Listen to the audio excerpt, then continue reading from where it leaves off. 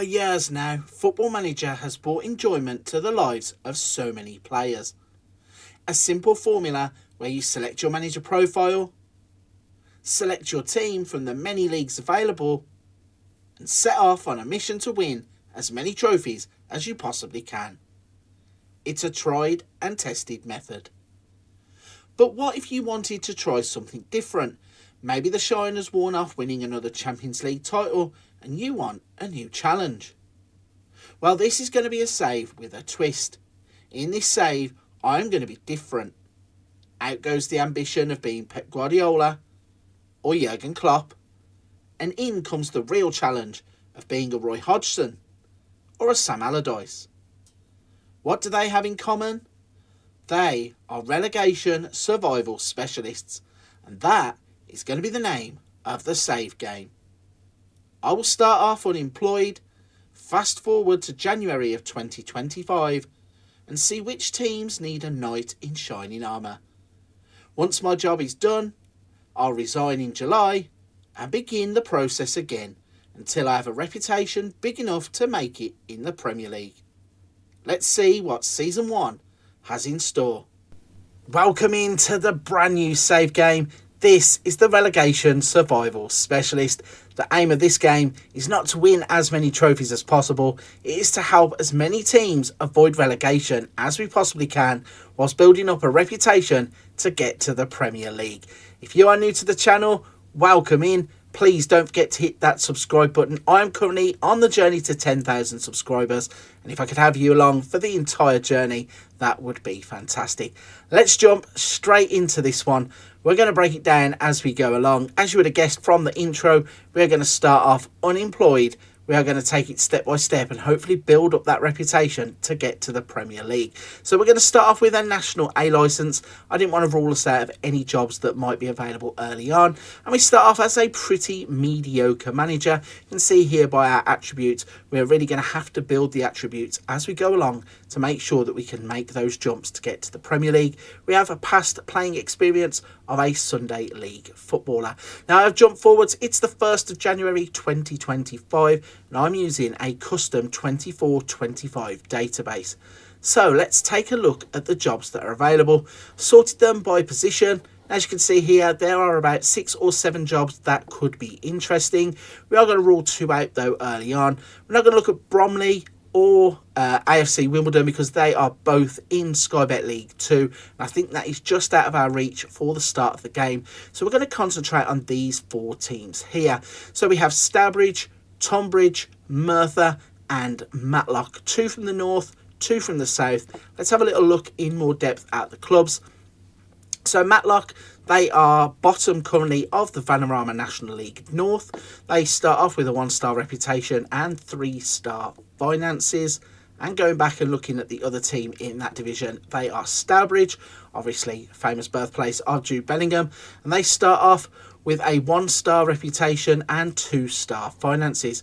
Have a look at the Vanarama National North and see just how bad they are doing. So if I'm Matlock, are bottom of the table. They currently only have 11 points and they have a minus 41 goal difference. Stourbridge are a little bit better off. They are on 18 points from 26 games and they have a minus 21 goal difference. So Matlock certainly the challenge in this league, being 16 points off of safety, and Stourbridge are there 9 points off of safety. If we go back and have a little look at the other 2 teams, so we've got Tonbridge. They are currently 23rd in the Vanarama National League South. They are a 1-star reputation and 3-star finance club. And if we go back and look at Merthyr, they are currently bottom of the Vanarama National League South. They are a 1-star reputation and 3-star finance club. Looking at that league, we can see that neither of those 2 teams are in as bad a shape as what Matlock or Stourbridge are. So Merthyr are bottom with 15 points and they are currently 11 points from safety.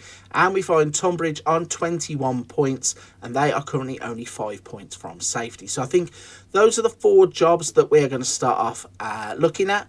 I'm going to apply for all of those. Don't worry, I am not going to put you through all of the interview process. I will apply for all those jobs and when you see me in a second, I will hopefully have a job offer. After the long drawn-out interview process, we would secure 3 job offers. The first job offer to come through would be Stourbridge. I opted to delay making a decision on that one because I wanted to see if the other 2 job opportunities might be worthwhile taking on. So the first of which is Matlock. They are offering us £600 per week and a wage budget of £10,250 per week. Now, I don't plan to make any signings, which is good because they don't have a transfer budget, but they want us to attempt to avoid relegation from the Vanarama National League North, which is also our objective. They want us to be competitive in the FA Cup. Now, for a relegation specialist, I'm not bothered about cup competitions, so that can go by the wayside. The other option that we have is Merthyr. They are offering us £450 per week. They have a wage budget of £5,000 per week. And they also want to avoid relegation from the Vanarama League South, be competitive in the FA Cup and the Isuzu FA Trophy. So they have 2 competitions outside of the league that they need to focus on, whereas with Matlock, they only have 1. Matlock are in a worse position in terms of their league position. Merthyr are slightly better. So let's see which of the 2 job offers I'm going to take. If you guessed that I would take the job at Matlock, give yourself a pat on the back. This is going to be the first club of the relegation survival specialist save. So we have now taken the job at Matlock. Let's have a little look around just before we jump into the full game. So they are a 1-star reputation team who were media predicted to finish in 24th, which is the place they are currently occupying. They do not have a director of football. They do not have an assistant manager. So certainly this is a position that I will be looking to fill pretty quickly. They play at Causeway Lane, which can hold 2,400 people. They have poor training facilities, basic youth facilities, basic youth recruitment. So in the current season, they are in the FA Cup, they are in the Vanarama National League North, and as we noticed, they were knocked out of the FA Trophy in the second round. It says that the club enjoyed their best spell of success in the 70s, now enduring a 20-year barren spell, having not won a competition since 2005. The Gladiators have a history which they can be justly proud. Matlock won the FA Trophy in 1975, finished runners-up in the English 7th tier for the only time in 1984, and runners-up in the 8th tier in 2004. They won the Northern Premier Cup in 1978 and 2005, and were runners-up once. Let's have a look then at our squad. Now, looking at the squad overall, we don't have a lot of players, which could cause some issues, and I did say I weren't going to sign any players, but I may be forced into the transfer market as we literally don't have enough players to fill a squad. They are currently playing a 4-2-3-1 system, which has O'Grady in goal, Clayton, Milner, Kendall, Granite, then DeRose, Thompson, Gibson and Smart are our current players. So let's jump into the game and have a further look at the club, and then I'll see about making some transfers maybe, and we'll set up for that first game. Now we have jumped into the game proper, let's have a little peek at what's been happening at Matlock before we actually arrived. So the first thing that we find is that they are bottom of the Vanarama National League North, which is exactly what we expected. They have 15 points now from 27 games and a minus 39 goal difference. So obviously they are shipping goals for fun.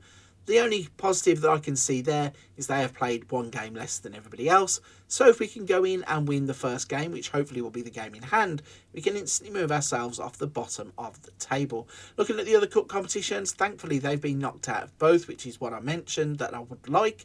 The FA Cup, they got through to the second qualifying round, and in the FA Challenge Trophy, they got through to the second round. So this is the bit that is quite interesting. You might have seen just that I mentioned we couldn't put a full team into that formation. Well, this is the reason why. We don't have a full squad of players, which means that even though I didn't want to go out and purchase players, we are going to have to purchase players of some description, because we currently have no first team goalkeeper. We have Conor O'Grady, Josh Granite, George Milner, Reece Kendall, all playing as defensive players. Then we have Adam Clayton, Oliver Clark, Curtis Durose, John Johnston, Jake Thompson and Sam Smart, who can play as wide players or midfielders. Luckily for us, we have 3 players here who can play left or right, and we even have Jake Thompson who can double up as a striker. And then up top, we have Montel Gibson. So a quick look over some of the players then. Montel Gibson currently has 4 goals from 25 appearances in the league, which is probably not great. He's probably not getting service though. Looking at John Johnston, he is available for loan for some reason, which is a little bit crazy. What are they thinking? They don't have a full team, but you know, let's loan the players out. Currently, our best defender might just be Conor O'Grady. He has been at the club just this season. Then we also have George Milner, who can play in a number of positions, whether it be a right back or through the middle of the park, which probably going to need to lead on that versatility. So it's pretty obvious where we are struggling. We're going to need to get some players in. It's as simple as that. If we go into the tactics screen, I can show you that we are going to be playing the same 4-2-3-1 pretty much that they would like to play. And as you can see here, we are filling the team, but we have players like Grocott, who is a grade out player. We have Pierce Wright. So currently, with 3 days until our next match, we are struggling to fill positions. Hopefully, by the time we get to that match, we can have at least a few more players in. I would go through what our best 11 is, but we don't have 11 to play. Having a quick look at the schedule then, we can see that in the past 2 games they have picked up a bit of form, beating Starbridge 2-0 and getting a 1-1 draw with Darlington. But looking back across the season, it has been pretty dire. Shipping goals left, right and centre, 3-0s, 3-1s, those kinds of things. And I think it's pretty obvious that with no first team goalkeeper, that is going to be the reason why. So I'm going to go off and I'm going to set up for the first game. We're going to bring you all of the Oxford City game. And hopefully before that game, I'll be able to announce at least 1 or 2 players and try and plug some of these gaps. We have now jumped 3 days forward. It is match day for the Oxford City game. But first, we have managed to do some wheeling dealing. So let's show you the players that we have managed to bring in. The first of which was Rio Cardines. He is a former Crystal Palace player who can play as a left back or a right back. Next up is Dominic Richmond. The former Fleetwood Town player will be a contender to start up front. The next player that we brought in was Bradley De Jesus, former Fulham player. He can play, luckily for us, as a right back or anywhere up the right side of the pitch. He can double up as a left winger, but as a bonus he can also play and as attacking midfielder too. The next player to come in was Ben Chapman. Now, he doesn't look like much as a goalkeeper, and he was only going to be a backup because I felt we needed 2 goalkeepers, but it means that we do not have to play a grade out player in goal, which is a bit of a relief because at least now we have a proper player between the sticks. And the final player to come in at the moment is Joe Nolan. He is a player who formerly was at Tranmere, Bristol Rovers and Ipswich, and he can play through the centre to give us a few options as we need them going forwards. Right then, so let's jump into the match day. We're going to line up in the 4-2-3-1 and the starting lineup will be as follows. So we will have Chapman in goal, Kendall, Granny, O'Grady and Cardines as a back 4. We then have Milner and Clayton in the middle. On the left side, Smart. On the right side, De Rose, De Jesus through the middle and Gibson up top. And luckily for us, because we signed those players, we also now can have 5 or 6 substitutes on the bench. Actually, 5 substitutes on the bench. No, in fact, we need a goalkeeper, don't we? Don't be stupid. We need a backup goalkeeper. So we have got a full bench too. So let's jump into our first game and see just how bad Matlock really are.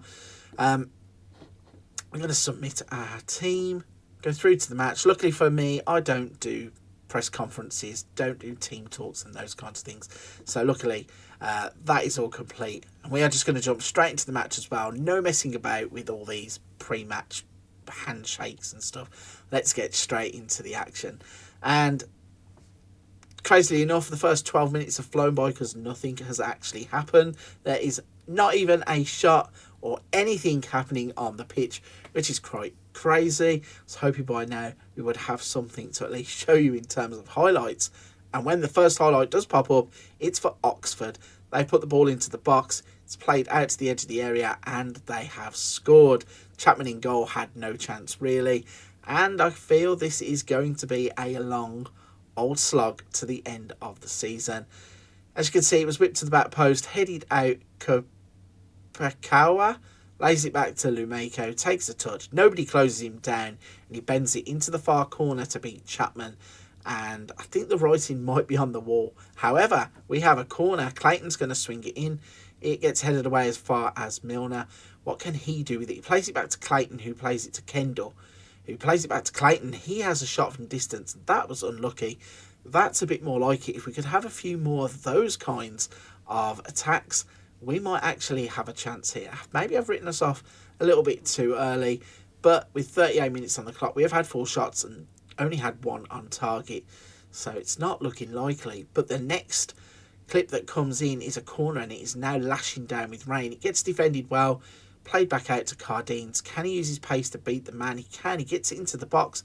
Nothing happens, and the ball is cleared away. Clayton back to Cardines.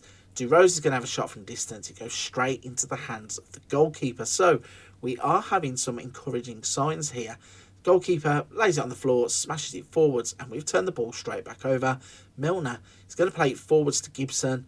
What can he do with it? He's turned, got in another shot, and it's again straight at the goalkeeper. So we are at least working the goalkeeper, and the tactic that we have put in place is working, because all of a sudden we are having 9 shots with 4 on target. But sadly for us, there are no goals for us at half time, and we go in 1-0 down. Let's skip past the team talk, which we don't do, and get back on with the game. So 50 minutes on the clock, not a lot is happening. I think I'll give it to the hour mark and maybe make a couple of changes where I can. Reece Kendall is currently showing up as our best player on the pitch. He's scoring a 7. So yeah, let's make... Oh, we need to make some substitutions anyway, because Sam Smart is injured. So luckily we have Jake Thompson, who is a like for like. And I'm also going to bring on Dominic Richmond for Montel Gibson. Anybody else who we think we might need to change? Let's go with Oliver Clark for George Milner. And we will make all of our substitutions in one swoop and hope that they can have some kind of impact. I would love it if Richmond could get on the score sheet. That would be a great way to announce yourself as a new club.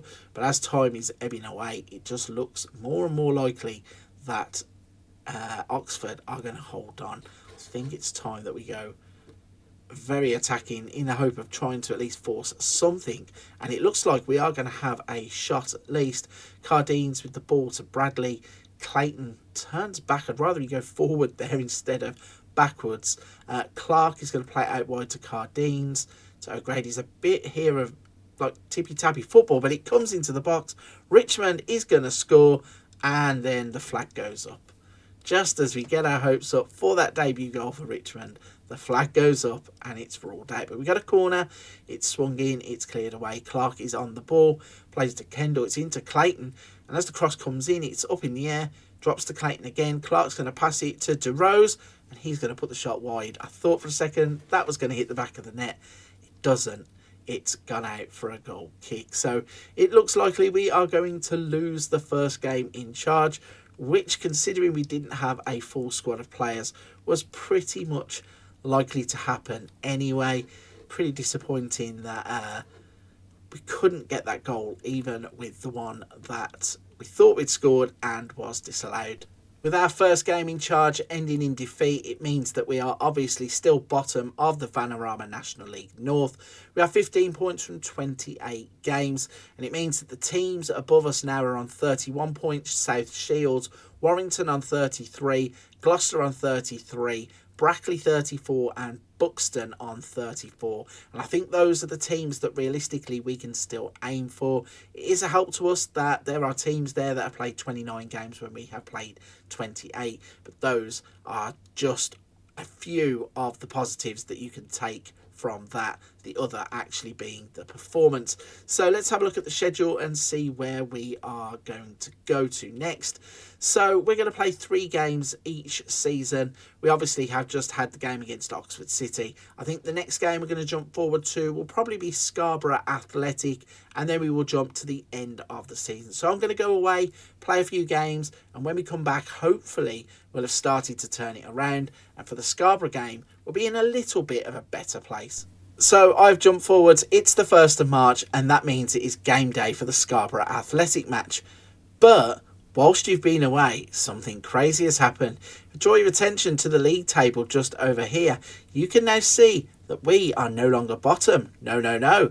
We have managed to get ourselves not just off the bottom, but jump ourselves into 22nd place.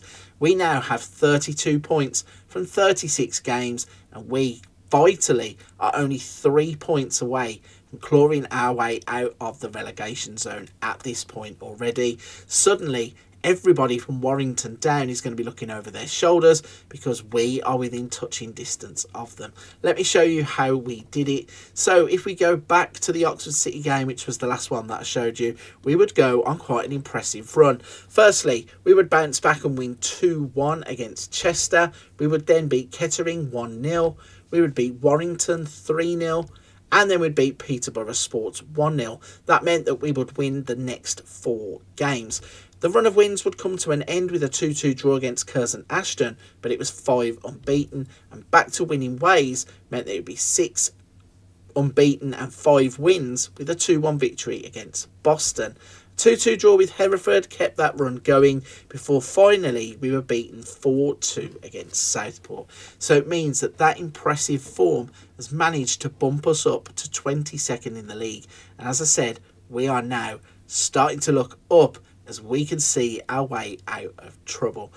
To do it though, we did have to sign a few more players. As I mentioned, we were a bit light in the squad still. So the players that we signed in the interim were Alexei Rokas Fedorashenko. He's the other goalkeeper that I said would be coming in.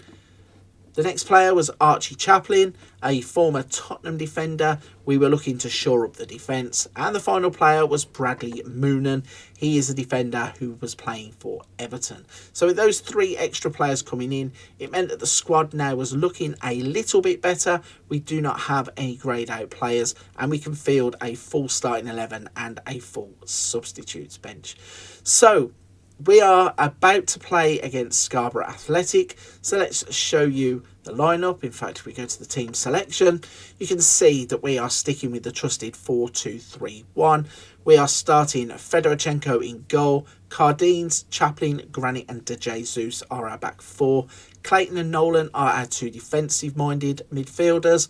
We have 3 attacker midfielders with Johnston, Milner and Durose, and Richmond up the top. So let's get into the game and see how we get on against Scarborough. So straight into the game, and we have a highlight straight from kickoff. It's Scarborough who are on the attack.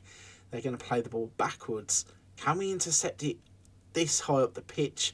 No, they can't. They switched the play out to the left-hand side. Brown has crossed in. This could be a disastrous start. Luckily for us, it's gone wide. The header after 30 seconds is a little bit crazy.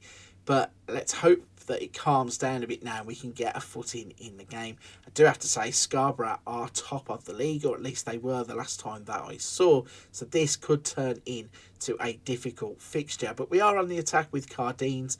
What can he do with it? He plays to Clayton. He's going to have a shot. It's touched the top of the net. For a second I thought it was under the bar. Goes over, and it didn't really trouble the goalkeeper. But it's positive because we have got on the front foot, and if we can do that throughout the game, I really think that we have a chance here, because again we are on the attack. A free kick worked to Nolan, worked to Johnston, shot is blocked, got to play the ball forward. Cardines brings it forward into the penalty area, out of the penalty area with a cross now. It's over hit, but Richmond will keep it in play. Plays to Bradley. Johnston goes down in the box, and we are going to get a penalty. It is going to be Mr. Clayton that steps up to take it.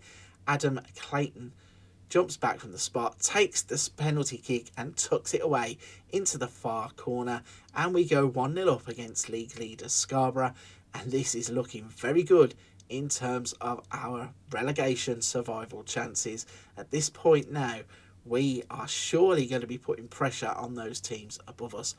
But maybe I spoke too soon. Maybe I was getting carried away because Scarborough are on the attack. Ball is played over the top. They're in behind. Green has put it wide. I actually thought the back of the net was going to be rippling there. And luckily for me, he has put it wide. And that is what we want to see. So, next chance is going to fall to Scarborough again. Glynn is going to bring the ball to the halfway line. And they're going to play it across. Another long ball over the top. It's dealt with by Cardines, but what's he going to do? Plays it to Fedorchenko, who's going to play it to Granit. Can we just get it away, please? We can't because it comes back after a header and the ball splits the defence. Mullerny is in and they have equalised. So, yeah, getting carried away a little bit there when he was talking about beating Scarborough. But you've got to believe, haven't you? A point, though, here would be better than nothing, so I would actually take it at this point. We've just got to see this through. So, 39 minutes on the clock. It's 1-1. Can we, though, go back on the front foot and try and take the game to the league leaders? Hopefully we get in at half-time and the game will be like this. However, just as we were cursing, the corner comes in, and what's the referee given here? The referee has given a penalty, which to me seems a bit dodgy. It might have been for handball, but Fedorchenko has saved the penalty. I'm still a bit dazed as to what it was given for. Fedorchenko seems to have claimed the ball, but it's obvious that something's happened. But still, from the resulting corner, he has come and claimed the corner kick. So it is 1-1 at half-time. It's looking decent for us. What can we do in the second half? Straight away, we're going to get some highlights. They have made 3 substitutions at half-time, which is a bit of a strange one. I'm not going to do that just yet. Ball over the top here is probably going to come to nothing. Cleared away by a Marty Brown. Are we going to concede straight from kickoff after we've just been on the attack? That would be a real kick in the guts. Green has come the length of the pitch and he smashes it wide. Thankfully for us, nobody had put a foot in and he can't do anything with it. So strangely, we have scored with our only shot on target. Surely we're going to have another chance and another shot on target. Current best players on the team: Fedorchenko 7.7, Clayton with a 7.2 with his goal. Let's make a few substitutions, I think. Yeah, let's have a little look at what we can do from the bench. So Oliver Clark can come on for John Nolan. O'Grady can come on for Cardines, who is on a booking. Anybody else who's on a yellow centre-back? Yeah, so Bradley Moonen can come on for Josh Granit. And we'll try and shore it up at the back and hope that we open up another chance going forward and we can hopefully pinch the 3 points. Because here we are on the attack, but it's snuffed out. Douglas with the ball over the top. Colville is in behind. Can we just hold him off with the cross? We can't. And luckily for us, another chance goes begging for Scarborough Athletic. We are clinging on to this point for dear life. Please do not let us give it away right at the end. If there is a chance that's coming, we have only had 2 shots on target from 13 shots. Please let it fall our way. Time is ticking away now. We're going to get out of here with a point, it looks like. It goes to 93, but yes, we are going to get a point from this game, and that is decent. We will take that, considering we had 13 shots, only 2 on target. They had 15 and 5 on target. So I think it's a fair result, and we will take that. So let's have a look at how that leaves the table then. If we skip through here and go to competitions. So we can see that Kettering now have 27, Peterborough Sports 30, us and Stourbridge both have 33 points. You have Brackley on 38, South Shields on 38, and Warrington on 39. So that 5-point gap there now is pretty much what we're looking to breach. It's there. We're 2 wins behind Warrington. I think Kings Lynn might be a bit too far away from us, but we have games left in which we can try and attack this. So we have Scunthorpe next. We have Chorley, Macclesfield, South Shields, Gloucester, Tamworth, Brackley, Buxton and Russell.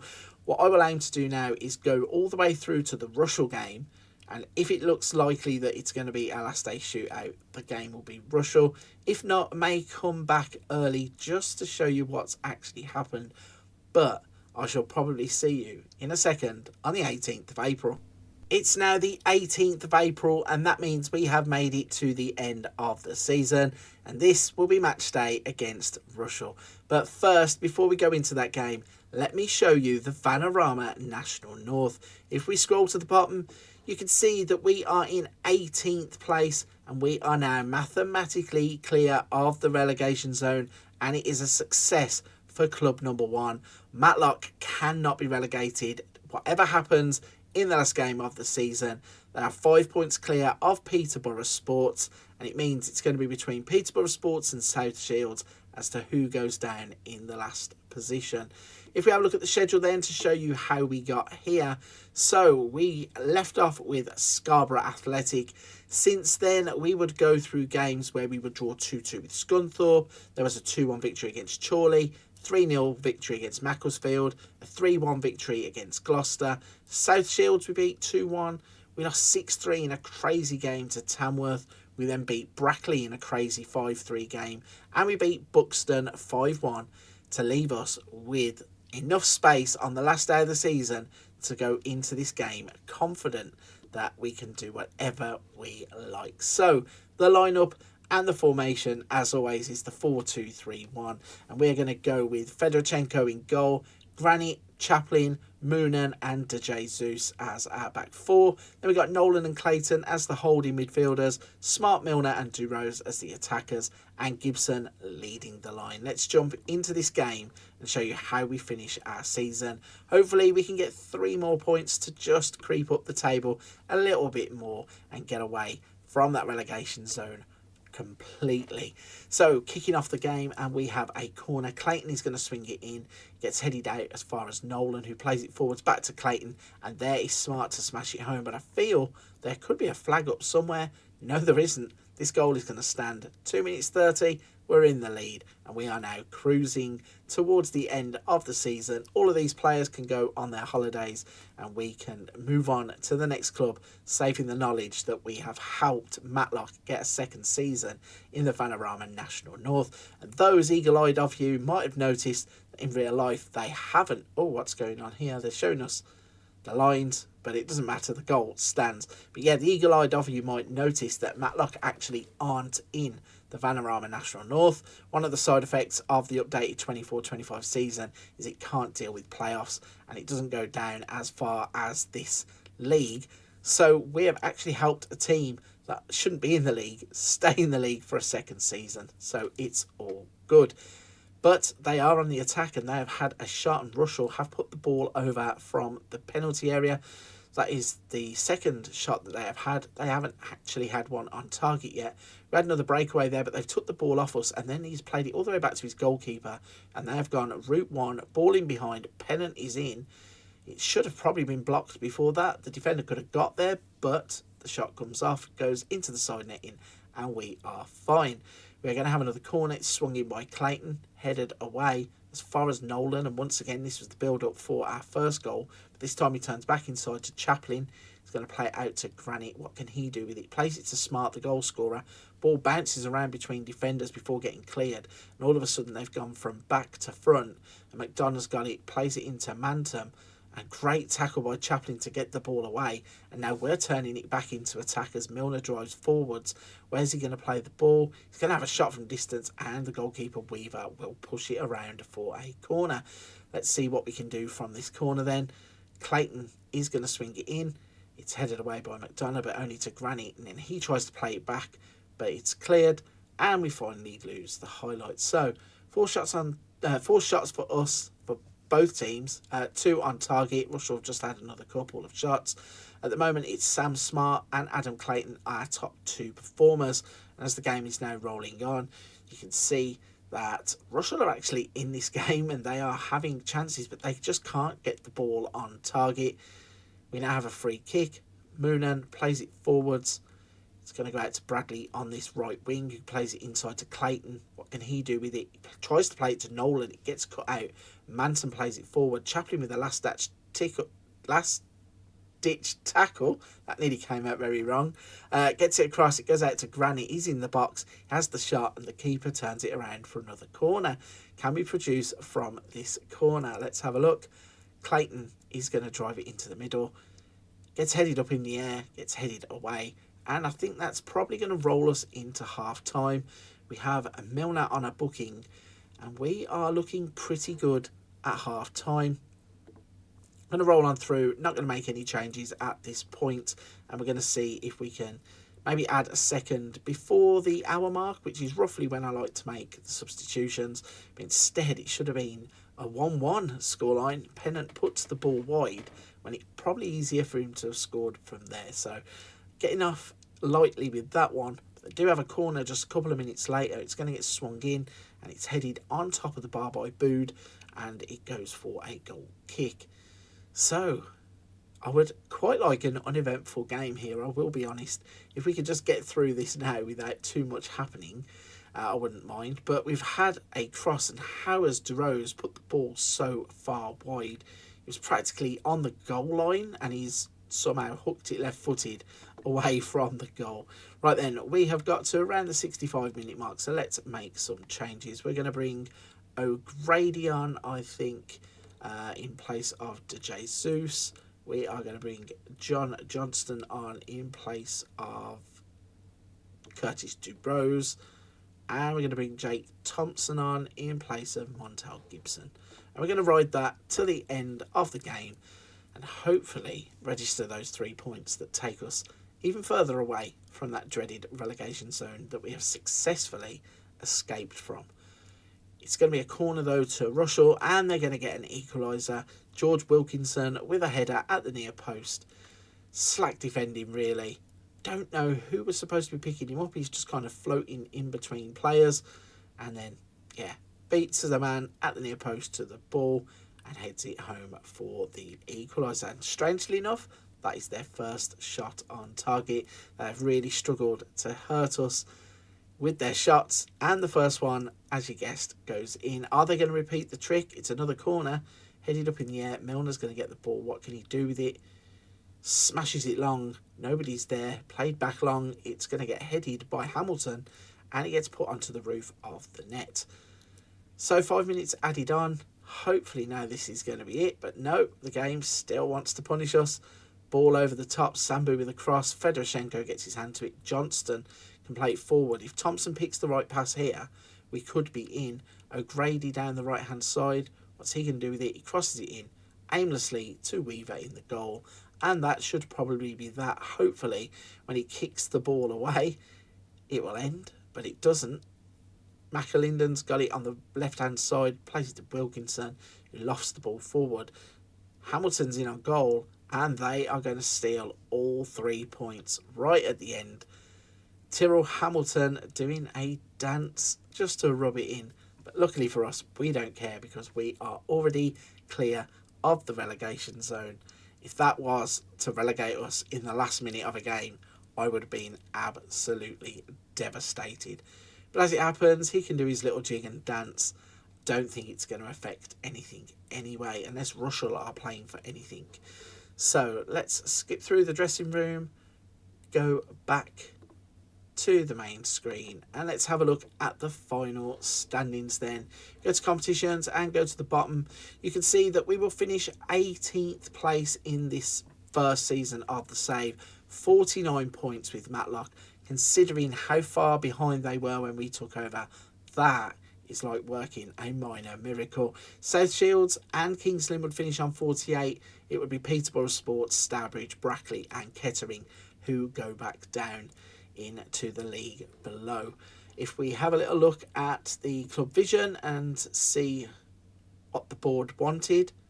So here it is spread out on the nice Musterman iconic kind of spread out sheet.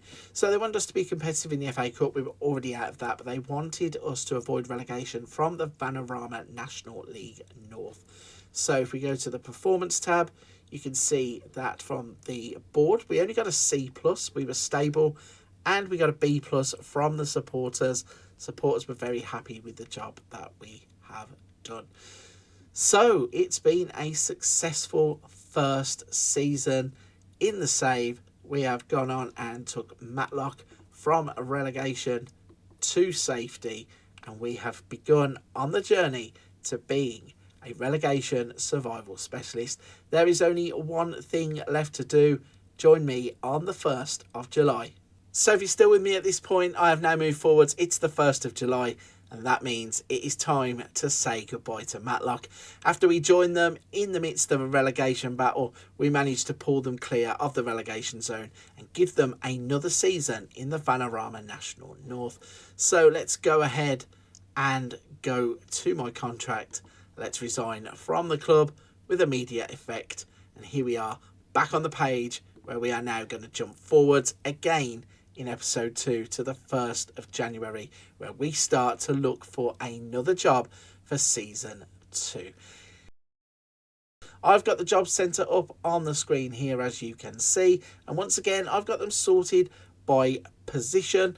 We have got teams that are from 24th to 20th. At the end of season 1, I did say I might try and punch above my weight here and go and skip a tier. There might be the opportunity to do that in this episode. But starting us off, we've got a couple of jobs here from teams that are 24th in their league, and they go all the way up to 20th, where unfortunately Matlock still don't have a permanent manager. Since the summer of 2025, when we resigned, they are still currently looking for a manager. But breaking them down league by league, we have got Fleetwood, who are currently in 22nd place in Sky Bet League 1. Now, I do think that is still above where we are going to be applying and receiving job offers. Also, Wickham are in Sky Bet League 1. They're in 24th also. So I think we can pretty much cross them two out. But there are some interesting teams in and around the Vanarama National League. So we have Rochdale, who are in 22nd. Worthing, who are in 23rd, and Braintree, who are in 24th. So we have a little look at them as we go through. So Braintree, a 24th place in the Vanarama National League. They are a 1-star reputation, 3-star finances. If we have a look at the Vanarama National, we can see that they are currently sitting in 24th place with a minus 40 goal difference, 8 points on the board, a 22-point swing to Yeovil, who are miles clear of them. So if we take that job on, get offered that job, that could be one of the biggest tasks probably in this save. Looking at the other teams that are around them then, as we said, there are also Worthing, who are in the same division in 23rd, where they are 1-star reputation, 3-star finances. And we also have Rochdale, who are 22nd, and they are 1.5-star reputation and 3-star for finances. So those three teams are probably realistic. But the other one that's caught my attention is actually Newport County. They are bottom of Sky Bet League 2. Now they are a 2-star reputation, 3-star finance club. If we look at Sky Bet League 2, they are currently sat at bottom of that division on 17 points, and they are currently 9 points from safety. So I do think that job might be worth applying for, and I will see if I can jump from the Vanarama National North straight into league football. So once again, as I did in the first episode, I'm not going to bore you with all the job applications and going through all of the interviews. So what I'm going to do is I will come back when I have a job offer, and then if we have multiple, you can have a guess at who I'm going to take on in the comments. After going through the interview process at several clubs, there was one that came back with a job offer. So if you guessed that we would end up at Rochdale for club number 2, give yourself a pat on the back. That is exactly where we have ended up. We are going to be managing in the Vanarama National League. So a quick look at Rochdale before we jump back into game to have a look at the squad and everything. So a Rochdale, or the Dale, they are media predicted to finish 20th. They are a 1.5-star reputation. Their current assistant manager is James Clark, and they do not have a director of football. They play at the Crown Oil Arena, which is a 10,208 capacity stadium. They have adequate training facilities, adequate youth facilities, and average youth recruitment. recruitment. They're currently 22nd in the Vanarama National. They were knocked out in the 4th qualifying round of the FA Cup and knocked out in the 3rd round of the Isuzu FA Trophy. Let's have a look then at what their current lineup would be. So they are another team, just like Matlock, that play this 4-2-3-1 system. So absolutely perfect for us, as that is the tactic we used earlier on in this same save. And luckily for us this time around, we are going to have a full team to start us off with. So their current starting 11 is Robson, Beckwith, Platt, Katsukunya, Threakold, Glover, Potts, Nabizada, McBride, Alpha and Rodney up top. So they look like a club that has been quite busy. They have players on loan from Bolton, from Watford, and they have players out on loan to places like Belper, Stocksbridge, Nantwich and Matlock. In terms of what the board want us to achieve, they want us to sign players under the age of 23. I think the date is around the 19th of January, so there is not much time to make any signings, if any. But it's basically the same as always. They want us to avoid relegation from the Vanarama National League. A quick look at the playing squad reveals that we do have a substantial squad this time around. Last season we were having to try and scramble around to find free agents to plug gaps. This time I'm very happy with the squad depth. We have a number of players that have great experience for this level. We also have a few players on loan like Katsukunya and Nabizada. If we go into the squad planner and have a little look at what our best 11 according to our assistant manager is, it would be Robson, Beckwith, Platt, Katsukunya and Threlkeld, then Glover, Potts, Alarkaya, McBride, Nabizada and Devontae Rodney up top. We also have a number of youngsters who are coming through. So Ryan Potts here is actually a new gen, so part of a youth intake from the previous season, as is Wade Billows and Omar Farouk Kilik. So we have some interesting players there that we are going to be able to use for this second season. In terms of the club, the captain is Ethan Ebanks Landor. So good experience here with Sheffield United, MK Dons, Wolves, Shrewsbury to his name. So we should be able to rely on him. Vice captain is Matthew Platt. Average age of the squad is 23, so it's pretty decent. We should be able to use what we have at our disposal. In terms of the league table, Rochdale are sat in 22nd. They are 5 points away from safety, so we're going to work on that as quickly as possible. We have, though, played a game more than some of the teams above us, so that gap actually could increase before we have even kicked a ball. As was said, we were knocked out in the 4th qualifying round by Buxton in the FA Cup, knocked out in the 3rd round by Hemel Hempstead Town in the FA Trophy. A quick look at the schedule will show you how the club has got into the mess that it's in. So they actually started off the campaign pretty well with 3 games undefeated, but then they dropped points pretty quickly, and then it kind of turned into a downward spiral in October when they failed to pick up points throughout the whole month. 1 win then in the next 5 games in November, and it meant going into December they haven't won a game since November the 8th, and that is a run of 2, 4, 6, 8, 10, 12, 14, 16 games without a win. It's going to be a tough ask, I think, to turn it around. In terms of the tactics that we are going to use, so once again, as I said, it's the 4-2-3-1. So we're going to go with the current lineup that is put in there probably. But in terms of the schedule, we have Ebbsfleet up first, so we're going to play that game as per usual, and then we're going to jump forwards into the rest of the season to see where we can come back. There is an interesting game here against Solihull Moors, which is one of the teams we are chasing in 20th place, so we will probably play the Ebbsfleet game, the Solihull Moors game, and then come back near the end of the season. But let's jump in to the first game in charge as we play against Ebbsfleet. Let's have a look at the starting lineup then for the Ebbsfleet game. We're going to pick Robinson in goal, Beckwith, Platt, Katsukunya and Threlkeld. The holding 2 midfielders will be Glover and Potts. Alcaroya, Scanlon and Nabizada will play as the attacking option of 3. And then we have Rodney at the top of the pitch. Let's jump on into the game and have a look at how we are going to get on in charge of team number 2, Rochdale, is about to kick off.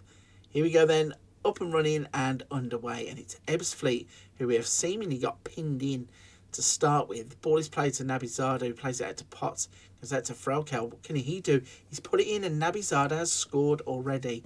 1.5 minutes on the clock, and this is a flying start from ourselves. Scanlon plays it out to Nabizada, plays it back to Potts, out wide to Threlkeld. He drills it low, and Nabizada is there to tap the ball into the net and give us the lead. That is the perfect start that we were looking for. We have had the first 2 shots. The first one on target would hit the back of the net. All I can hope is that we continue in that vein of form and we keep producing chances. It's looking good so far. We are on top in the game. We are currently having 60% of the possession. We've had 6 shots. Sadly, there is only that one highlight so far, and the time is flying by, but we do now have another chance. And again, it's Ebbsfleet playing out from the back. They play it forwards through to Jones. He's going to get into the box. Can we close him down? We can. Katsakunis takes the ball. Jones goes to ground.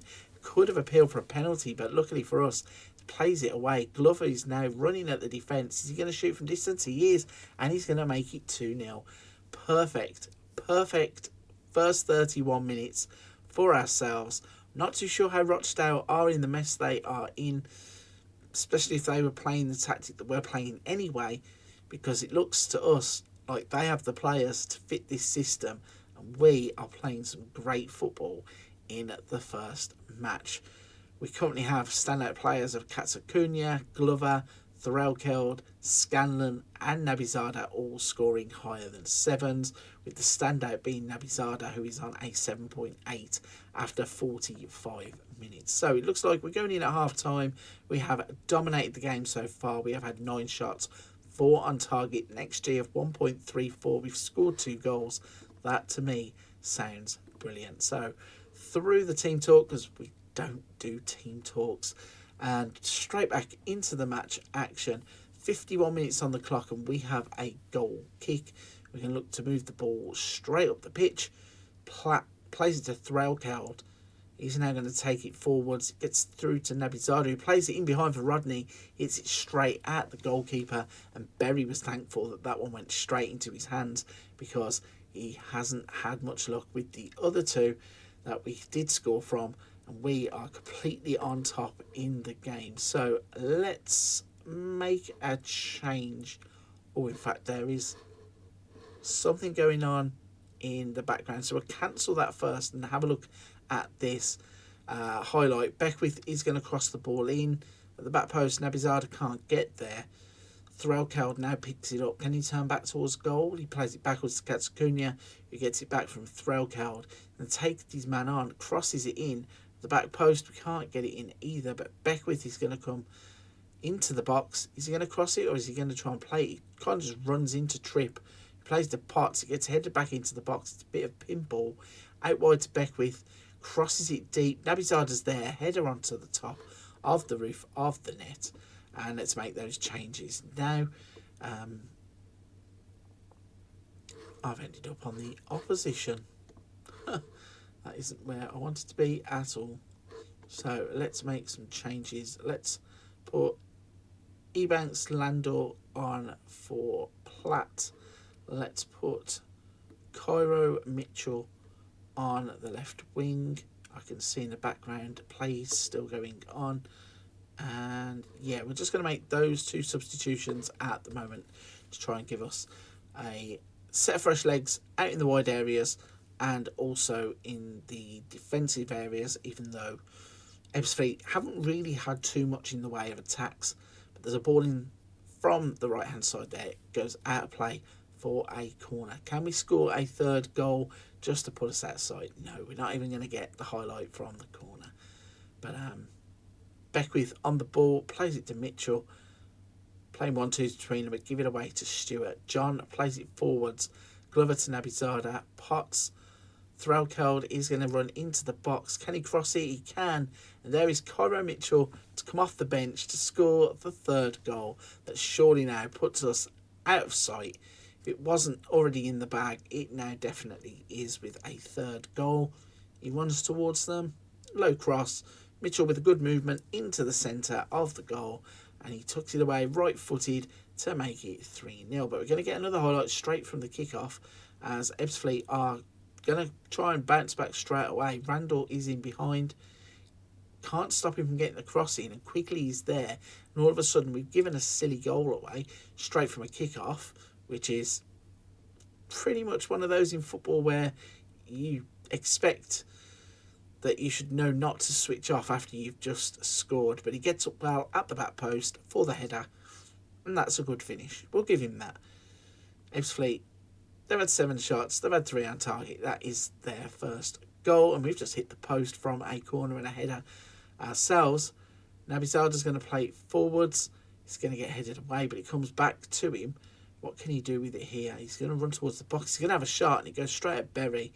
Luckily, he bends down, picks the ball up, and for him, it's lucky that it doesn't go into the net. But we do have a corner.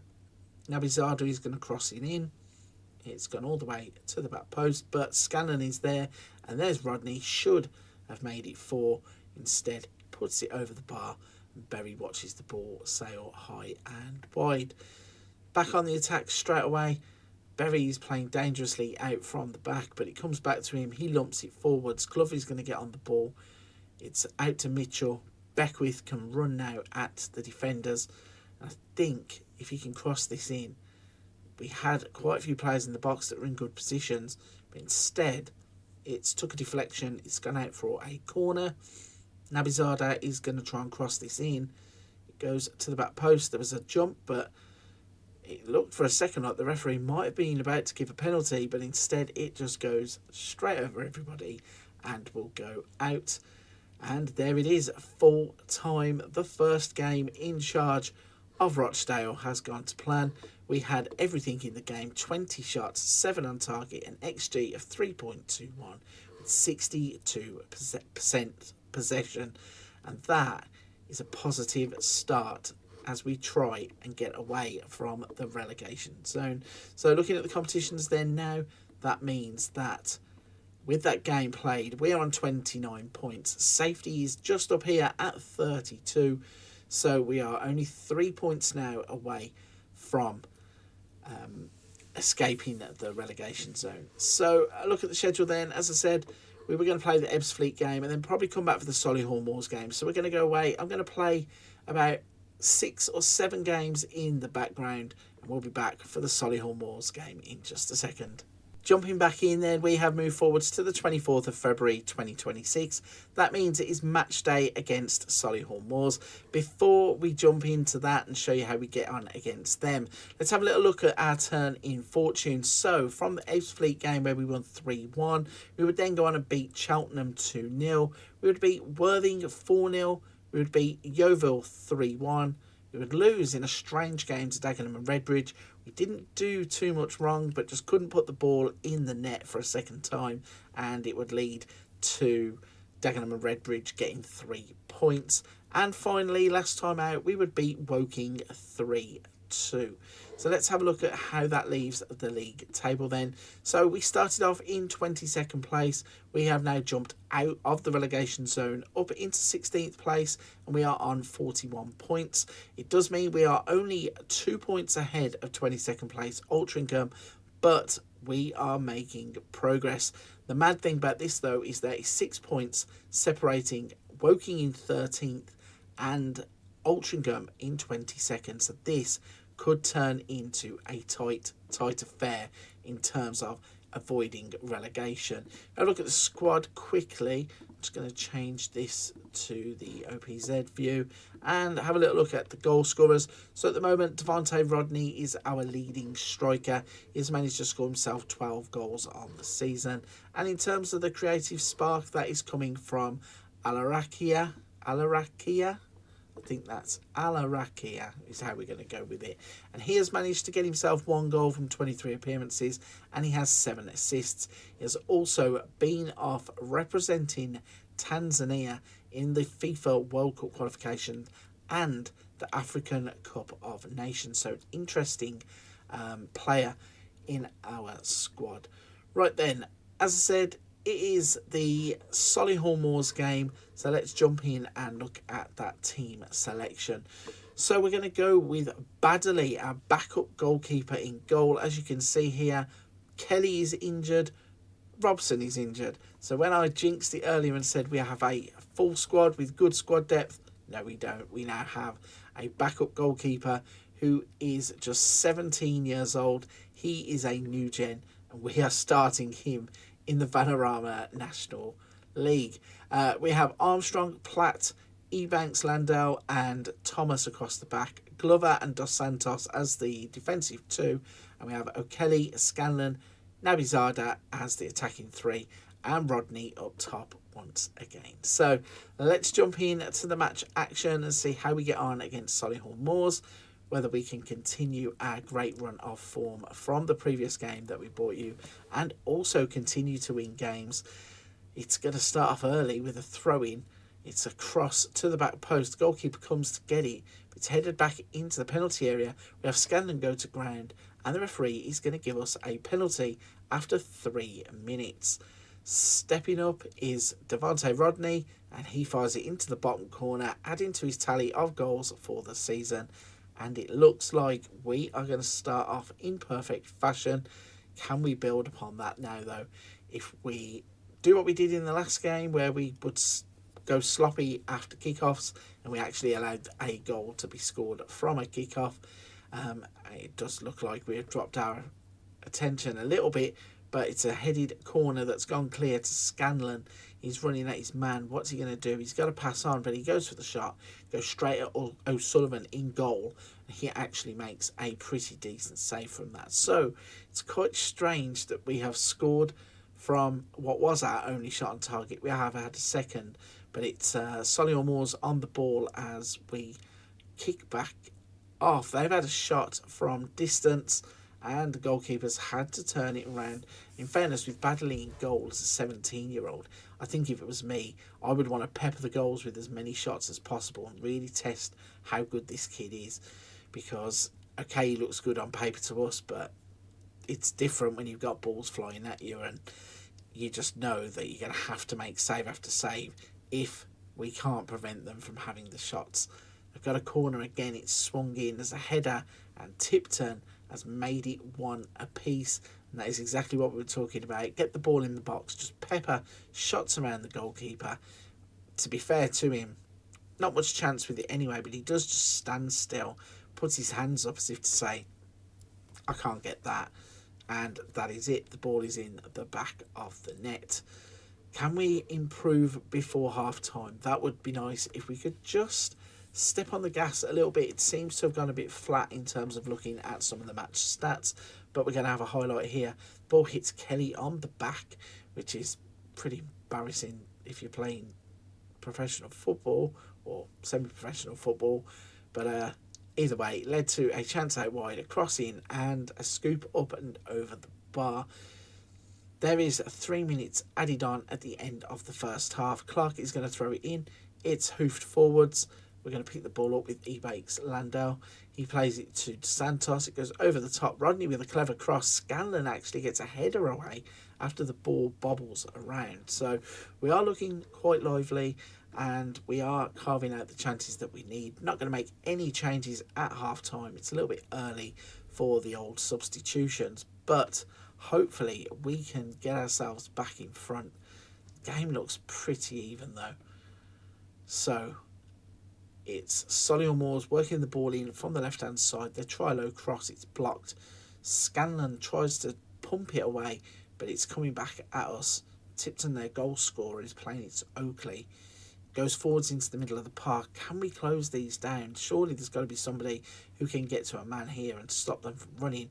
Sander gets into the box. He has a shot, and it's a Baddeley in goal who makes another save.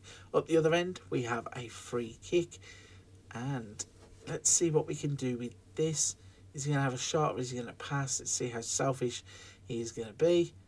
Dos Santos is over it. He does go for goal. Sullivan saves it, pushes it back out into the penalty area, and it is cleared away. Nabizada needs to run at his man here. Checks back. Glover coming back inside, ball over the top for Kelly. I don't think he's going to get there, and it's Oakley to kick it away for a throw-in. So, should we make some changes? Let's make some changes. Okay, so we are going to bring Cairo Mitchell on again because that was a good substitution in the last game. And Alistair Lake is going to come on for Finney Armstrong. Just give us some fresh legs.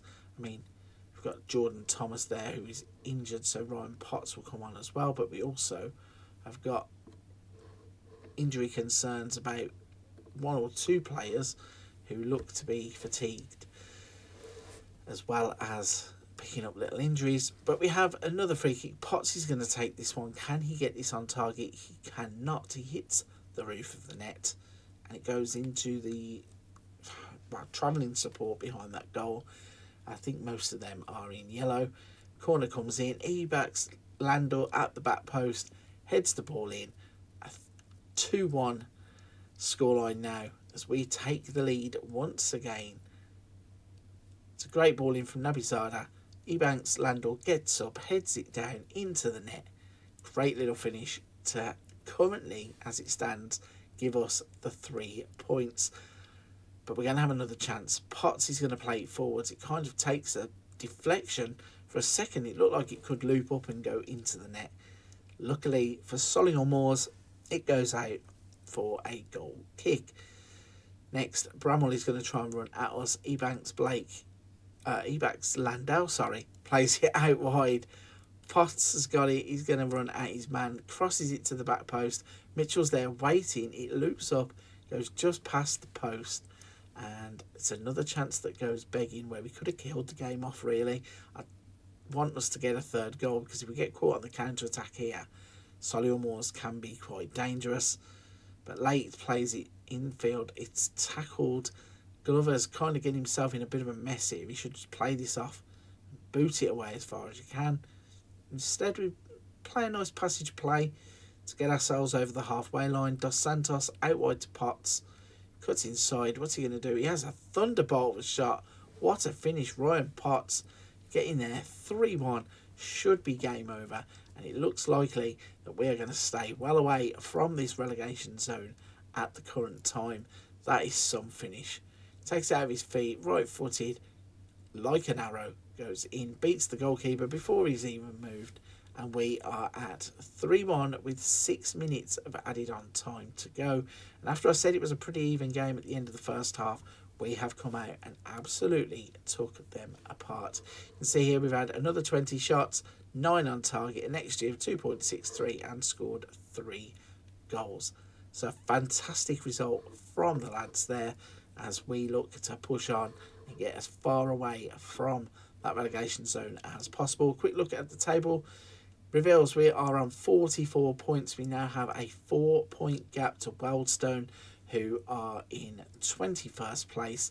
Hopefully, we're going to push forwards in a minute and finish this season off on such a high, because there are now 1, 2, 3, 4, 5, 6, 7, 8, 9, 10, 11 games to go.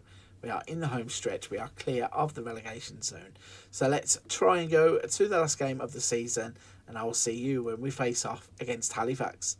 Here we go then. We have now reached the end of the season. That means that this is the final game. It's the 18th of April 2026. I'm not going to tell you how we get on. I'm going to let this game play out and see if it affects what happens. Between me and you, though, it should not affect it at all. Our starting 11 today will be Badley in goal, Late, Platt, Katsukunya, Threlkeld. We've got Glover and Dos Santos as holders. Then on the left, Alakoya, Scanlon and Nabizada. And up top, you have Rodney. So we're going to go strong. We know that we can secure our safety here. But let's find out what happens as we face off against Halifax. We are Rochdale. Can't face off against ourselves, but we are up and running. And straight away we're going to have a chance in our yellow kit. Platt is on the ball, tries to play out to Late, actually gets intercepted. Right is into the box. Luckily for us, he hits it quite a distance wide. It's gone closer to the corner flag than it has the goal. But it looks like Halifax are going to be a strong team as they have the ball again, play it inside, Humphrey Hewers, and they've missed another chance. They cannot keep missing chances like these because that will give us the exact impetus that we want. Dos Santos with a free kick. He's going to hit the ball. It's hit the frame of the goal. Katsukunya plays it back. Thraukeld. Platt. Thraukeld again. Tries to have the shot from inside the penalty area. The goalkeeper just smothers the ball. Across the back post. Rodney's waiting there, but it comes out to Platt. He crosses it back in, looking for Rodney again, who's been our main goal scorer all season. But it's Alakaya who gets the goal. What a hit that was. Got it just inside the box. Gets it out of his feet and lashes this across the goalkeeper into the far corner. Let's have a little look at the replay. Cross comes in. It's crowded when they get over the top of the Villa defender. Of the defender. And Alakaya gets the ball, puts it right-footed across the goalkeeper and into the back of the net. We are flying once again. We've got the ball down on the right-hand side. It's going to come across to the back post. Rodney gets a header on it. It lands on the roof of the net. So, an interesting 20 minutes. We have another free kick here. Dos Santos, who caused quite a bit of trouble with the last one, hits the frame of the goal this time. Ball's going to come away. Humphrey Evans gets it under control, but they are moving away from the goal as we cut away.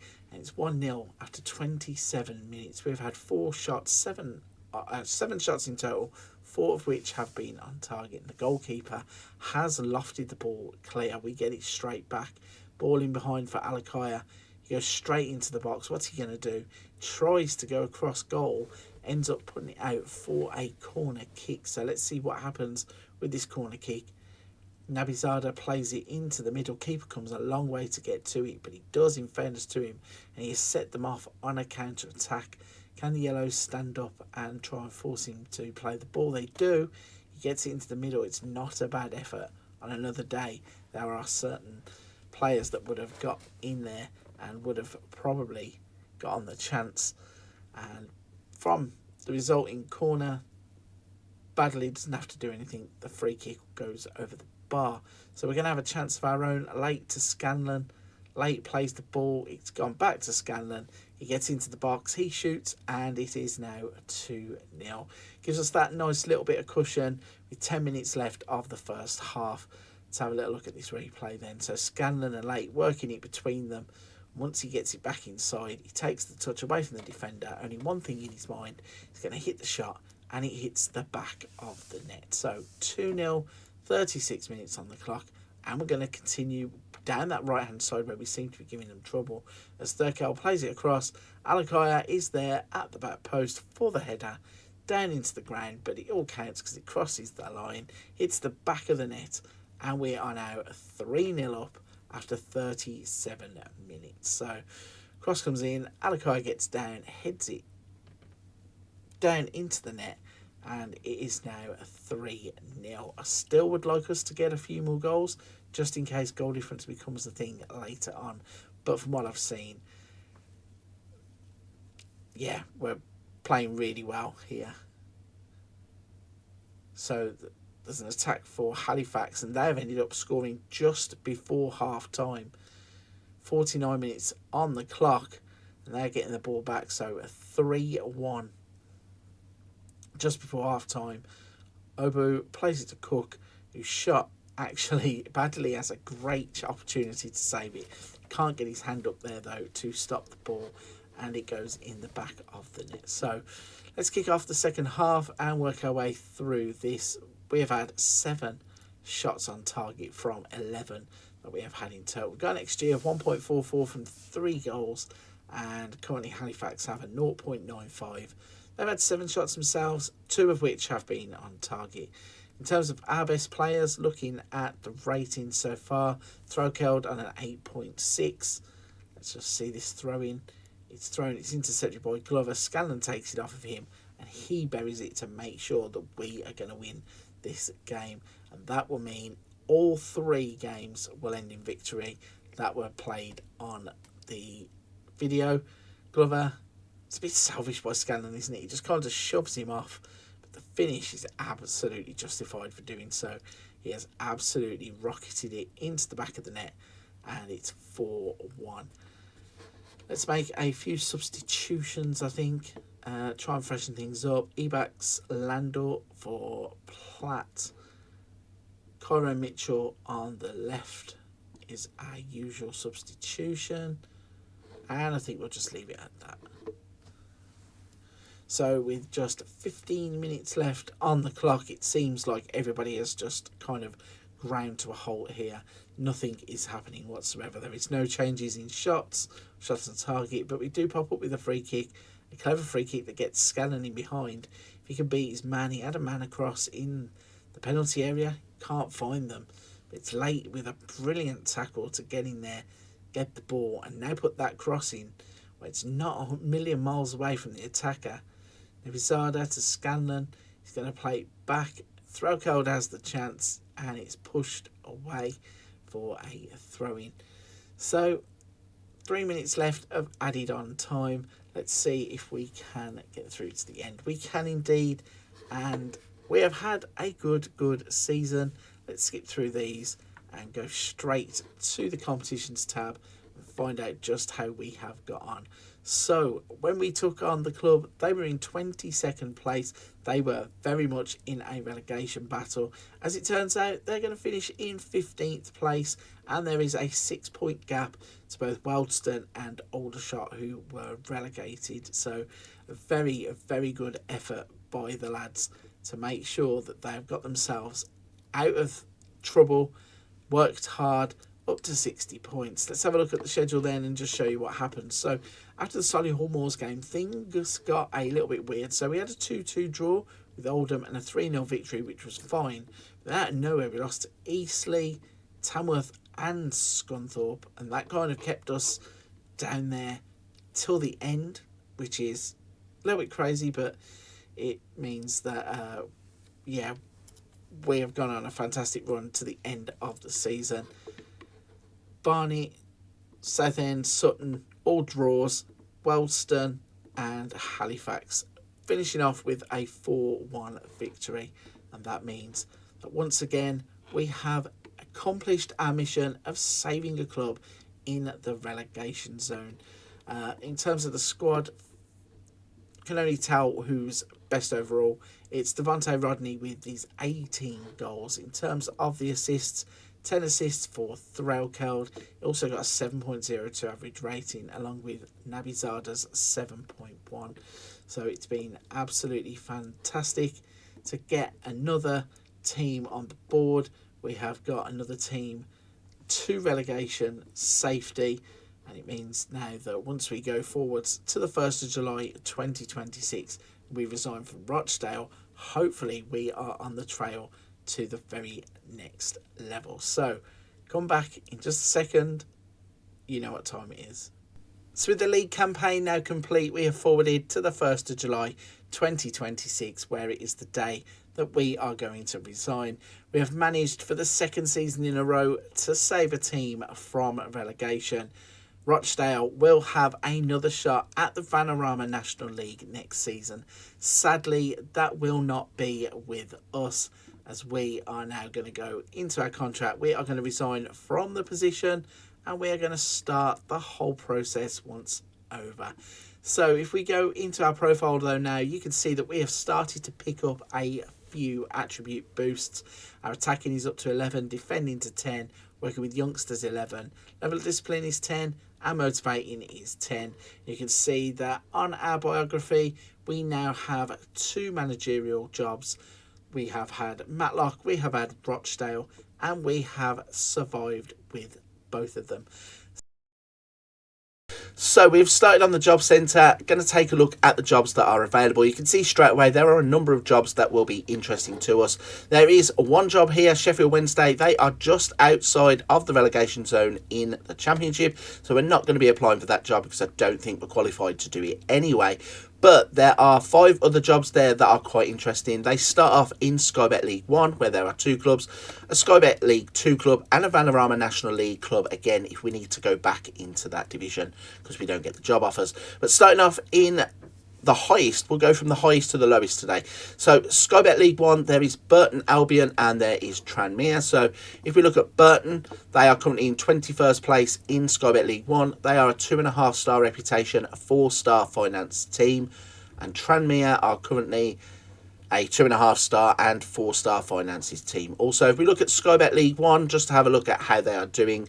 So we find Burton Albion in 21st are only a point off of the relegation battle of escaping, and Tranmere are currently 24th and they are on 18 points. They are 8 points behind escaping from the relegation battle themselves. So 2 interesting options there. Both of them, I think, if we are qualified enough, we will apply for. The other job that was there is the Northampton job. They are a 2-star reputation, 3-star finance team, and they are currently bottom of Sky Bet League 2. If we have a look at that league, this league is quite tight. So they are currently on 21 points from 27 games, and they are 4 points behind Oldham, who are in 22nd place. So another interesting team if we can get that job. The other job that I mentioned is in the Vanarama National League again. If we need to drop back down to that level, it will be Solihull Moors that we're going to apply for. They're a 1.5-star reputation, a 3-star finance team. If we look at the Vanarama National League, they are not in terrible trouble. They are on 17 points from 27 games and currently sit 4 points behind Tamworth, who are in 20th place. So a number of jobs for us to apply for. As always, we're not going to bore you going through all the interview processes. We will jump out and then jump back in when there is either a job offer or we have multiple offers, and we'll consider which one we are going to take. After the long-winded interview process was over, we narrowed it down to 2 teams. The first of which was Northampton. We went for the job interview, but they never got round to offering us the job. And the reason for that is because we got offered the job at Tranmere. So if you guessed that Tranmere would be club number 3 in the save, well done. Give yourself a pat on the back. At the end of the day, the opportunity to jump up 2 divisions in English football and go to Tier 3 was the overriding factor in us coming to Tranmere. So let's get to work. We are going to be in Sky Bet League 1 for this season. Tranmere are a 2.5-star reputation team. Their director of football is currently vacant. Their assistant manager is Ryan Harley. They play at Prenton Park in front of 16,582 people, and their training facility is the Solar Campus. They have average training facilities, good youth facilities, and basic youth recruitment. They are currently the champions of Sky Bet League 2, which is why they are probably struggling in Sky Bet League 1. They have also won the English Football League Trophy in 1990, won the JD Welsh Cup in 1935, and the English 3rd Division North in 1938. In the current season, they, I don't think, are in the FA Cup. I think they've already been knocked out, maybe. Carabao Cup, they were knocked out in the first round. EFL Trophy, they were knocked out in the northern section. And it says here last season they finished 24th in League 1. They didn't. That's the current season, because as we've just shown, they were champions of Sky Bet League 2. So this is the current playing squad and the formation that they are using. So again, we have found a team that like to use that 4-2-3-1 tactic, which is great because that's exactly what we play anyway. Their goalkeeper is McGee. They have Senior, Jackson, Turnbull, James Wilding, O'Connor, Finley, Hawks, Abdul Malik, Alpha Rupashay, and Davison up front. In terms of transfer obligations, they only have players out on loan. They don't currently have any players in on loan. If we go through and look at what the board want us to do, so they like to develop players using the club's youth system. So we'll have a look at both of their reserve team and their youth team if they have one, and we will try and promote from within. And of course, the main objective here is to attempt to avoid relegation from League 1. So let's jump in and have a quick look around the club before we set up for our first game. Let's have a little peek then at what's been going on at Tranmere before we took over. Starting off with the competitions. So, as we already know, they are currently sat bottom of Sky Bet League 1. They've played 27 games, only won 4, have 18 points and a minus 21 goal difference. So that is the obvious thing that we are going to look to improve. As mentioned, They were knocked out in the third round by Manchester City in the FA Cup, knocked out in the first round by Carlisle United in the Carabao Cup, and knocked out in the northern section of the English Football League trophy. If we have a look at their schedule then and see where it kind of has gone wrong, it's pretty much been everywhere, hasn't it? So they started off, they didn't win their first 8 games there, I think that is. They then picked up their first victory against Exeter with a 2-0 win. And then they went on another massive run of games where they haven't picked up a win until they get to the FA Cup first round replay, where they beat our former team, Rochdale. Then moving on, they would lose the next 2 games. They would win, in the FA Cup second round against Barrow. Lose next couple of games against Plymouth and Crewe before a win against Bristol Rovers. And then finally, they did have a little upturn in form, which is why they are so close to the teams above them in League One. So they would draw with Rotherham in the away game 1-1. They would then go and beat Rotherham at home 1-0, and they would beat Stockport 1-0 also. Then the game just before we took over was them losing to Manchester City literally the day before we took over. They lost 2-0 to Man City. So interesting to see that they went on such big long runs without wins, but then they did pick up a cluster of points here where they got 7 points from 3 games, which is probably going to be important as it could be a kind of turning point in the season. Looking at the playing squad then, so they have a decent enough squad. It's big enough for us to work with. They have the 2 goalkeepers, McGee and Dennis, then have a good amount of defensive players. So they have some centre-backs, wing-backs. They have multi-sided wing-backs, which is important because if you're a smaller club, you need players who can be gadget players and play multiple positions. Then got a good core of defensive midfielders, which is good. We play with 2 holders, so that's vital for us. Then a number of players who are multi-purposed in terms of attacking midfielders, and can double up as strikers. And then we have 3 strikers on the board also. Looking at some of the key players at the club then. So the club captain is Luke McGee, who is our first choice goalkeeper. He's their former Derby, Forest Green, Bradford City, Portsmouth, Peterborough player, so a lot of experience in the team. Jordan Turnbull is our vice captain. He's formerly of Salford, Northampton, Partick Thistle, Coventry, Swindon. So again, a bit of a journeyman at the age of 32 who has been around. He's a good player to have as our core. And our key player at the club is Lewis Jackson, centre-back who actually looks really decent for his age. 21 years old, Scottish, formerly of Manchester United.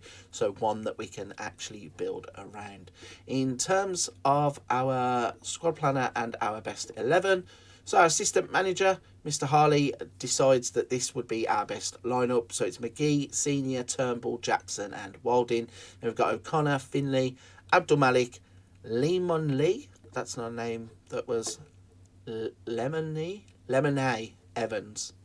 Connor Lemonhay Evans is the choice there. He wasn't in the original 11 when we looked at the initial screens. And then Alpha Ruprecht on the right hand side and Davison up top.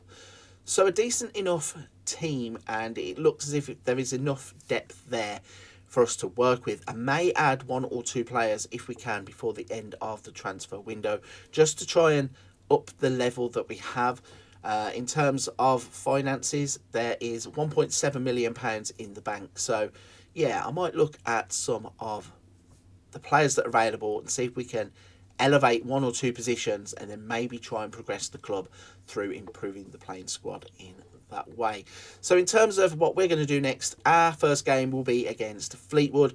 So I'm going to go and do a few things behind the scenes, and then we will come back when we are ready to kick off our campaign of trying to save Tranmere from Sky Bet League One. It is now match day against Fleetwood. We have advanced to the 9th of January 2027. I have done some wheeling dealing in the background, but I'll leave the transfers in the background at the moment because we have nothing signed as of yet. So once the transfers are in place, we will bring them to you probably before the start of the second game. So let's focus on Fleetwood for the moment. Our first lineup is set. I have put the 4-2-3-1 in, and we are going to go with McGee in goal, Senior, Turnbull, Jackson and James Walding at right back. We have Finley and Broadbent as the holding 2. Hawks, Lemonhay Evans is going to be the attacking midfielder, and on the right hand side we have Alpha Ruprochet, and then we'll have Tilly up top. Luckily for us, with a big enough squad, we don't have to worry about substitutions and anything like we used to when we were managing in the Vanarama National. So we have a full allocated squad to us. So let's jump into the game and see how we get on in our first game as Tranmere boss. Once again, we don't do team talks and those kinds of things. We don't do build-ups to games. Let's just get straight into the action as the game kicks off. 5 minutes on the clock, not a lot happening, which is probably the norm in your first game. Although we do have the first 2 shots, both of which are on target, but we've got to a point where there's not even a highlight yet. And this first half is really flying. I suppose every point will be a good point, even if we don't have highlights. But we are going to get one, and it goes to Fleetwood. They have a free kick just outside of the box. We have a 3-man wall. He's going to step back. Is he motioning his player in? No, he's not. He's going straight for goal, and it lands on the roof of the net, thankfully for us. So hopefully now we've got one little package of highlights. Can we get another one, but maybe in our favour? Hopefully. No, it's 33 minutes on the clock, and no, we are not getting any more highlights yet, which means... Oh, yes, we are. We're about to get on the attack, I think. No, we're not. We're losing the ball in the midfield.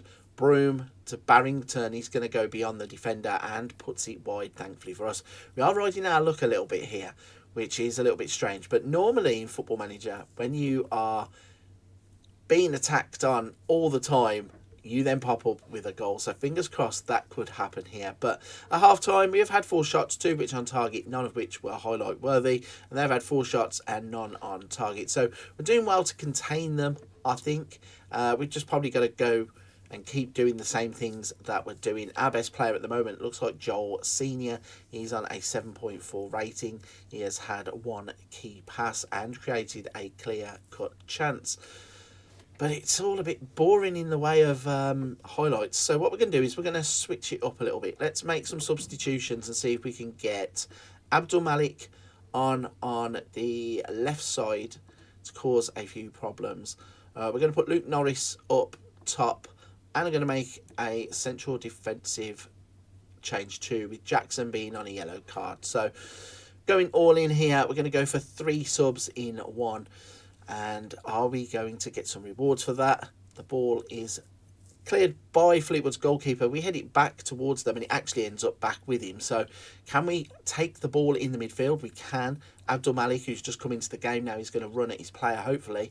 Plays it up the line to Evans, who crosses it in. And there is Norris. The effect of the substitutes working perfectly. We had Abdul Malik involved and Norris with the finish. And this is actually really well-worked goal. Abdul Malik, I thought he was going to try and beat his man, but he sees the run of Evans. So plays the ball into that space, who instantly crosses it in. And there's Norris left-footed to smash it home for the first goal of season number 3. Or... is it going to stand? It is going to stand because he's clearly onside. I don't know why the lines are coming up there. Plus, they don't have VAR that low down, do they? So, yeah, panic for a little bit, but panic over. The goal stands, and we are leading 1-0 with around 10 minutes left on the clock. I now wouldn't mind if I have to just talk to you for the next couple of minutes, and we don't have highlights. However, we are going to have one. Turn ball to Evans. Finley, please don't mess about with it at the back. Just play it forwards and get the ball away, because I do not want to turn over that high up the pitch. But we are working the ball well here, playing it along the floor, Wilding into Evans again, who's causing them all kinds of trouble. He has the shot this time instead of squaring the ball, and it goes straight to the keeper's hands. And back-to-back highlights with Broadbent playing it to Alpha Ruprecht, who loses the ball. It's going to get played out into the wide left area. It's crossed in. Can we block it? We can. Can we get it away now? We can. Only though as far as a Fleetwood player who's going to come straight back at us. Broom out wide. They're playing it short now. In little triangles here. Are they going to go up the line? They're not. They turn back in and they come infield. But a ball over the top has opened up the defence and he has blasted it wide, but he was caught offside anyway. So again, panic over. We are just a couple of minutes now from winning this game. 6 minutes of added on time is not what we wanted to see. Turn ball, please don't mess about with it. Play it forwards. Drysdale. He's going to pass it to Alpha Ruprecht, who's got Walding in down the right-hand side. He plays the ball in. There's Norris for the second goal, but the flag will go up because he looked about 10 yards offside. Not even worthy of a tight offside replay, but I suppose it does waste those valuable seconds off of the clock. We've got to throw in. Walding with a cross. Abdul Malik had the header, and there is Alpha Ruprecht to put the game beyond any doubt. We are going to get 3 points in our first game. A 2-0 victory, hopefully, if there's no more action after this. But a well-worked goal where Giant Walding crosses it in. Abdul Malik has the header, which was a good enough effort as it was, but the ball falls nicely to Alpha Ruprecht, and he stabs it home to give us that 2-goal cushion. And in fairness, we played really well here. 14 shots, 10 of which were on target in an XG of 2.32. Had 52% possession of the ball, so a good first win in charge of Tranmere. We will take that every day of the week. And if we go to the competitions now and have a little look at how we stand. So we are still bottom of the table, of course, but we are on 21 points now. We are 5 points off of Mansfield, and we are closing in on the teams above us. If we can continue in that kind of form, I really do think that we have a great shot. And I don't see any reasons why, if we get those other couple of players, so I'm not going to spoil it, but we have a couple of players lined up who should improve us in a few key areas. I really think we have a great shot. So I'm going to advance forwards now. Where can we come to? Oh, Mansfield. We play Mansfield here on the 27th of February. So that will be game number 2.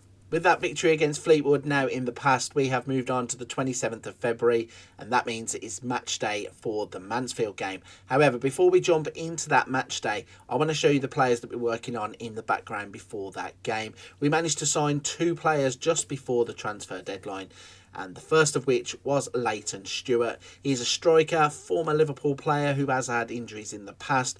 We managed to sign him from Preston, where he had played 14 times and scored just once, but it was a level above where we were playing, so we brought him in thinking that he might be able to give us a few goals. However, as true to form, he's currently suffering with his fitness. Not playing many games for Preston means that he wasn't match fit when he came, but I do believe that he will have a big impact. And the other player we signed was Ethan Mitchell, bit of a journeyman even though he's 24 years old. Started off with Plymouth and moved around some of the lower leagues, but he popped up in a scout recommendation and we thought, can play a few positions here: defender, defensive midfielder and central midfielder. So that means that he could come in as a bit of a gadget player, and we have started to use him in a various number of roles. So hopefully he will be able to come in and just plug any gaps that we need. So those were the 2 players. We didn't spend too much money, a combined around £183,000, so not too bad at all, and quite happy to get a couple of players extra into the squad. So let's have a look at the schedule then and show you what's been happening since we have been away. So Fleetwood was here on the 9th of January, and since then we've been a bit up and down, but luckily for us there are more green dots than there were in the first half of the season. So we would go on and lose the very next game to Shrewsbury. They had a John Marquis penalty, but then we would beat Notts County 4-2. We would beat Blackpool 3-0 before a loss. You're going to spot a pattern here. We lost to Barnsley. Then we would beat Exeter, draw against Burton, beat Reading before a loss against Derby. Derby are top of the league, so that's nothing to be embarrassed about. And then we would beat 4th place in the league, Millwall 3-2. So it's been a lot better. We have picked up points. It means that in terms of the league standings, we are currently now in 21st place. And we are chasing down Wigan, Crewe, Bristol Rovers and Shrewsbury in terms of actually getting out of the relegation places. We have put 6 points between ourselves and Burton and Mansfield, who are now bottom. So hopefully in today's game, playing against Mansfield, bottom of the league, we can go on and pick up 3 more points and hopefully either escape if Wigan don't win, or bring ourselves in line with Wigan if they get a draw. So let's get into the match day then. We are going to put this first 11 out. We have McGee in goal, Senior, Turnbull, Jackson and O'Connor. We have Finley and Broadbent, Hawks, Abdul Malik and Alpha Ruprecht, and Leighton Stewart will start up top. Let's jump in and find out how we are going to get on. It tells us that Leighton Stewart is lacking match fitness, but he needs to play games to get match fitness. So we're going to give him the opportunities because he was playing at the league above. I firmly believe that once he gets up and firing, he will be the man to provide us with some goals. So the first highlight here is a goal kick.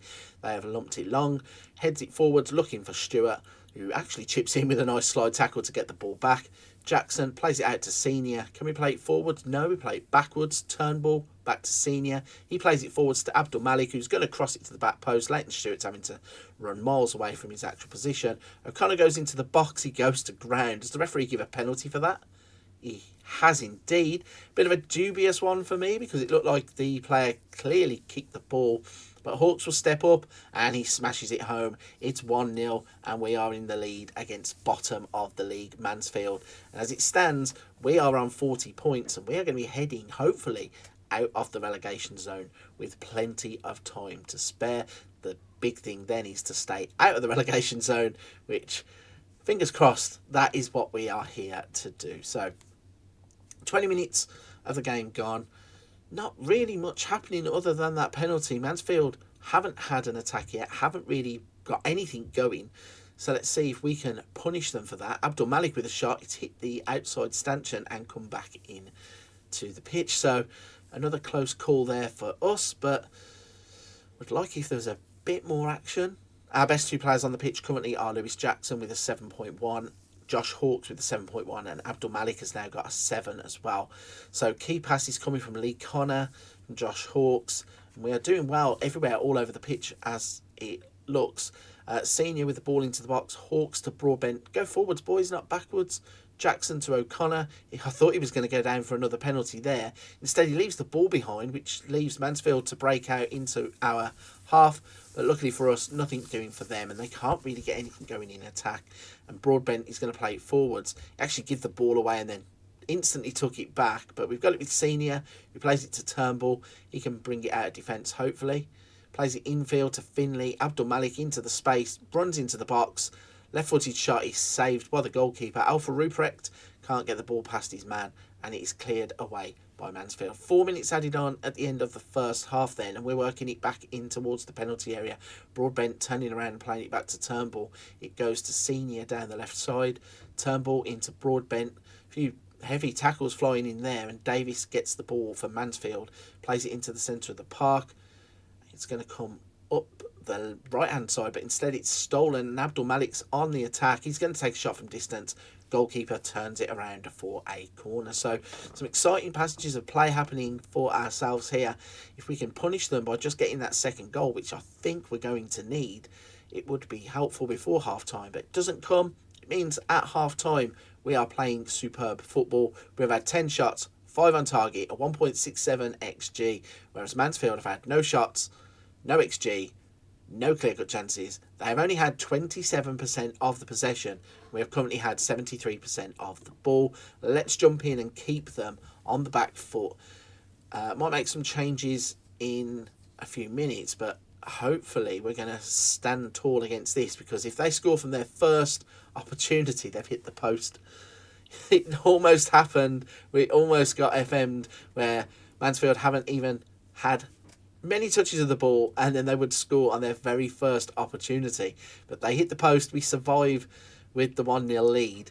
We now just are looking a little bit ragged. We can't keep the ball. They're playing it around with a bit more confidence here, Mansfield, where they've now had that one chance. But if we score a second goal, surely their heads will drop. I thought that was in the top corner. It's gone just over from Broadbent. So definitely going to be making a few changes in a minute or two. We've got some players out here who are struggling a little bit in terms of fitness, so one or two of them can make way and we get some fresh legs on, because things like that right there are not helpful. Turnbull has just played the ball straight to their striker, and again, I thought he had actually put that in the net. He's put it wide, and we are now starting to struggle all of a sudden as Mansfield have woken up. They've got a corner through Davis. Where are they going to put this? So he plays it into the box. Broadbent headers it clear, but it's fallen straight to Ashford. He's going to take a shot, and that's gone over the bar. Touch from the goalkeeper means it is a corner. Can we defend and get this clear and weather this storm? Because after nothing all in the first half, Mansfield now have come out swinging. They've nearly had another chance there. Seniors put the ball out for a throw-in, and they're going to keep the pressure on, it seems.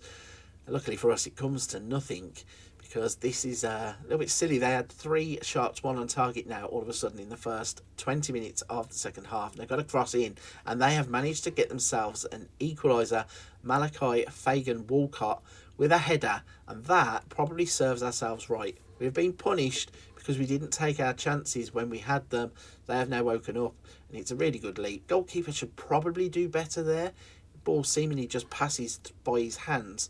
So let's make some changes. We're going to bring Kamada on up front to try and get ourselves a goal. I wish it was that Kamada for guaranteed goals, but it's not. Lemonhay Evans is going to come on in place of Hawks. Who else should we change? I think Wilson Brown can come on in place of Turnbull. Let's see if any of those changes can make a difference, like in the Fleetwood game. Hopefully something can come of it. We have 20 minutes to get the 3 points. It'd be disappointing if we couldn't beat bottom of the league. Mansfield fashioning a chance there, trying to find Stewart in the box. O'Connor's going to take his man on, crosses it in, and there is Hawks. We're just about to take him off, and he's gone and scored his second goal of the game. Maybe it's a bit harsh now.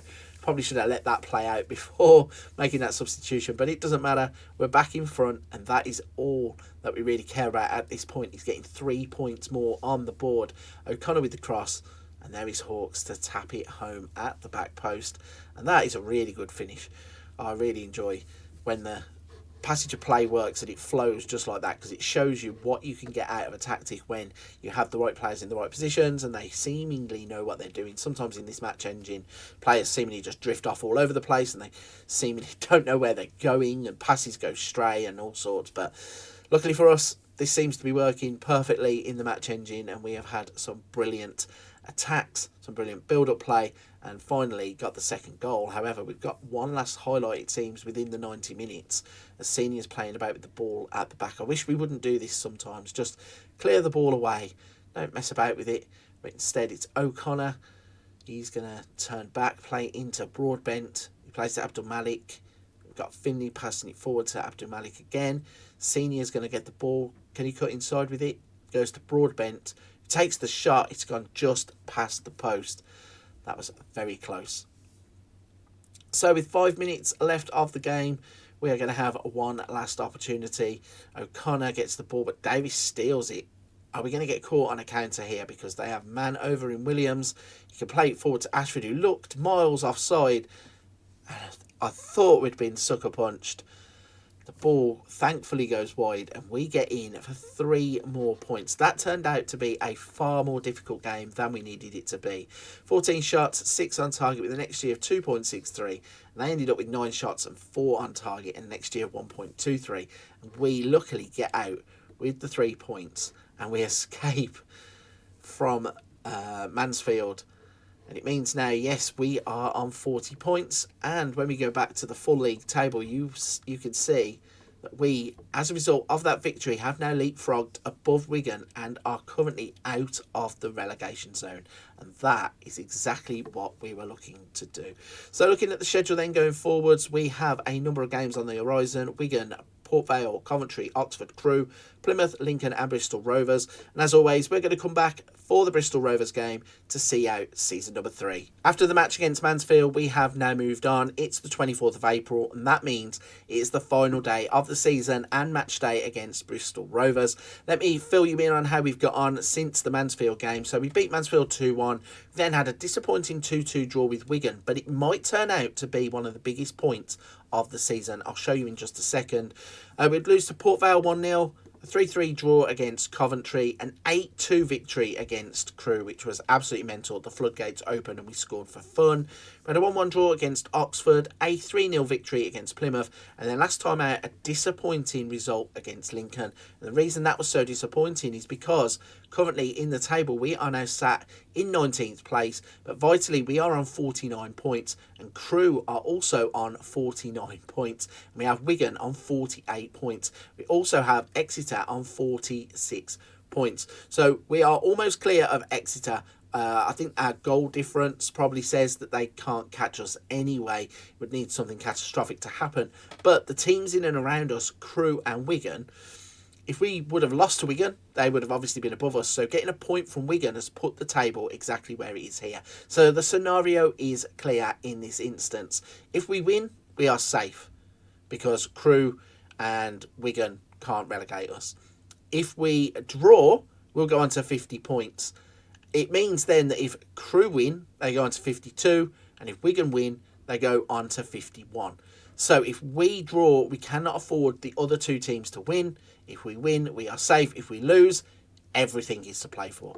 So this could get crazy. Let's jump in and show you the final match of the season. This is the lineup we're going to go with. We've got McGee in goal, Senior, Turnbull, Jackson and James Walding. We've got Finlay, O'Connor, Hawks, Lemonhay, Evans, Alpha Ruprecht and Stewart up top. Come on, lads. Do us proud. Let's get a victory and still survive in this league. This is going to be a big one. Big 90 minutes coming up then, and we are off and running.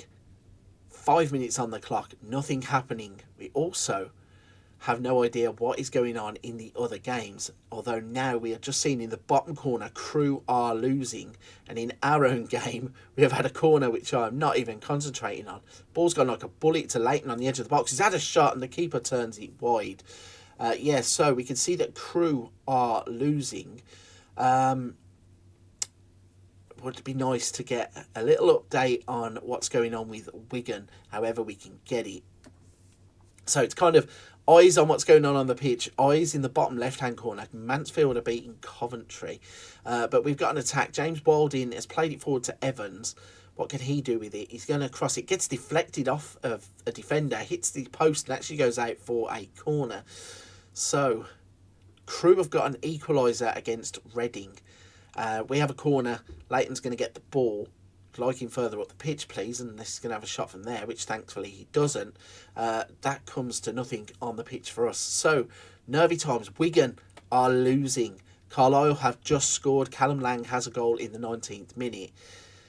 Reading are now 3-1 up against Crewe, and we have a free kick going to Bristol Rovers, and they are going to put it just over the bar. So as it stands at the moment, we are going to be fine.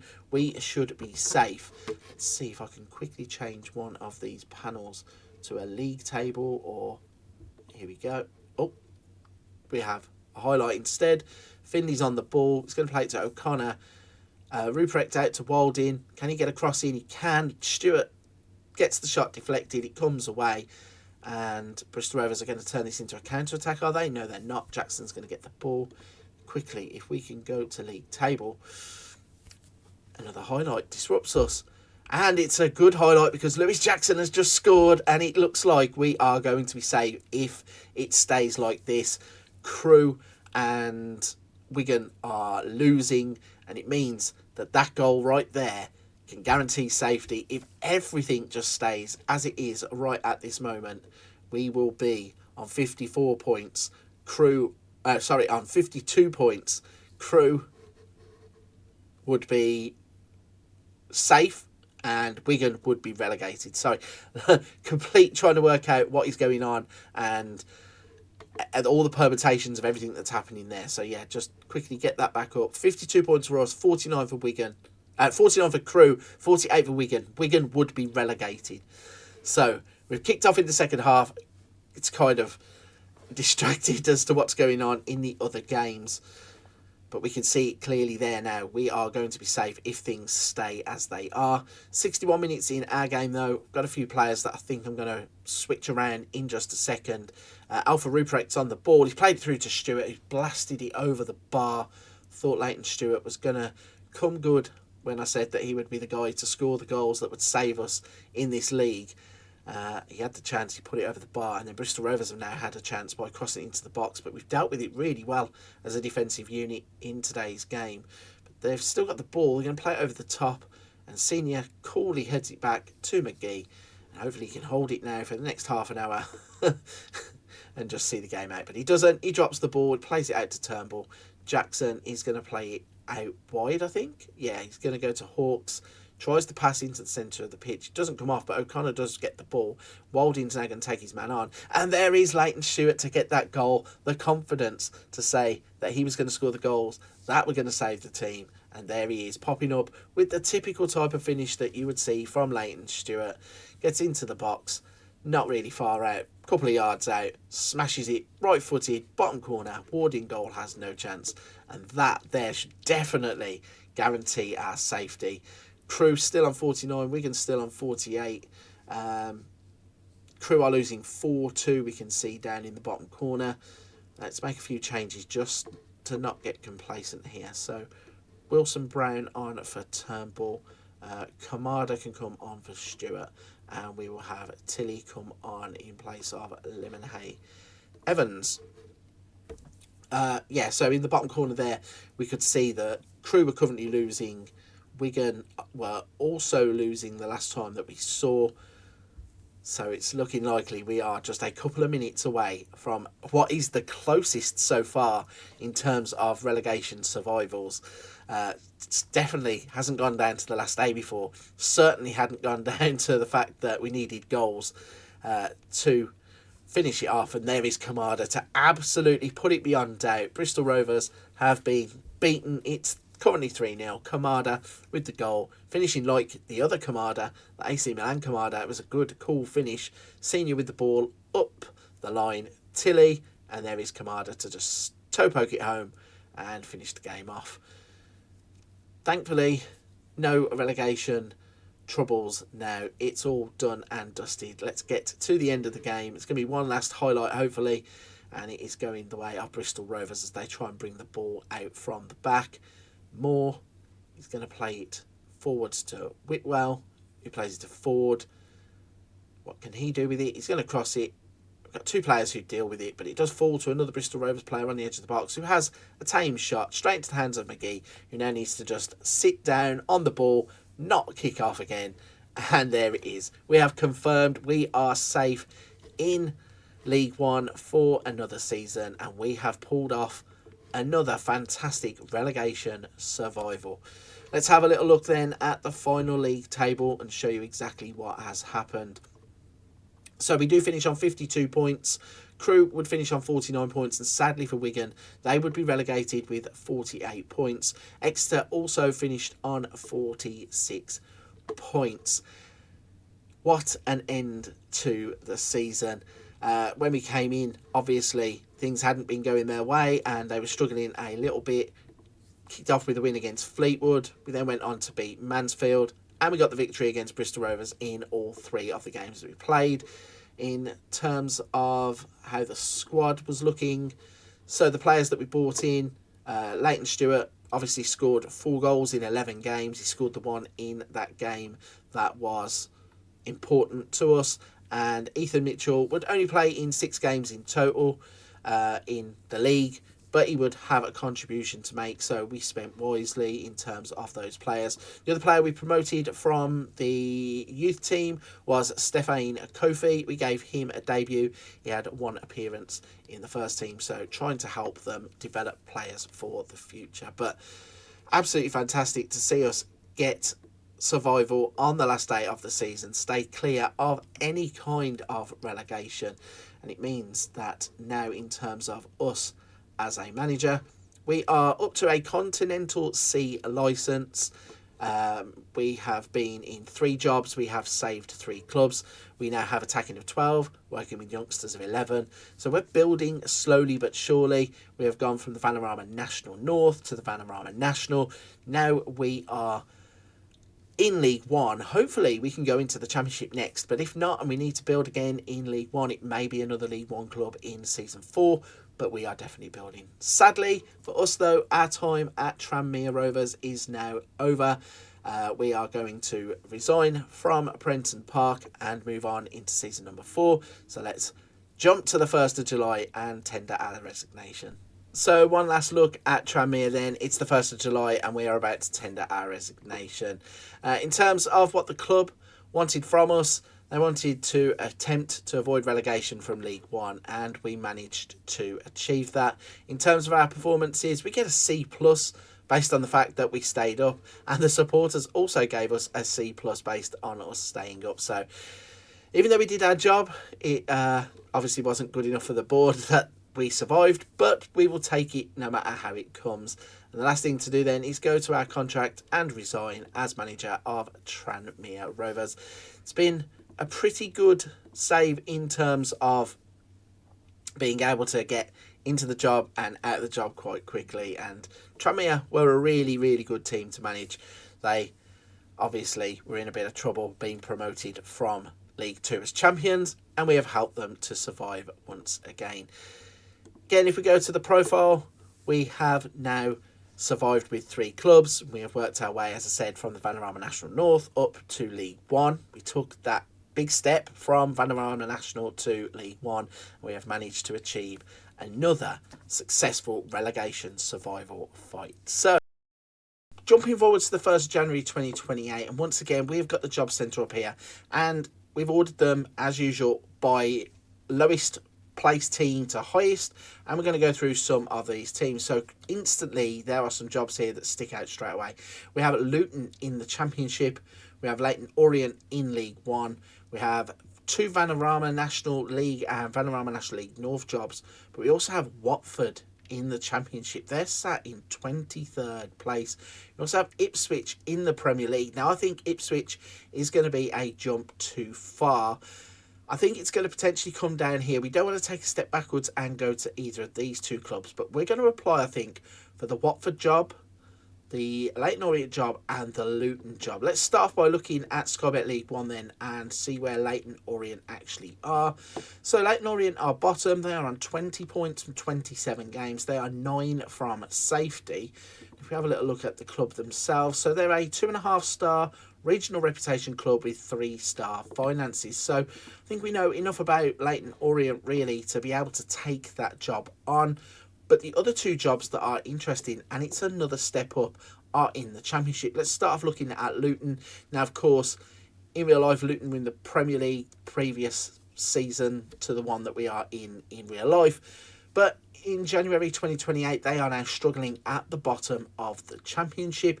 So they retain a 3-star national reputation as a club, 2-star for their finances, and they are insecure currently for their finances. If we go back and look at Watford, now Watford, you might consider them to be quite a big club to be in this predicament. They are a 3-star national reputation and a 2-star insecure finances once again. If we look at the Sky Bet Championship just to see exactly where they are, so we have a Luton in 24th place. They have had a 12-point deduction for administration reasons, which leaves them on 11 points from 26 games. And they are currently 11 points behind Bolton, who are in 21st place. Now, that would be a massive challenge. The other team down there, obviously, was Watford. They have currently only played 24 games, but they are on 18 points. And understandably, you would expect Watford to be higher up in the division, and that is probably the reason why they have departed with their manager. So we have a few options to choose from at this stage. As always, I'm not going to bore you with any of the interview process, so I'll go away, apply for some jobs, and I'll come back. If I've got a few job offers that I can't decide between, I'll have a look through them with you. But if not, hopefully when you see me next, I will be at a brand new club for season number 4. After a long-winded interview process where we went through interviews with Leyton Orient, Watford and Luton, we were offered 2 jobs. The Leyton Orient job was obviously offered to us, but we decided to turn that down. I did say we'd discuss it if there was a couple of offers, but Watford didn't offer us the job. The club that did offer us the job was Luton. So if you guessed that Luton would be club number 4 in this save, well done to you. Give yourself a pat on the back. You are absolutely right. We are about to take control at Kenilworth Road. So Luton were predicted to finish in 10th place by the media. Again, they are a 3-star reputation team. Yusuf Sajjad is our director of football and Craig Alcock is our assistant manager. Now, as I mentioned, Luton were in the Premier League in real life in the 23-24 season. They got relegated and they are fighting to get back to the Premier League. But in this universe, they are not being successful at all. So they play at Kenilworth Road has a capacity of 11,300. The Brach is their training facility. It's poor training facilities, great youth facilities, average youth recruitment. So they have won some things in the past. Obviously, they won the Sky Bet Championship. They have won the Carabao Cup or the League Cup. They won Sky Bet League 1. They won Sky Bet League 2. They have won the Vanarama National League. They've won the English Football League Trophy. And they won the English 3rd Division South. In terms of current season, FA Cup, it looks like they have been knocked out. It doesn't have any opponent here. Maybe they aren't in it yet, but there's a good chance that we won't be in it.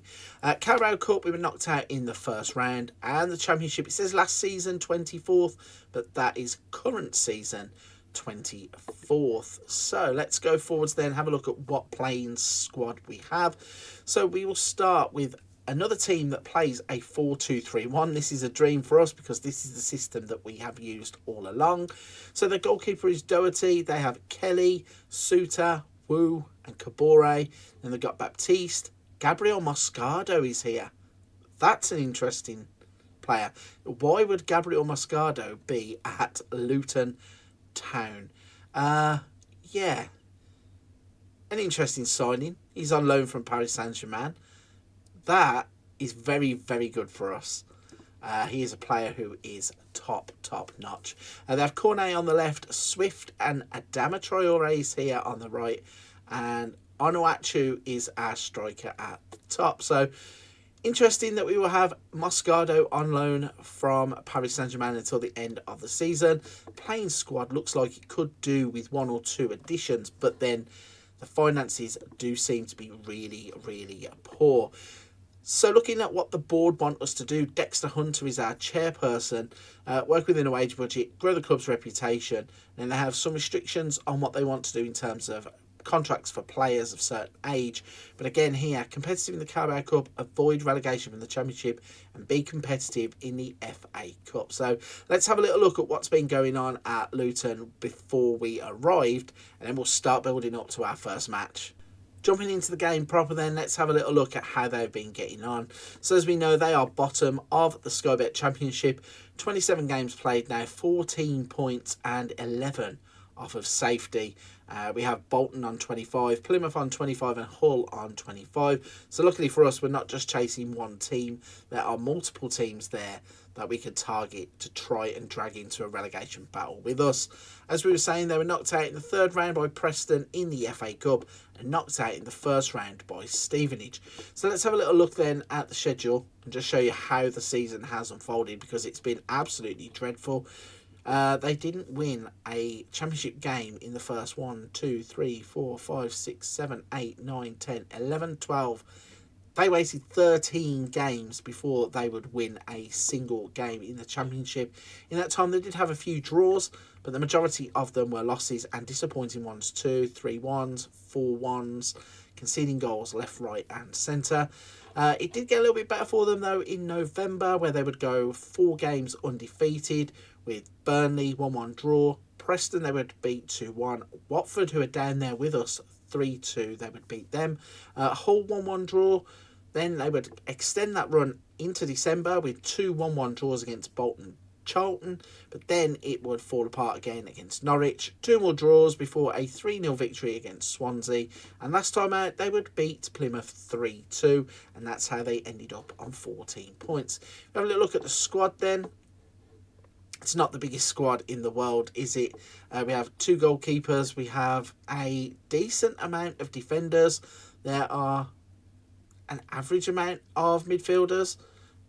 Moscardo being there is brilliant, but we have players like Shandon Baptiste.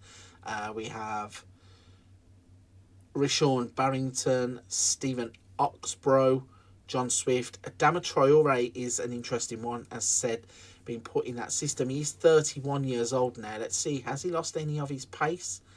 No, he's still pretty much the player he is. 19 acceleration, 19 pace, so good to try and use Adama where we can. And then Paul Onuachu is our striker. He has arrived at the club from Southampton. So 25 goals in 75 appearances is 1 in 3. So might be interesting if we can get him into our system and get him scoring goals. So I think there are some improvements that we need to make in the playing squad if we can. Might look at the youth teams and the reserve team just in case. Let's have a look at what our best 11 is then according to our assistant manager. So we actually have Fedorchenko as our goalkeeper. So it's an interesting one. We had him... Did we have him earlier on in the save? We did have him earlier on in the save. We signed him for Matlock, and he left Matlock to go to Luton. So an interesting pickup there. And the Luton have now been using him as first team goalkeeper. So interesting. Reunited with our former goalkeeper. Roy Walters at left back. Wu, Lloyd Kelly and Issa Kabore.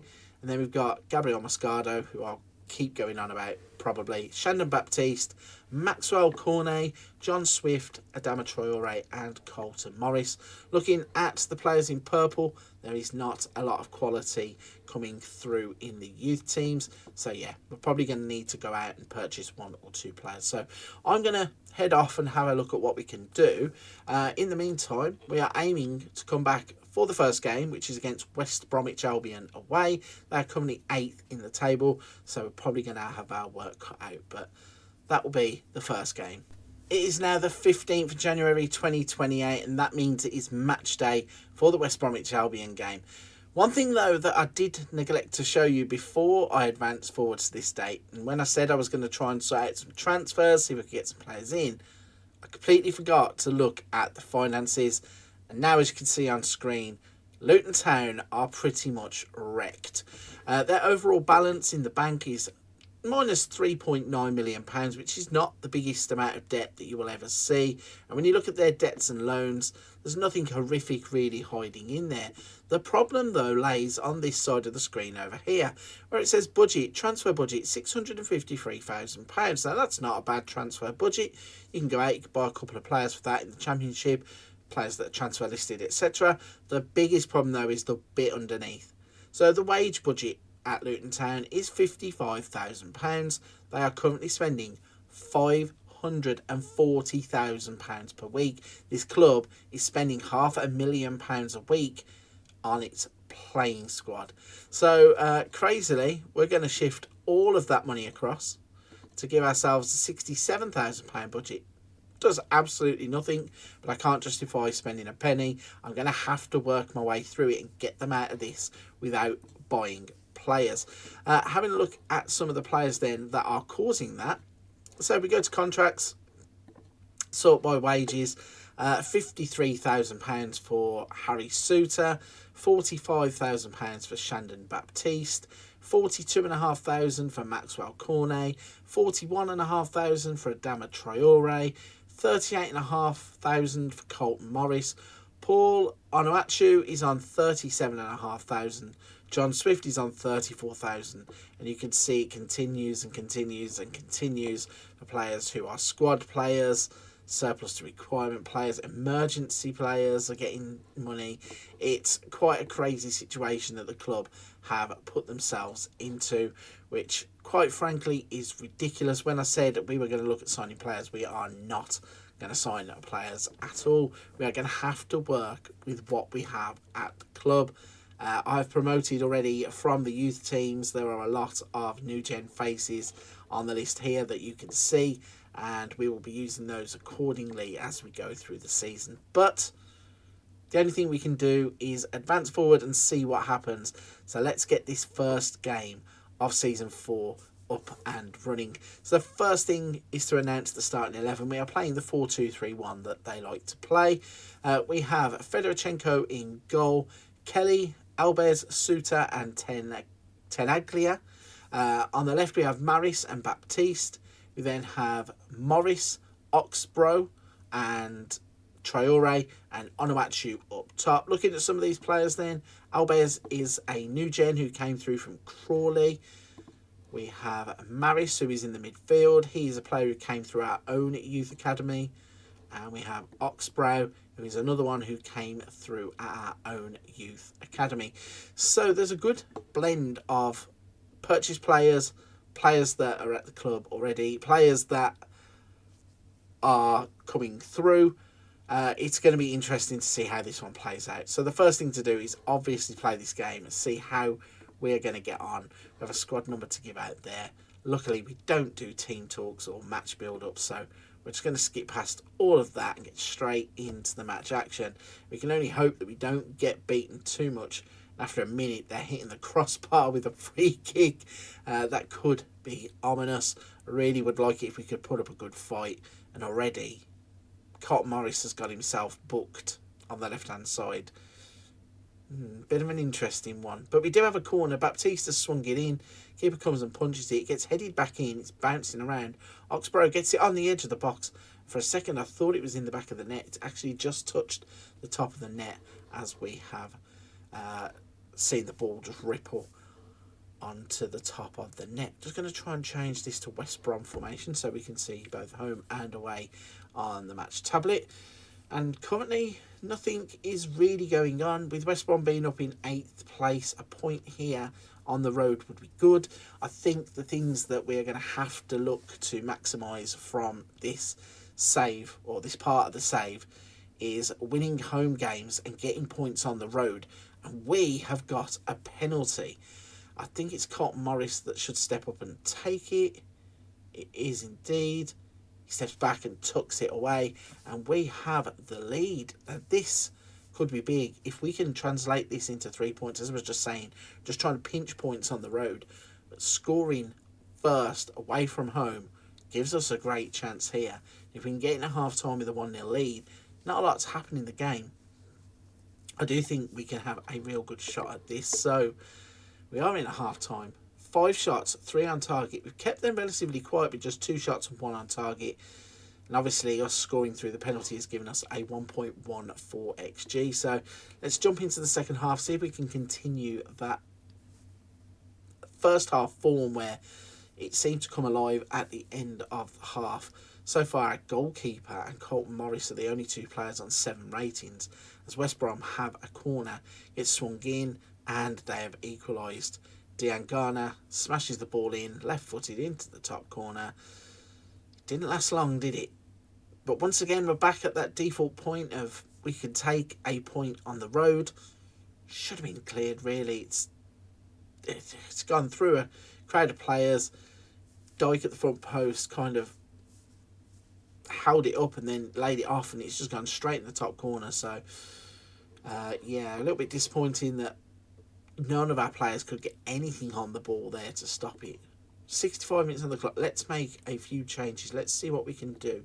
So the young lad, Maris, who's played in the defensive midfield slot, I think we can change him. I want to try and change a defender. Onyango is a young kid, but I think we go like for like with the young kids there. And I think we're going to put Adama on the left and bring on Romerick Kearney in place of the goal scorer, just to give us some fresh legs. And just as we come back, Harry Suter has had a header on top of the net. So it's all to play for here. 1-1 on the clock, or 1-1 on the scoreboard. 70 minutes on the clock, and we are on the attack again. Kelly is in down the left-hand side. What can he do? Not a lot. Tackle comes in. Gets a second chance, though. Crosses it in. And Onyachu has hit the post. It's just typical, because we need to take those chances when we get them. And he's in again here, Onyachu. Can he finish this one? He's hit the crossbar. So he's hit the post and hit the crossbar now. We need goals. We need somebody who can put the ball in the back of the net. But it's promising signs. If we don't get sucker punched here and lose this game 2-1, then he's okay. But if not, I'd be really upset, because we've had the chance. He's missed another one. Kelly's headed it wide, but Onyachu again from point blank. It was quite close to the goal line, so we let him off with that. But he's had 3 gilt-edged opportunities in the second half to win us this game and get us 3 points on the board. And we're on the attack again. Adama lets the ball go over his head. What can he do? He's gone to ground. thought there was going to be another penalty there, but nothing given. And now West Brom are turning in with Madger. What can he do with it? Can we take the ball off him? We can. It's lumped clear. And Onyachu's in again. And he's going to win the game. Oh my gosh, we're going to get 3 points. Are we going to get 3 points? No, we're not. For a split second then, I thought we'd done it. I thought we'd snatched it, and then I forgot to look across the line.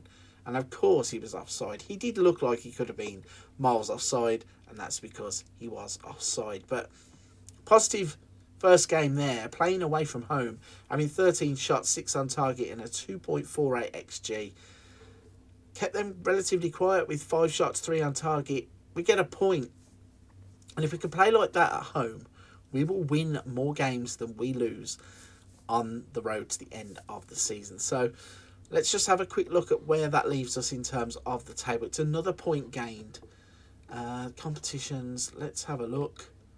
So we're on 15 points now. We are 10 points behind Bolton, but we have played a game more. We are also 10 points behind Hull, who are level on games, and 11 behind Charlton. So this could get interesting late on. So let's have a look at the schedule then and see who we have got on the road to the end of the season. We're playing Watford here on the 11th of March. That could be an interesting game to come back to. We've got one of the games that are Cardiff, Portsmouth, Notts Forest, Bristol City, Derby, Everton, Coventry, Burnley, Preston, Watford. So we're going to come back on the 11th of March and we'll play the Watford game. And then our run into the end of the season then would be Middlesbrough, Sheffield United, Stoke, QPR, Charlton, Norwich, Hull and Blackburn. So sadly for us, we don't have to play... Let's have a look at the teams that are down there with us. So Preston, Watford, Bolton, Hull. So we don't play Bolton. We do play Preston and Watford back to back. Now those two there become very interesting games. It's a shame that they're not split and we have one later on in the season, but it'll be Watford and Blackburn, and hopefully by the time we get to the Blackburn game, we will be in a position to turn this around. I've got a feeling we might need to sell players before the end of this transfer window. Maybe just one, maybe two. I know I can't get £500,000 of wages off the books, but what I can do is start to work through it and see just what we can do. So let's jump forwards. I will go to the Watford game, and that'll be game number 2. After leaving the January transfer window behind, we've advanced forwards. It's the 11th of March, and that means it is match day for the Watford game. Now, one of the last things that I did say before we left the January transfer window and came to this game was that we might have to sell players due to the club's finances. Well, luckily for us, only one player was sold. It was Shandon Baptiste. Sadly for us, he would go on and join another championship team in Burnley.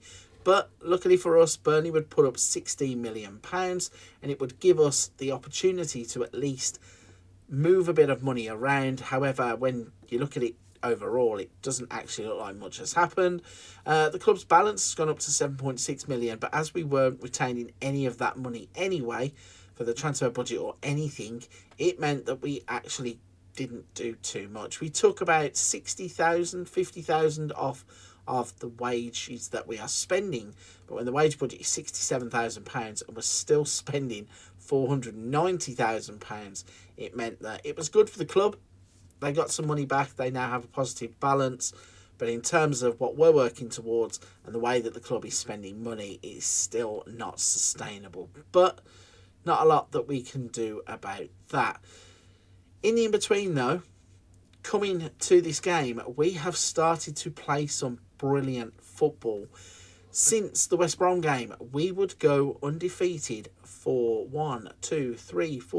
6 games. Starting off with a 2-0 victory against Cardiff. We'd have 1-1 draw against Portsmouth, a crazy 3-3 draw against Notts Forest, where we would equalise in the 97th minute after conceding in the 96th. A 2-2 draw against Bristol City, a 3-0 victory against Derby. We would then beat current league leaders Everton, or at least they were at the time that we played them, beat them 2-0. We then would go on to get absolutely obliterated by Coventry. Onuachu got himself sent off and the whole thing fell apart. And then we would beat Burnley 1-0, who had replaced Everton at the top of the table. And last time out, we would beat Preston, who are down there with us, 6-0 at home. And as I said, we were looking to pick up points at home, and that's what we had started to do. A 6-0 win, a 2-0 win, we've got points here, another 2 victories at home here. So we were really starting to home in on those kinds of victories. Looking at some of the player performances though, I mentioned Gabriel Moscardo. As soon as I saw him, my eyes lit up because he's absolutely perfect. He's way too good for this level of football. God knows why PSG have got him in their second team and loaning him out to Luton. Absolutely crazy, but we will take it because he's playing fantastic football for us. Other players to give a shout out to: Adama Traore. As I said, retains all of his ability as a winger: strength, pace, acceleration, dribbling. Finishing could be better at 10, but he has 3 goals and 4 assists from 37 games, so he's chipping it in. Maxwell Cornet is doing his bit as well from the other side of the pitch. 3 goals, 2 assists from 27 games for him. So not setting the league on fire, but we are now starting to move in the right direction. And looking at the league table, we are no longer bottom. We are no longer in 23rd. We are now 33 points from 37 games in 22nd place. And that means we are now only 1 point behind Plymouth, 3 behind Charlton, and we are 7 behind Blackburn. So we have a real shot at getting out. And luckily for us, the next match day is against Watford. So let's have a look at the team selection and get that game played. And hopefully get ourselves out of this relegation zone. So we've got Doherty in goal, Kelly, Wu, Suter and Tenaglia. We've got Maris and Moscardo in the middle. Cornet, Swift and Traore, the attacking 3, with Neininger as our striker. Let's jump in and have a little look at what's going to happen. If we play football the way that we have been playing football, we should give a good account of ourselves. It is an away fixture, which does make me a little bit nervous that we might not turn up on the day, or it might go against us. But we are the form team coming into the game, so we've just got to put together a performance that at least makes us proud. And we are playing out from the back, knocking it about with confidence. Suter passes it forwards. Swift out to Tenaglia, to Adama Traore, across it in, and there is Swift. John Swift gives us the lead. 6 minutes on the clock, and he has smashed us into the lead. Funny little dance there he's doing, but he can be proud of the finish. Tenaglia with the ball forwards. Adama Traore tries to hit it hard and low. It gets cleared away as far as Swift, who smashes it back first time. We are playing some brilliant football. 9 minutes on the clock. There's a free kick here, and Doherty has to turn that past the post. Corner kick to Watford. We just now really need to hold our ground and not concede straight after scoring. Adama tries to get it away as a shot flashes past the post there, and not sure how close it was to going in, but it certainly flashed past the goal. And we once again are playing out down this right-hand side. Tenaglia plays it up to Adama Traore, crosses it in, it's 2-0. Neininger with the goal, and we are suddenly in cruise control. 2-0 up at Watford after 11 minutes. Just got to hope and pray now that we keep this going, because if we do, we will not be in the relegation zone if things go the right way. Neininger there with the finish at the near post. Fantastic finish as well. But Watford have a free kick straight away. It says it's in Bruma territory. Let's see what he can do. He's hit the crossbar this time. So he's had one turned away. He has hit the crossbar. He's getting closer and closer. Another clip then is played. It's in the middle with Dendonka. Played to Mopai. Gets into the box. He's going to cut it back surely from there. Bruma's now going to hit it. He's hit the inside of the post now. So in the first game, it was Onaewu was getting all of the chances and missing them. This time, luckily for us, Bruma is missing them all for Watford. Let's have a little look at the bottom then. So actually, 31 points Watford are on. 36 points we will be on. And we are going to be out of the relegation zone if this continues the way it is, I'm really worried now about Bruma's free kicks. You can see why. He's peppering the goal with the free kicks, not hit the target yet. But look at this. More importantly here, we're back to a 3-goal difference. We're on 36 points. Watford will be on 31 and Plymouth will be on 34. So if we can get another couple of goals here, or just at least hold on to a 2-0 advantage, we have a massive advantage in terms of the goal difference. And with a points difference on top of that, it looks like we could be comfortable because we're playing some lovely football here. Kelly into the box. Crossed over and Adama Traore is there on the back stick to put the ball into the empty net. We're 3-0 up at half time. This can't be the same Luton team that was playing in the first half of the season because they looked like they were absolutely rubbish. 13 games without a win. We're now going to go close to getting 13 games with points towards the end of the season, I am sure. And this just shows that this team was capable all along. 8 shots, 5 on target, 3 goals, an XG of 1.63. And we have kept Watford completely silent in the first half, apart from a few free kicks from distance. One hit the crossbar. They obviously hit the inside of the post as well. But we are playing well enough here to take all 3 points, and our 3-goal advantage shows that. Could get even better here. Moscardo pinched the ball in the middle with a header. Couldn't keep hold of it though, and he's winning though. All those battles in the middle of the park is Moscardo. He seems to be really, like I said, head and shoulders above some of the players in the Championship, and it shows in games like this because he's absolutely running the show. Let's maybe make a change here. I'm going to try and get some fresh legs in. We're going to swap Traore to the left like we did last time. We're going to bring Quelling on. And then also, I think Onyango can come on in place of Christopher Wu. And then Janowski can come on in place of Maris.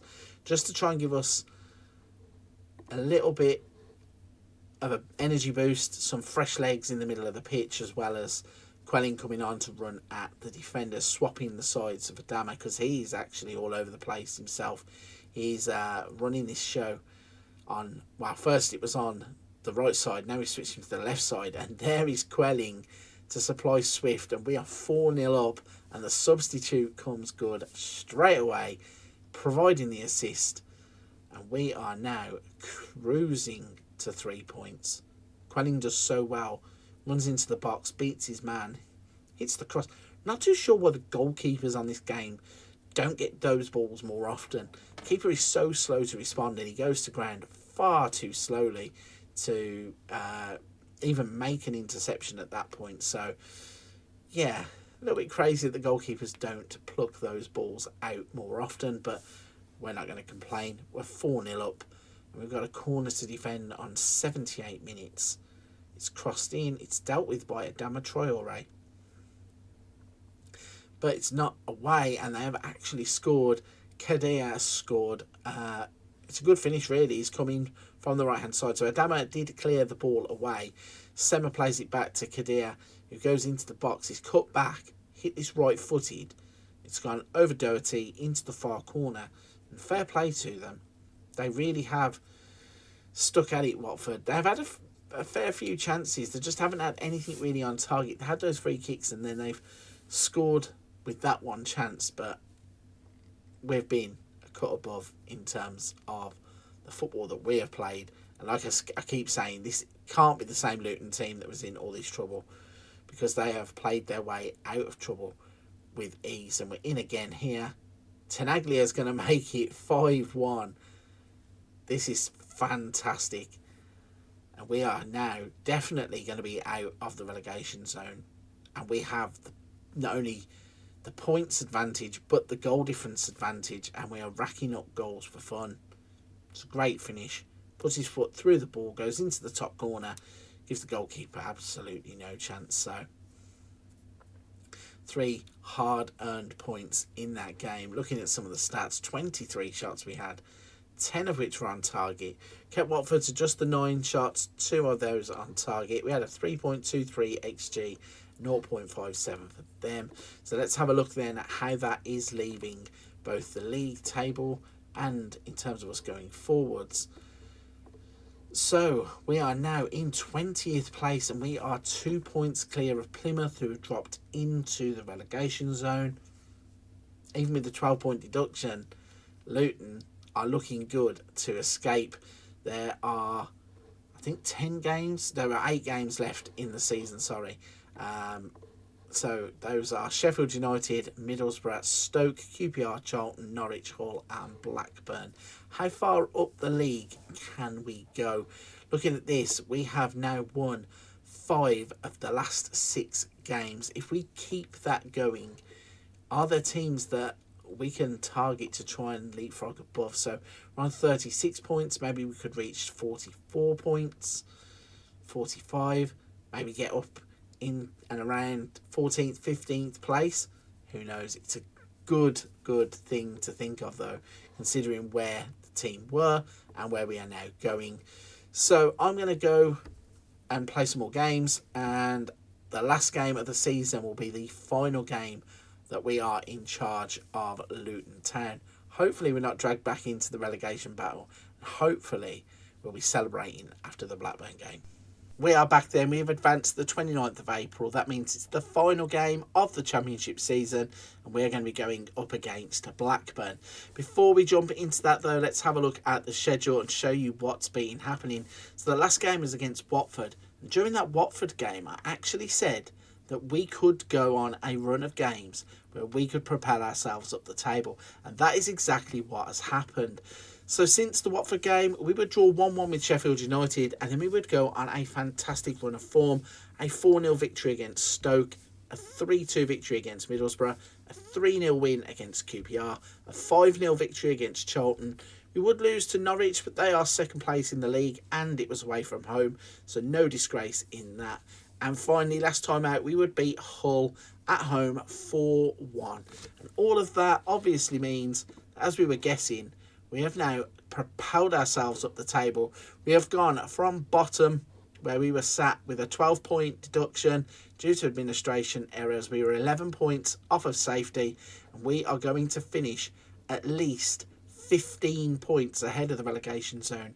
We now know that Watford, who didn't offer us the job at the start of the season, Preston and Plymouth are the teams that will be relegated for next season. So nothing really to play for, but we're going to go through the Blackburn game anyway, and it will break down everything that's happened towards the end of the season after the game anyway, and then obviously on to team number 5. But the starting lineup here is going to be Doherty in goal. We've got Walters, Kelly, Suter and Cabor, and then we've got Maris, Gabriel Moscardo, Cornet, Swift, Traore and Onuachu up top.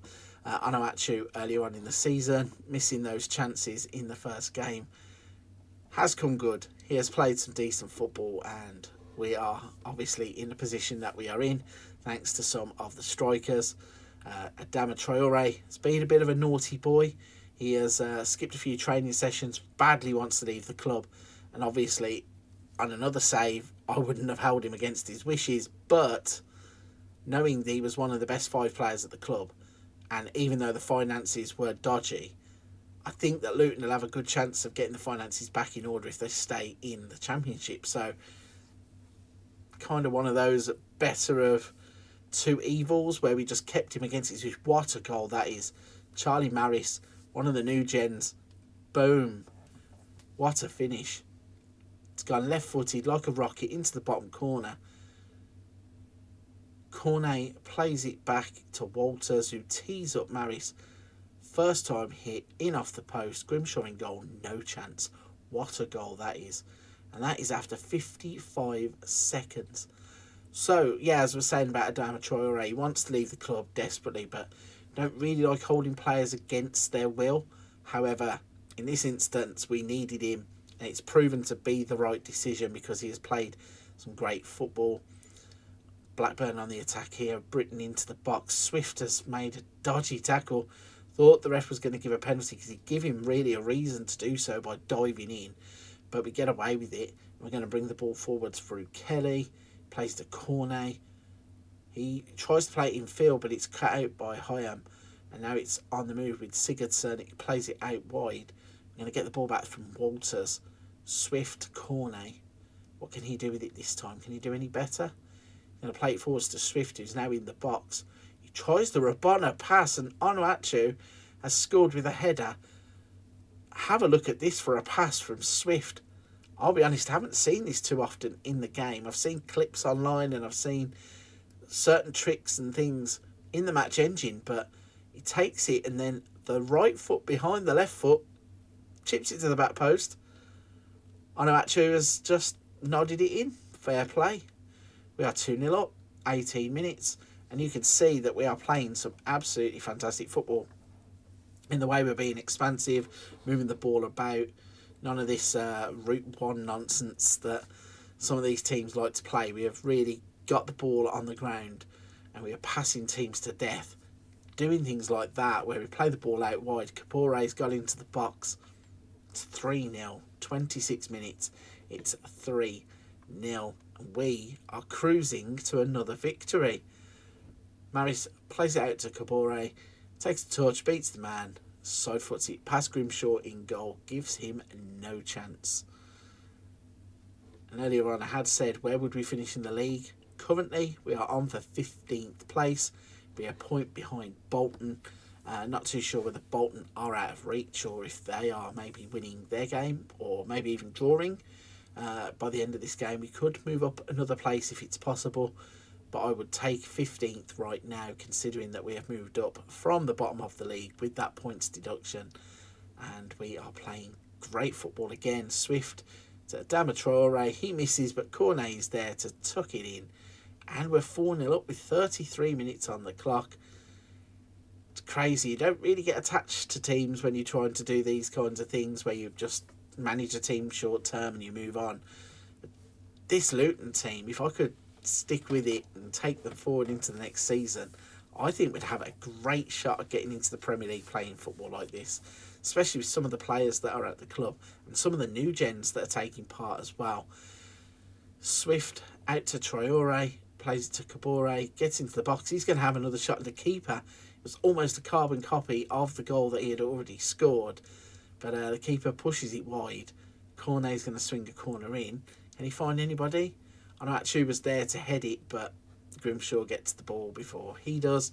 And yeah, Charlie Maris, John Swift and Adama Traore all getting 8 or above, or at least they were at the time that I said it. And we are 4-0 up at half time. Not even going to waste any time in this one because basically we know the outcome. We're safe. We're not playing for anything. Is this going to be? Charlie Maris has got himself a red card. So maybe we take that back a little bit. Let's drop the attacking midfielder just back into midfield and try and plug that gap now that's been left by the red card. So we've got basically a 4-2-3 and hopefully we can just see the game out because we've had 16 shots in the first 50 odd minutes. 13 of them been target. Blackburn have only had 1. So even if Blackburn do pile on the pressure, surely we're not going to concede 4 goals in the last half an hour. Although I probably shouldn't talk because straight away they pop a ball into the far corner and they get one back. So if we concede another, maybe we'll make a change or two. In fact, I'm thinking we'll make a change because we want some fresh legs just to see the game out. Doherty had no chance in goal. Sigurdsson hit that really, really well. Although it's going to tight offside. That's no tight offside, is it? When those lines get brought up, especially at this level of football, you think, oh, maybe. But no, it never is. Because we don't have VAR in this league. So we're going to bring John Morgan on for Cornet. Swap Morgan and Traore over. Then we're going to bring Tenaglia on at right back. And I think we need a central midfield change. So we're going to bring Oxbrow on in place of Swift. That will be our 3 changes to get us to the end of the match. There is around 20 minutes left on the clock. We've had 17 shots, 13 on target. Okay, Blackburn have now scored, but they've still only had 2 shots. Both of them being on target. They've had an XG of 0.2 and they've scored a goal. So, absolutely crazy sometimes what Football Manager can do to you. But Tenaglia was trying to run at his man there, gets the ball taken off of him. Wharton plays it back to Humphreys. Travis to Buckley. They're playing some nice football through the middle of the park here. Leonard out to Jacobson. Back to Buckley. Leonard is in and they have got a second goal. If they go and or score again and get closer to an equaliser. In fact, pace, if you're paying attention. Luckily for us, the goal is chalked off. I was about to start going on a rant about if they score another, we'll change, we'll drop off defensive. Didn't count anyway, so it doesn't really matter. And we're back in the penalty area. Morgan to Onuachu. Surely that's killed it off. 20th league goal of the season for Onuachu. And he, just like us, are flying in terms of what we are achieving. Moscardo with the ball. Morgan chips it back in. Onuachu is there with the header. 5 minutes left on the clock. Really not too fussed if this just runs out now because we are safe. And once again, we're going to have a successful season saving a team that were that deep in trouble with the points deduction and everything. That is fantastic. 20 shots, 14 on target, XG of 3.8 to their 3 and 2. Let's go back into the main game then and just show you the final standings, final table. Everton would go up as champions. Notts Forest are going off as promoted as second. In terms of the relegations, it is Plymouth, Preston and Watford. And then there's quite a big gap here between Watford and Blackburn now. There was 8 points in the end that separated the relegation zone from the chasing pack. We would finish on 55 points. Goal difference ended up being 23. At one point, I remember it being just 3. And we have done fantastically to just blitz our way to the end of the season. When you look at all the red dots at the start and the amber dots, and then you come down the bottom, it is completely different. After we took over at the West Brom game, you can see the influence that we have had on the team, how the tactics have worked and lifted us up. It has been brilliant. If we look at the squad then, I did mention just there that Onuachu had scored 20 goals. How many did he actually get in total across the season? So yeah, he scored 20 goals across the season. In terms of the league, he would score 20 league goals. He scored 2 non-competitive goals. In terms of assists, Lloyd Kelly would get 13. Swift would get 12. So decent return there from our squad. The players that stuck around and the ones that we had to work with. In terms of the finances, as we are going to be leaving the club soon, they're down to £4.6 million, which is probably going to continue to dwindle when they are continuing to spend $493,000, but they have a wage budget of $275,000. So it's kind of one of them where I'd be intrigued to see what happens and how they would get around that. They're certainly going to have to sell some of their bigger players, but at least we've given them another shot at it in the Championship. Anything else to go through? Let's have a little look at the club vision and the performance. So an A- from the board for staying in the Championship. Even with those administration points deductions, we have exceeded all expectations there, and the supporter feedback is an A+. Fans could not be happier with the club's vision for the future, and the club's vision in terms of the board was a B+.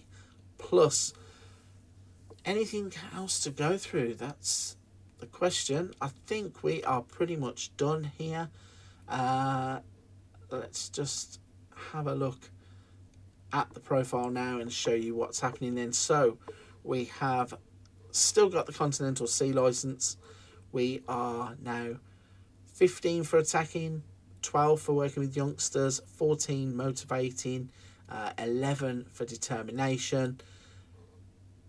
Let's have a little look here. So it still says we're not known enough of to have what we're known for, but we're trying to get in there successfully battles relegations and keeps teams in the league. So we are going to move on.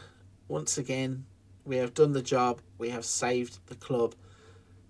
Luton Town will have another season in the Championship, and hopefully now for season 5 we're going to have our sights on the Premiership. The final thing to do then for season number 4 is to resign on the 1st of July. We have now headed to the 1st of July 2028, and that means we are going to be leaving Luton Town. Let's go to our profile. We're going to go to our contract, and we are going to resign, meaning that we will go on the job hunt once again. Let's leave things off by looking at the profile then. Still on that C licence, we are going to find a club, hopefully in the Premier League in season 5, and update that licence. But we can now look back with fondness at spells where we saved Luton, we've saved Tranmere, we've saved Rochdale, we've saved Matlock. Who will be the club for season number 5? Can we finally make it to the Premier League, or are we going to have another season in the Championship to try and prove our way in? So let's have a look at the job centre as always, and we've narrowed it down here now. We are only looking for jobs in the Championship or in the Premier League. We've already gone all the way from the Vanarama National North all the way up into the Championship. Now, I'm not 100% sure that we're going to be good enough to take any of the jobs in the Premier League, but we can still have a look at those anyway. So the 4 jobs that are available in the Premier League, all 3 relegation teams are there. We will count out Everton as they are not in the relegation battle. But to start off with, we have Sheffield United. They're also being counted out. Middlesbrough are just above the relegation zone too. So in essence, we have 4 jobs to choose from. The first of which is Lincoln. They are a 2.5-star reputation, a 3-star finance club who play in the Championship. When we have a look at the Championship, we can see that they are in 23rd place. They are only ahead of former club Luton, who once again are doing poorly. They are now managed by Kevin Nolan, and they are still in massive trouble with their finances. But back to Lincoln. They are 23rd. They're on 17 points from 25 games, which means it's not as bad as what it was with Luton last season. And they are currently 6 points behind Sheffield Wednesday, who are in 21st place. Then you have 2 teams on 26 points, so it looks likely anywhere up to 19th are all in there with a shout of getting relegated. Then turning our attention to the Premier League, as I said, all 3 teams in the relegation zone are available. So first we have Nottingham Forest. They have a massive overall debt of £54 million, and they are overspent on wages. So we'd probably have to go in and work with the team that we have. But they are a 3.5-star national team. They have okay finances. Let's have a look at the next team. So Wolverhampton Wanderers are next. They are 19th. They are also a 3.5-star national team with a 3-star finances. They have even bigger debts of £101 million and £2.2 million for a wage budget, and they are overspent. And finally, the last team is Leicester, where we find they are a 3.5-star national team. They are 4 stars in terms of their finances. They actually have a bank balance of £25 million, and they have £2.2 million in the wage budget. Looking at the Premier League then, just to see how much trouble these teams are in. So Notts Forest are currently sat at bottom. They've played 20 games. They have 10 points, and they are 8 behind Fulham.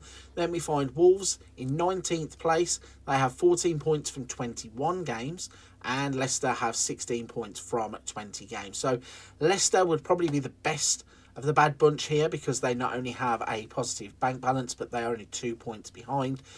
But Nottingham Forest are interested in being 8 points behind with 18 games to go. So as always, I am going to go off. I'm going to do some job applications. Won't put you through the interview process. And I will come back when we have selected club number 5. After going through the interview process with all of the clubs that we mentioned, there was only one that would make us a job offer, and that club was Lincoln. If you guessed that Lincoln would be club number 5 in the series, give yourself a pat on the back. You are correct. We are going to be taking charge at the LNER Stadium. So let's have a little look then. Lincoln are a 2.5-star reputation team. Their director of football is Jez George. Tom Shaw is our assistant manager. I think they're knocked out of the FA Cup. They were knocked out of the first round of the Carabao Cup. And even though it says Championship last season 23rd, That is incorrect because they are currently in the Championship. They weren't in it last season, I don't believe. They have won Sky Bet League 2. They have won the Vanarama National League. They have won the English Football League Trophy. They have won the English 3rd Division North. As I said, playing at the LNER Stadium, which holds 10,669 people, built in 1894. They have an elite performance centre for a training facility with good training facilities, great youth facilities, and an above-average youth recruitment. Moving on then to their first 11. As it currently stands, they are another team who are playing a 4-2-3-1. They have Wickens in goal, Hendricks, Sanderson, Van der Black, Bologna, Kilkenny, Joyce. They have Kleindienst on the right, Bayliss, Duffy and Gordon up top. Looking at the team, they have quite a lot of players that are in or out on loan. Some from clubs like Ajax, one from Notts Forest, Bournemouth, Brentford. So it looks like this team is made up of a mixture of current first team players and youth. Noticing that Bologna, Joyce and Kleindienst are all in there as new gens, also Hendricks as a left back. So it could be interesting to see what this team actually looks like, and maybe because they were a promoted team, I believe, maybe that's the reason why they are in trouble, because they just need a bit of guidance with what to do with those youth players and also the first teamers. So the outline of the board's vision for the future: they want to develop players using the club's youth system, play defensively solid football, play direct football and counter-attacking football. But as always, the most important one is to attempt to avoid relegation from the Championship. Let's have a little look at what's been going on behind the scenes and try and work out how they're in this mess. Looking at the league table, we already know that Lincoln are going to be towards the bottom, and they are currently in 23rd place. They have 18 points from 26 games, and they're currently 5 points behind Sheffield Wednesday. As we guessed, they were knocked out in the FA Cup third round by Plymouth Argyle, knocked out in the first round by York City. Let's have a little look at the schedule then to see how the season has gone. Guessing pretty poorly, and yes, they started off with a win in the Championship against Charlton, a 1-0 victory, and then after that it kind of fell apart in August. They lost against Norwich, Hull, Bolton and West Brom before a 1-0 victory against Portsmouth. Birmingham, Cardiff and Blackburn, they went without winning any of them games. Middlesbrough then, they would win 1-0. And then they would go 1, 2, 3, 4, 5 games without a win before a 2-0 victory against Luton. And then all the way up until we have taken over, they have been without a win. So it means that basically all of their victories have either been 1-0s or 2-0s. They have picked up a few points along the way, but it means that there are quite a few games to go, with 18 games to go. We are looking like we have got to book that trend of not winning games. Can't see games out, it seems. They were actually quite lucky to get a point here. 89th minute equaliser. Couldn't score against Sheffield Wednesday. Some of the games they did score in, they were obviously conceding goals too.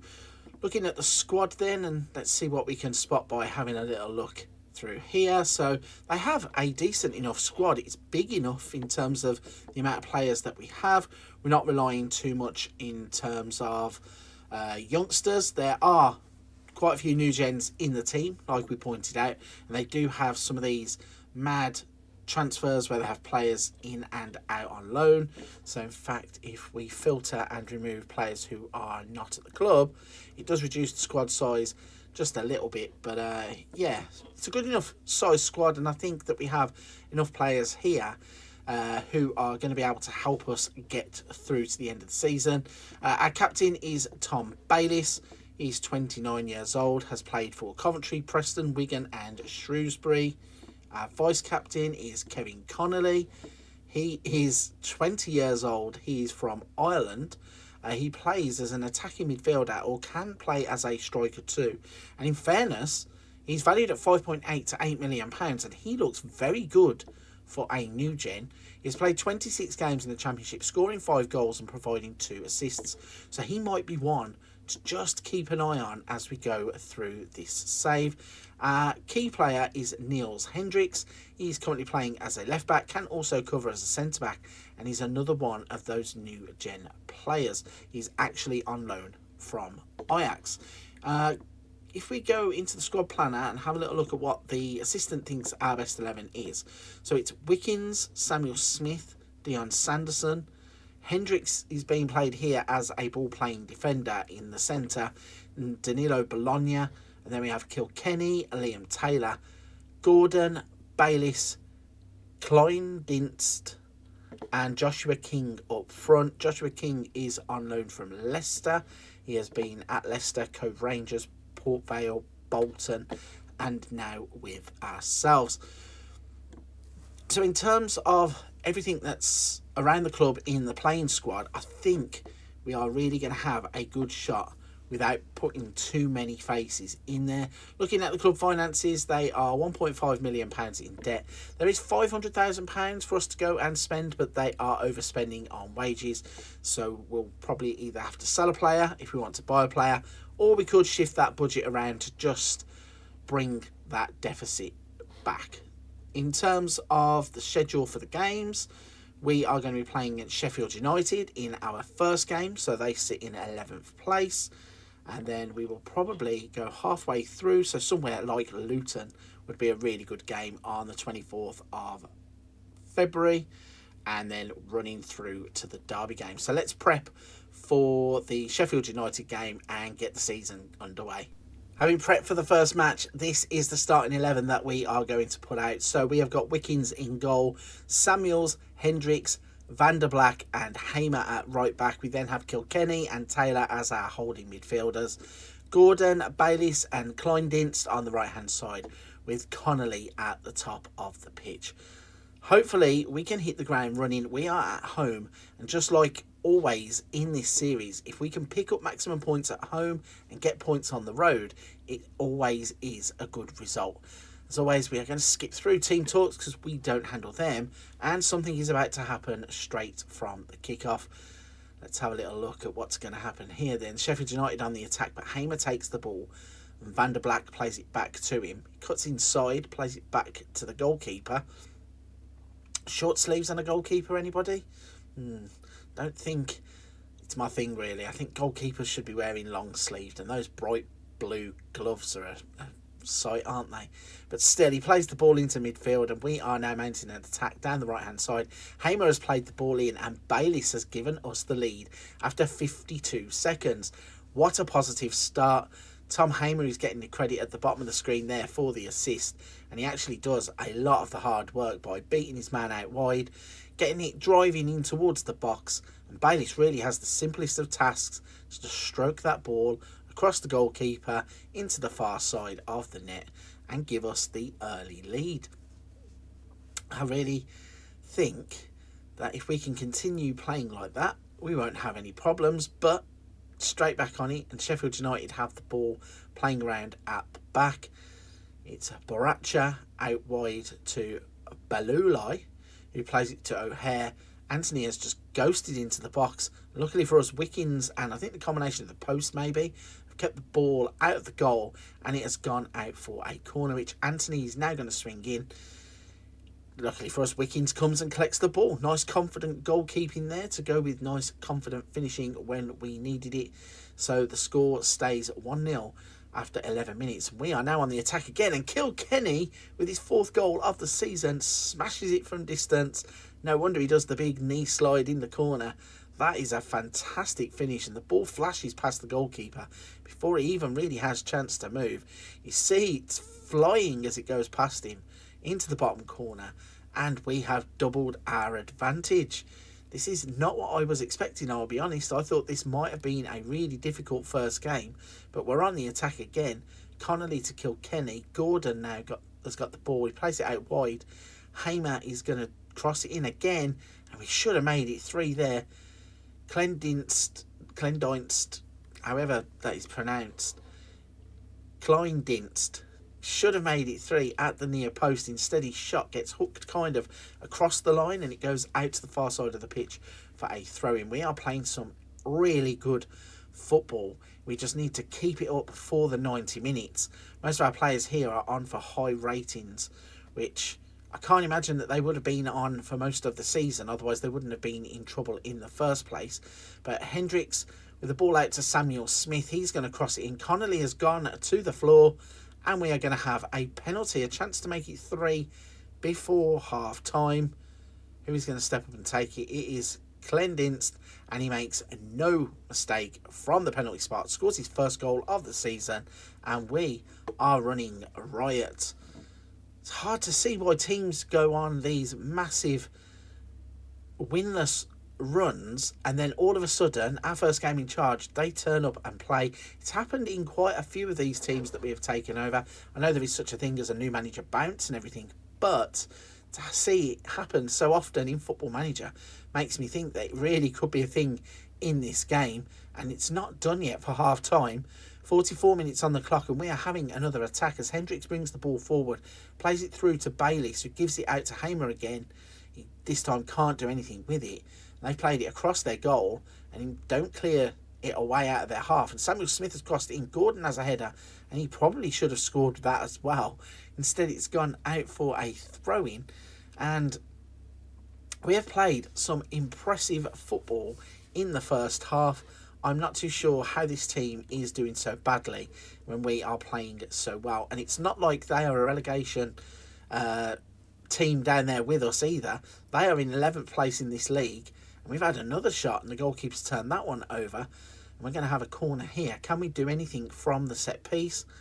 Quite a few of the teams that we have managed have been decent from set piece routines. Connolly gets the ball out wide, plays it to Kilkenny, who gives it to Van der Black, but the highlight just disappears. So nothing actually happening, although it is now an attack for Sheffield United where Hamer cuts the ball out. Van der Black should play this forward, but he stops and goes all the way back to the goalkeeper. I suppose it's better sometimes to retain possession than just hoof it long when there is no option on, because Gordon has now got into the penalty area. Right-footed shot goes over the bar, probably favoured a left footer from there, and the action doesn't stop. Goal kick only goes as far as the halfway line, and we win it back. Hamer is now going to play the ball forwards to Clendinst. It's in the box with Taylor, cuts it back for Bayliss, and there is number 4.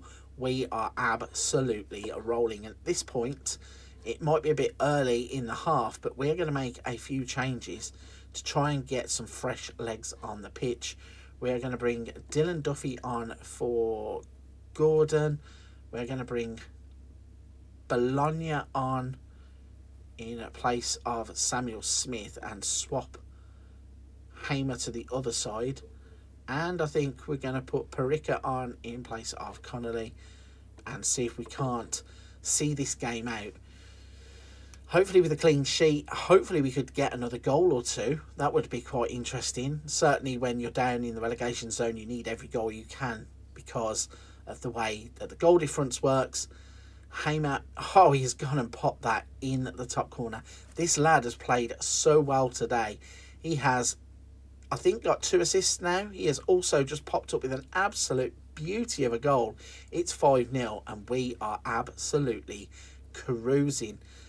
What a finish that is. Keeper was up there, just could not get his hands anywhere near the ball, and it's 5-0. What a start to our reign as Lincoln manager. And there's still half an hour of the game to go.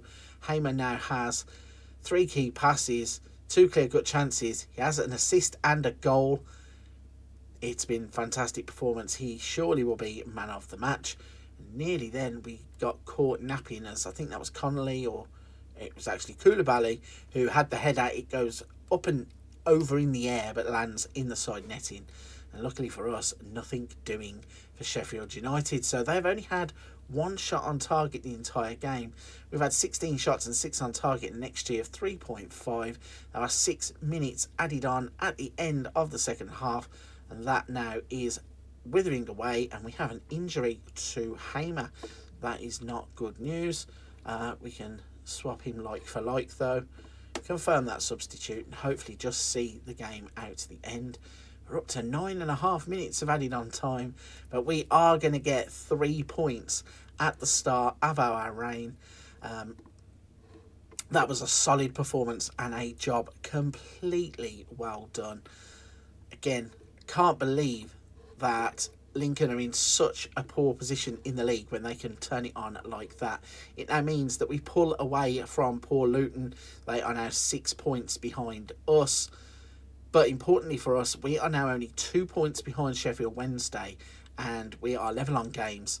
We are just 5 points behind Oxford. So, sticking on in there, we are looking now to start racking up points quickly to get ourselves out of the relegation zone, so we are not fighting towards the end of the season. As I mentioned previously, this is how the fixture list looks. We have only got one place we are coming back, and that is Luton on the 24th of February. So let's jump forwards and I'll fill you in on everything that happens once we get there. We have now jumped forwards. It's the 24th of February. That means it's match day against our former team, Luton Town. Before we jump into that, let's bring you up to date with everything that has been happening then. So we have now managed to jump ourselves out of the relegation places. We are currently sat in 20th place with 35 points from 35 games. And most importantly for us, we have now got the goal difference down to -7. All the other teams in and around us have double digits, and we are now bringing the goal difference down. So if it comes down to it that we are level on points with some of these teams below us, we are going to have a major advantage with the goal difference. Let's show you how that's happened then. So from the Sheffield United game, and I discussed this happening, sometimes it seems like the clubs we take over get a new manager bounce, because we would then go 4 more games undefeated with a 1-1 draw against Oxford. We would have a 3-1 victory at home against Swansea, a 4-3 victory away at Stoke. We would then batter West Brom 6-0 at home. Not sure what happened. Everything we touched turned to goals. There was goals from Duffy, Bayliss, Rowan and Bologna. Then we would follow that up with a dodgy 2-1 away defeat to Portsmouth, where we were in the lead, we were in control, and everything fell apart in the last 15 minutes of the game. We would then beat Birmingham 5-2 away from home, which was a solid performance. We would then lose 4-2 at home to Cardiff, which was disappointing. And last game out, we would get a 2-2 draw against Ipswich. That all brings us on to today's game at Luton Town. So let's get into it and have a look at the team lineup then. This is the 11 that we are going to put out. So it will be Wickens in goal, Hendricks, Van der Black, Sanderson and Bologna. Then we have Taylor and Kilkenny as the midfield holding 2. Gordon, Connolly and Clendinst. And up top we have Old. Again, we are trying to lean on that mixture of youth and experience, and it's seemingly working. We are playing some good football. The only transfer news that we had, because obviously we were in the January transfer window, and I can sort my words out, before we left, Aston Villa came in for Kevin Connolly. They offered £12.5 million. Now, I was half inclined to take it, and then I thought, where are we going to get a player to replace him of the same quality in a January transfer window? Had a quick look around, couldn't find anything really, or anybody who would be interested in joining Lincoln at this point. So we decided to turn that offer down, and we kept Kevin Connolly at the club until the summer at least. So with all that up to date, the starting 11 is in place. Let's go and play this game against Luton and see if they're going to get one over on us, or if we can do a number on our former team. Game is underway. As always, no team talks and press conferences, that kind of nonsense. We're having a chance straight off. Old has hit the crossbar of the bar, or the crossbar of the post, sorry, from just a couple of yards out. It looked easier to score than it did to miss. I'm not too sure how he has achieved that, but hey ho, that's how it has happened. Not a lot happened in the game though, other than that. 17 minutes on the clock. We have had 3 shots, 1 on target and an XG of 0.90 because of that. But it's Hendricks who seems to be running the show. He was the only one who was getting a decent rating. But it is now Luton who get the next highlight. Cross the ball in, and Wickens has come out again and dealt with it with those blue gloves still on. He rolls it out to Sanderson, who is now going to try and play it up the line. Bologna plays it inside. The ball over the top here for Connolly, and that's the exact reason that we didn't take the money from Aston Villa. Where are we going to find another player that can do that at short notice? We just weren't. So, justified in keeping the player at the club. Bologna into Clendin's, ball over the top. Connolly controls it. And I think the goalkeepers go down a bit early in this game. I think that is something that should be discussed with Sports Interactive, the way the goalkeepers just kind of go to ground first and the ball just conveniently sails past them.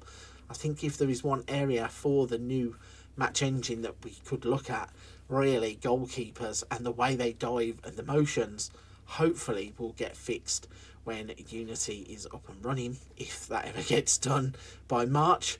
But we're on the ball again. Bologna making a mistake. He was good for the first goal. Not too sure what's going on here with some of these substitutes warming up. I've never noticed this before. We've got some nice big star jumps going on in the background. But on the pitch, Bologna is running at his man now. He's going to cross it in. Old Addy's hand up at the back post. Doesn't get that far until he goes and gets the ball himself. And now it's Taylor who's going to have a shot. He gets a deflection. And sometimes when you're getting the look, you are getting the look. It takes a big deflection, bounces down into the ground, wrong foot's Bentley in goal. I criticised him for the first one. There's nothing the keeper can do about the second one. Taylor takes it out of his feet, hits the shot. Defender kind of turns away from it. It hits him, goes into the net. Nothing you can do, and we don't care because it's a second goal for us. And we're going to be carrying a 2-goal lead in at half time, and we are well on our way to another 3 points, hopefully. So, Luton have made a change at the start of the second half. We have now kicked off. We are through into 53 minutes, and it seems like we are still the team on top. We've had 7 shots, 3 on target, but it's Suter who is setting up for the next highlight. It's intercepted. Connolly is going to play it forward. Old gets on it. Oh my gosh, he nearly finished that first time with the ball coming over his shoulder. That would have been some spectacular goal had he found the inside of the net. As it happens, it just bounces outside of the net. And yeah, that was a really, really good chance. It was a difficult chance, but I think we're going to make some substitutions. Let's do our usual.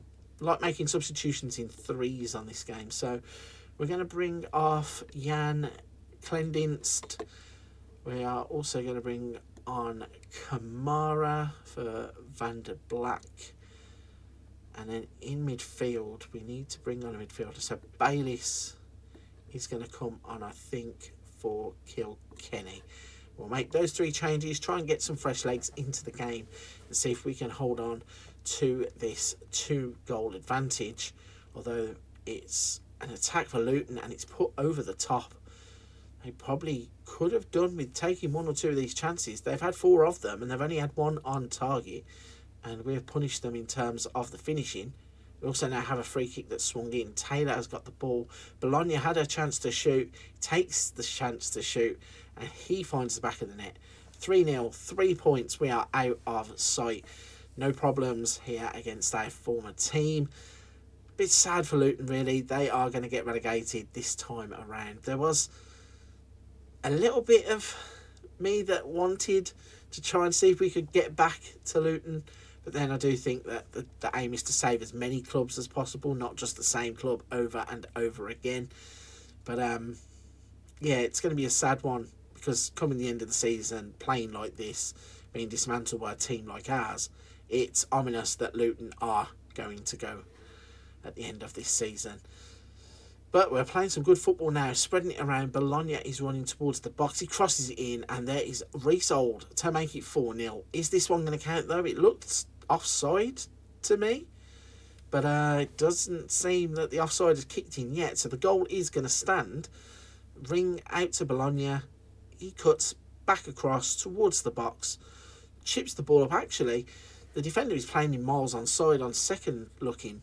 At first, it looked as if he had stepped up. It's going to show you it's a tight offside. But no, when the ball's played, he's actually run from deep, and the defender is just standing there and then chases him into the back post when it makes it look like he's offside. So, a decent enough goal. We have had a player go down there right on the edge of the box. Bologna has got the ball. Kamara is going to play it forward. Sanderson now with it. Ball over the top. Ring is in the penalty area. Can we get another? We can. Reece Old with his 10th goal of the season. And we're 5-0 up. This is the reason that I still can't believe that Lincoln are in the position, or were in the position when we took over in the league that they were, because we have played some absolutely brilliant stuff at times, beating the likes of Swansea by 6-0, I think it was, and Birmingham we beat 5-2. Some of those games where we're scoring goals for fun, it was West Brom, sorry, not Swansea. West Brom we beat 6-0. You just have to look at it and think, is this the same team that was being put out before we took charge? A little bit crazy, because we're playing really good football, and we're on it again here as Kamara is going to play up the line. Taylor now cuts inside. He plays it to Ring. He plays it back to Sanderson. And showing a lot of players get touches on the ball as well, which is brilliant. Bologna is going to cross it in, and there is Reece Old for his 11th goal of the season, and that's a hat-trick. Perfect hat-trick, it states at the bottom. He's had a left foot, a right foot, and a header. What a day for Reece Old. Bologna in again. He's ripped this fullback apart, and there's Reece Old to just tap the ball into the empty net. Not too sure where the goalkeeper was going, I'll be honest, but poor Luton Town. I was hoping that once we had helped them stay in the league, they could clear their debts, they could maybe go out and make a few signings, but it turns out that same old for Luton, and sadly for them, they are nowhere near looking like they're going to survive this league this season. So let's go and have a little look at the league table then, and how we are leaving it as we head towards the end of the season. So with 10 games to go now, we have 38 points. We have a -1 goal difference. We are on 36 games played. It means that we now have a 7-point gap to Charlton, who have played the same amount of games, an 8-point gap to Sheffield Wednesday, and Luton at this point are gone. They are 11 points behind Sheffield Wednesday, and they are 14 points behind QPR. They are not going to get out. You will see an R next to their name pretty soon. So in terms of the schedule then, as I said, we do 3 games. So we are now going to be heading to the end of the season, which will be Derby County on the 28th of April. But along the way, we will still have games against QPR, Norwich, Charlton, Coventry, Bolton, Hull, Southampton, Burnley and Sheffield Wednesday. So hopefully enough points there for us to climb a bit further up the table and absolutely guarantee ourselves no relegation scrap for the Derby County game. Right then, we have now moved forwards. It's the 28th of April. It's the last day of the Championship season. We're going to be facing off against Derby County. Before we jump into that game, let's show you what's been happening. Firstly, in terms of the competition and the league table. So we are on 51 points with 1 league game left to go.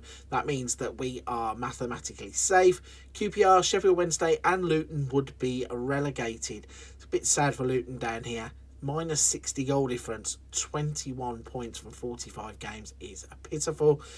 Luckily for us though, we would finish 7 points clear already of QPR, which means that it's irrelevant really what happens in the Derby County game at the end of the season. But just to show you where we have been since the Luton game, where we would win 6-0. So we would have a 1-1 draw against QPR. We would then lose 2 games back-to-back 2-1 defeats. Firstly against Norwich, then against Charlton. We'd beat Bolton 3-1. We'd beat Hull 2-1. We would then lose to Southampton 4-2. Beat Coventry 5-2. Lose to Burnley, who are confirmed as champions, whilst we had Clendin sent off as well. And we would beat Sheffield Wednesday 3-1 last time out.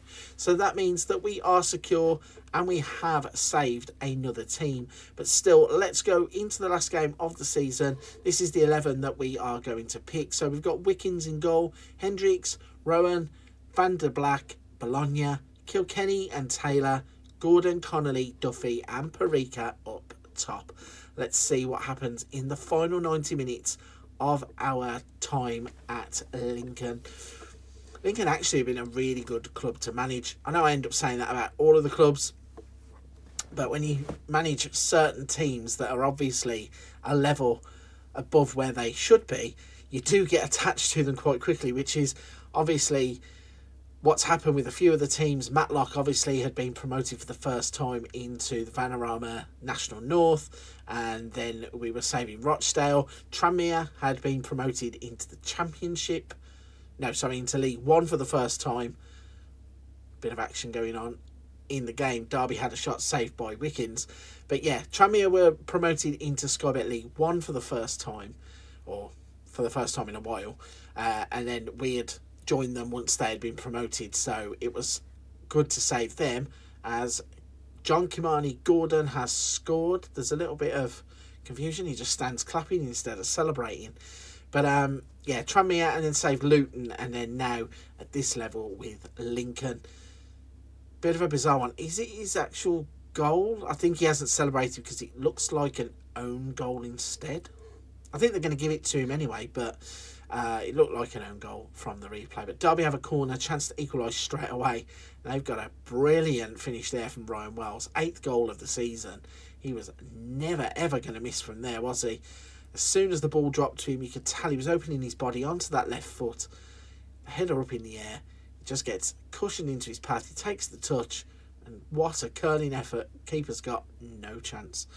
So 2 goals in a couple of minutes. And all of a sudden the game is 1-1. Should probably be paying more attention now than telling you about getting attached to certain teams that we've managed. We've got Bologna here with an injury. Let's not take any risks with any players at this stage of the season. Mind you, he isn't our player, is he? So I suppose sending him back injured is never a good thing. So we'll give him a rest, and we will bring on a substitute just to make sure that we get through the game. Throw in here Taylor. He's going to play back to Van der Black. Up the line to Dunn, who plays it into Taylor to Kilkenny. Ball to Gordon. And we're doing this again where we're knocking the ball around with ease. Hendricks is going to try and beat his man and does so. Can he provide the cross? He can. And there is Parika for his 3rd goal of the season. And we go back into the lead of the game. So this is pretty good. And this is you're seeing some of what's been happening since you've been away here, because we play football like this quite often where there's a lot of possession and we keep the ball, we move it around quite a lot, and then 9 times out of 10 when we get into these situations, whether it be Hendricks or Hamer on the other side, we have got wing backs who can attack and get forward and provide chances to our attacking options, and we have played some really good football from those positions. Derby are a good team. I think they were in about 8th place in the league, maybe a bit higher, but they're not there as a fluke. They are there because they are a good team in this league, and they can't get the ball at the moment. We're just dominating the possession, passing it around for fun. Connolly is now going to put Duffy in, and Duffy misses when he should have probably scored, because it was probably easier to score there. He's going to get a chance, though, to provide an assist with a corner. It's swung right in. Parika with the header, I think it was, and it's gone over the bar. So coming in towards half-time, we have a 2-1 advantage at the moment. We're going to get another corner, which Duffy swings in again. Keeper's come a long way, but does claim the ball. He's holding on to it rather long. I thought that they'd have wanted to get straight on the attack, but instead he lumps it long. It's headed by Van der Black. Kilkenny's now on it. Plays it to Duffy. Is he going to score this time? No, he's not. Put it past the post, but he is getting closer. So, yeah, 3 minutes of added on time, and we're going to get in, and everything is okay. So, through the dressing room, don't do the team talks, and we're going to have a highlight straight from the kickoff. Van der Black plays it out to Dunn. Up the line for Duffy. He plays it to Connolly. Ball to Parika. Is hit the underside of the bar. It's come out and got headed away for a corner. Can we score and capitalise on this to give ourselves some breathing room? Duffy with the outswinger this time. It's headed away as far as Taylor. What's he going to do with it? Plays to Van der Black. Dunn is into the box. Gets the ball pinched from him. And Derby have tried to bring it away, playing away from the back. So this is quite an interesting game, because Derby are by far the better team on paper, and when you look at the league table, they're in 8th place and we're towards the bottom. But we have actually held our own in this game, and then some. 15 shots, 4 of them on target, 2.81 XG. Derby have had 11 shots, but only 3 on target. In terms of possession, we've had more of the ball than them, which, okay, we saw that in some of the highlights, but I would have thought that Derby being a team that are higher up the table, we would probably be a bit more passive and let them have the ball. But it's a real positive to see that we are looking to play on the floor, put the passes together, we are creating chances. And okay, we're not taking every single one of them, but we've put ourselves in a position where we are leading the game in the 84th minute. And if we pick up another 3 points at the end of the season, it'll just show you just how good of a job the players have done, because the players are exactly the same as the ones that were there when we took over and they were in the relegation zone, and they have done it all themselves. They have got themselves out of trouble. Yes, we came in, but we're playing the same tactic. But in this game alone, they've had 20 shots, 5 on target, scored twice. And Derby had 15 shots, 7 on target, scored once. We come away with 3 more points. So the final standings in the table for the season, let's have a little look at them and just confirm that once again we have saved Lincoln. They go onto the list with Matlock, Rochdale, with Tranmere and with Luton, and now Lincoln go on there. 54 points from 46 games, and we have managed to turn it around after they were sat in the relegation zone for so long. In terms of the schedule, it again started off terrible. They had a massive run where they didn't win games for ages, and they were only scoring 1 goal here, 1 goal there. And since we've come in, 5-0 wins, 6-0 win, another one there that we caught in the middle match. We had a 5-2 victory against Coventry, beat Derby just 2-1. And we're not just beating the smaller teams that are down there with us, we ended up beating some of the teams that were actually fighting for promotion. In terms of the finances left at the club, they have a 5 million hole, but hopefully they'll get some of that back in revenue when they kick off the new season. With the wage budget, wages have gone up a little bit to 225,000, but we did put the transfer budget that was available to us into the wage budget to make it 211,000. So we're not leaving the club in a terrible state. In terms of the club vision and looking at the performance, we get a B+ from our chairperson, Clive Nates, and a B+ also from Paul Durrant, who is the supporter feedback. In terms of the squad, let's have a little look. Who scored the most goals for Lincoln this season? So that would be Resold. He would get 14 goals and 1 assist. And in terms of most assists, that would go to Tom Bayliss, who would get 9 assists and 11 goals. The top player for the average rating, that would go to Alfie Pitts, although he did only play 1 game, so it's a little bit skewed. Tom Bayliss, I think, would deserve that award too. So we've pretty much done everything that we can. We have got safety for Lincoln City, and it just leaves one thing left to do, and that is forward on to July the 1st. We'll tender our resignation and turn our attentions to season 6. Okay, it is now the 1st of July 2029, and we have come to tender our resignation at Lincoln City. So it's been a good time, a good couple of months at the club, and once again they have been added to the list of teams that we have managed to save.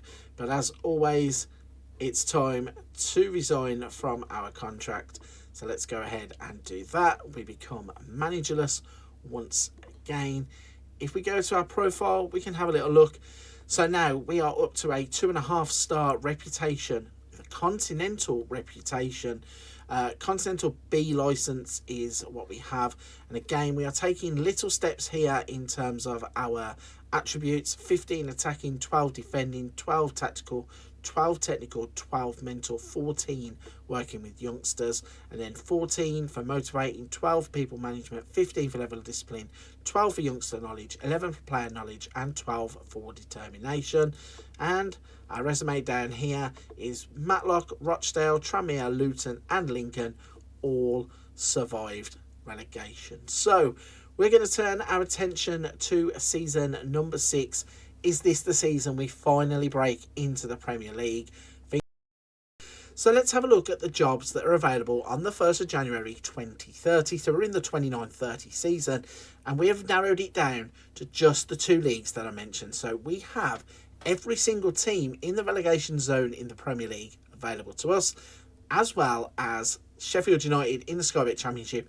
Because they're not in a relegation battle, we are now firmly focused on the Premier League. So let's have a little look at what's going on then. So we've got Norwich, who were promoted last season from the Championship. They're a 3.5-star national reputation team with 4-star finances.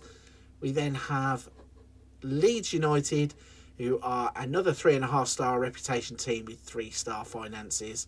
And we have West Ham, who are a 4-star continental secure financial club. Looking at the Premier League, let's see how these teams are actually down there. So Norwich are the worst off, 18 games, 10 points with a minus 23 goal difference. Leeds have played 18 games with 13 points and a minus 18 goal difference. And West Ham are the best off of the three, 14 points from 18 games and only a minus 8 goal difference.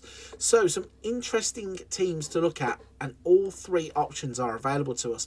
So I'm going to go and apply for some jobs, and I'll come back when I'm going to announce who is club number 6. After applying for all three jobs, going through the negotiations, there was only one team that was serious about hiring us, and that team was Leeds United. If you guessed correctly, team number 6 would be Leeds United. Give yourself that pat on the back because you were correct. We're going to be taking charge at Leeds United for the 29-30 season. So obviously, Leeds United are a big name, and we have finally made it to the Premier League, building up that reputation as we were to get finally to the Premier League. So they are that 3.5-star reputation team. Nick Hammond is the director of football. Loris Coggin is our assistant manager. The media are predicting us to finish in 16th place. Play at Ellen Road, obviously, in front of 37,890 people. Thorpe Arch is the training facility, where they have superb training facilities, superb youth facilities, and excellent youth recruitment. Now, Leeds are a big club. They have won the Premier League. Well, they didn't win the Premier League. They won the old First Division. But as it is top flight football, and this is the thing that baffles most people, didn't start in 1992, even though they won the league in 1991, just before the Premier League. They are top flight winners. They have won the Europa League, or the UEFA Cup as it would have been then, the FA Cup. They have won the Sky Bet Championship. They have won the Carabao Cup, and they have won the Community Shield. In the current season, it looks like they're not in the FA Cup yet, because obviously Premier League teams just come into it now, with it being the 1st of January. I don't think that tie has been played. They were knocked out in the quarterfinals of the Carabao Cup, and it says last season they finished in 19th, but that is the current season that we are playing in. Let's have a little look then at what Leeds have got in terms of a playing squad. So there are some names there that will have been there from the start of the game. We have Melier in goal. We have Bradarich at left back. Broyle is a new gen defender. Pascal Stroke is still there. Christiansen at right back. We've got Danilo. Ethan Ampadu is in midfield. We've got Rowe, Salazar and Harrison, who is still at the club. And Wilfried Gnonto is still up front for Leeds United. So at least we know we have a solid base of players. We also have Tijani Reinders on loan from Inter, Jude Soonsup-Bell on loan from Aston Villa, and we have a whole host of players, including Connor Bradley, that are out on loan to other clubs. He, in particular, is out on loan to West Ham, who are one of the other teams that we spoke to. Let's have a little look then at what the board thinks. So the board want to develop players from the club's youth system, work within the wage budget, grow the club's reputation. They want to be competitive in the FA Cup, so they're still in that. Become an established Premier League team, so not just beat the drop, but they want to be established and be competitive in the Carabao Cup. So I think that all of those are realistic. We will look at the youth system and see who is available to be promoted. But I've got a good feeling that we can do this pretty much from the get-go using the players that are there. But let's jump into the game and see how Leeds have ended up in a bit of a mess. Looking first at the Premier League, now we know that Leeds are going to be in the bottom three. So at the bottom of the table, it's now 19 played, 13 points. There was an extra game played whilst we were in negotiations. They are 3 points off of Wolves. They are 4 points off of Burnley and West Ham. And they are 4 points off of Bournemouth. So at the moment, this is the bracket we are looking at. Up to 15th, I think, is within reach. We do not want to let them get too far away. If they start to pull away from us, things could get difficult. In terms of the FA Cup, we were in it, but again, in that period of negotiation, we played against Manchester United, and sadly, in that Rose Derby, we would lose the game in the third round. Then knocked out in the quarterfinals by Aston Villa in the Carabao Cup. Looking at the schedule then to see how that has gone, or how disastrous it might have been. Start the season off with a 3-1 loss to West Ham. It then got a bit brighter with a point against Arsenal and a victory against Tranmere, but then it's been all over the place in terms of the Premier League. No win in 1, 2, 3, 4, 5, 6 games, with 2 Carabao Cups sandwiched those games. But then a glimmer of hope with a 2-1 victory against Crystal Palace, a 2-2 draw against Burnley, a 2-2 draw against Brentford, and they kept the run going with a 1-1 draw against Bournemouth and a 2-1 victory against Cardiff. However, then in December things started to ultimately fall apart. A 2-0 loss to Leicester, a 3-0 loss to Wolves. They got knocked out in the Carabao Cup quarter-finals. There was a 3-1 victory against bottom of the league Norwich, but a 2-1 loss to Tottenham, a 2-0 loss to Newcastle, a 2-0 loss to Aston Villa, and a 2-0 loss to Manchester United in the FA Cup means it's been a bit of a miserable time. Looking at the finances at the club, there is a big hole. 39, nearly £40 million in debt. There is £331,000 in the transfer budget, and we have a £1,000 wriggling room in terms of the wage budget. If we want to sign a free transfer on a £1,000 contract, we can do that. Safe to say though, with those figures that are there probably will not be any transfers done in this January transfer window unless we have a stupid offer come in for big money for one of our first teamers and we can go out and replace them. But I think we're just going to hold with what we've got. In terms of the squad itself, it's quite a large squad. If we filter out the players as not at club, so we can de-bloat it a little bit. So only one goalkeeper in the first team is a little bit strange. We probably have to promote from within the dev centre, but Melier is a good enough goalkeeper 9 times out of 10, both in game and in real life. And then there is a lot of defensive players.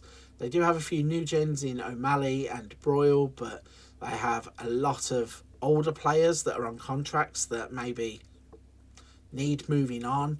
A few injury-prone players as well. Fitness issues for Ethan Ampadu. And they've got Danilo there. Tijani Reinders is in on loan, as is soon sort of Bell that we saw. Wilfred Nonto is still here. We've got Ratkov, Lewis Peary. So it's a large squad that might need trimming. It really is one of those where it's going to depend on what the money says and who we can get to replace them if we do any business. Our club captain currently is Ethan Ampadu. He's been a solid player. I will not say spectacular. I will not say poor.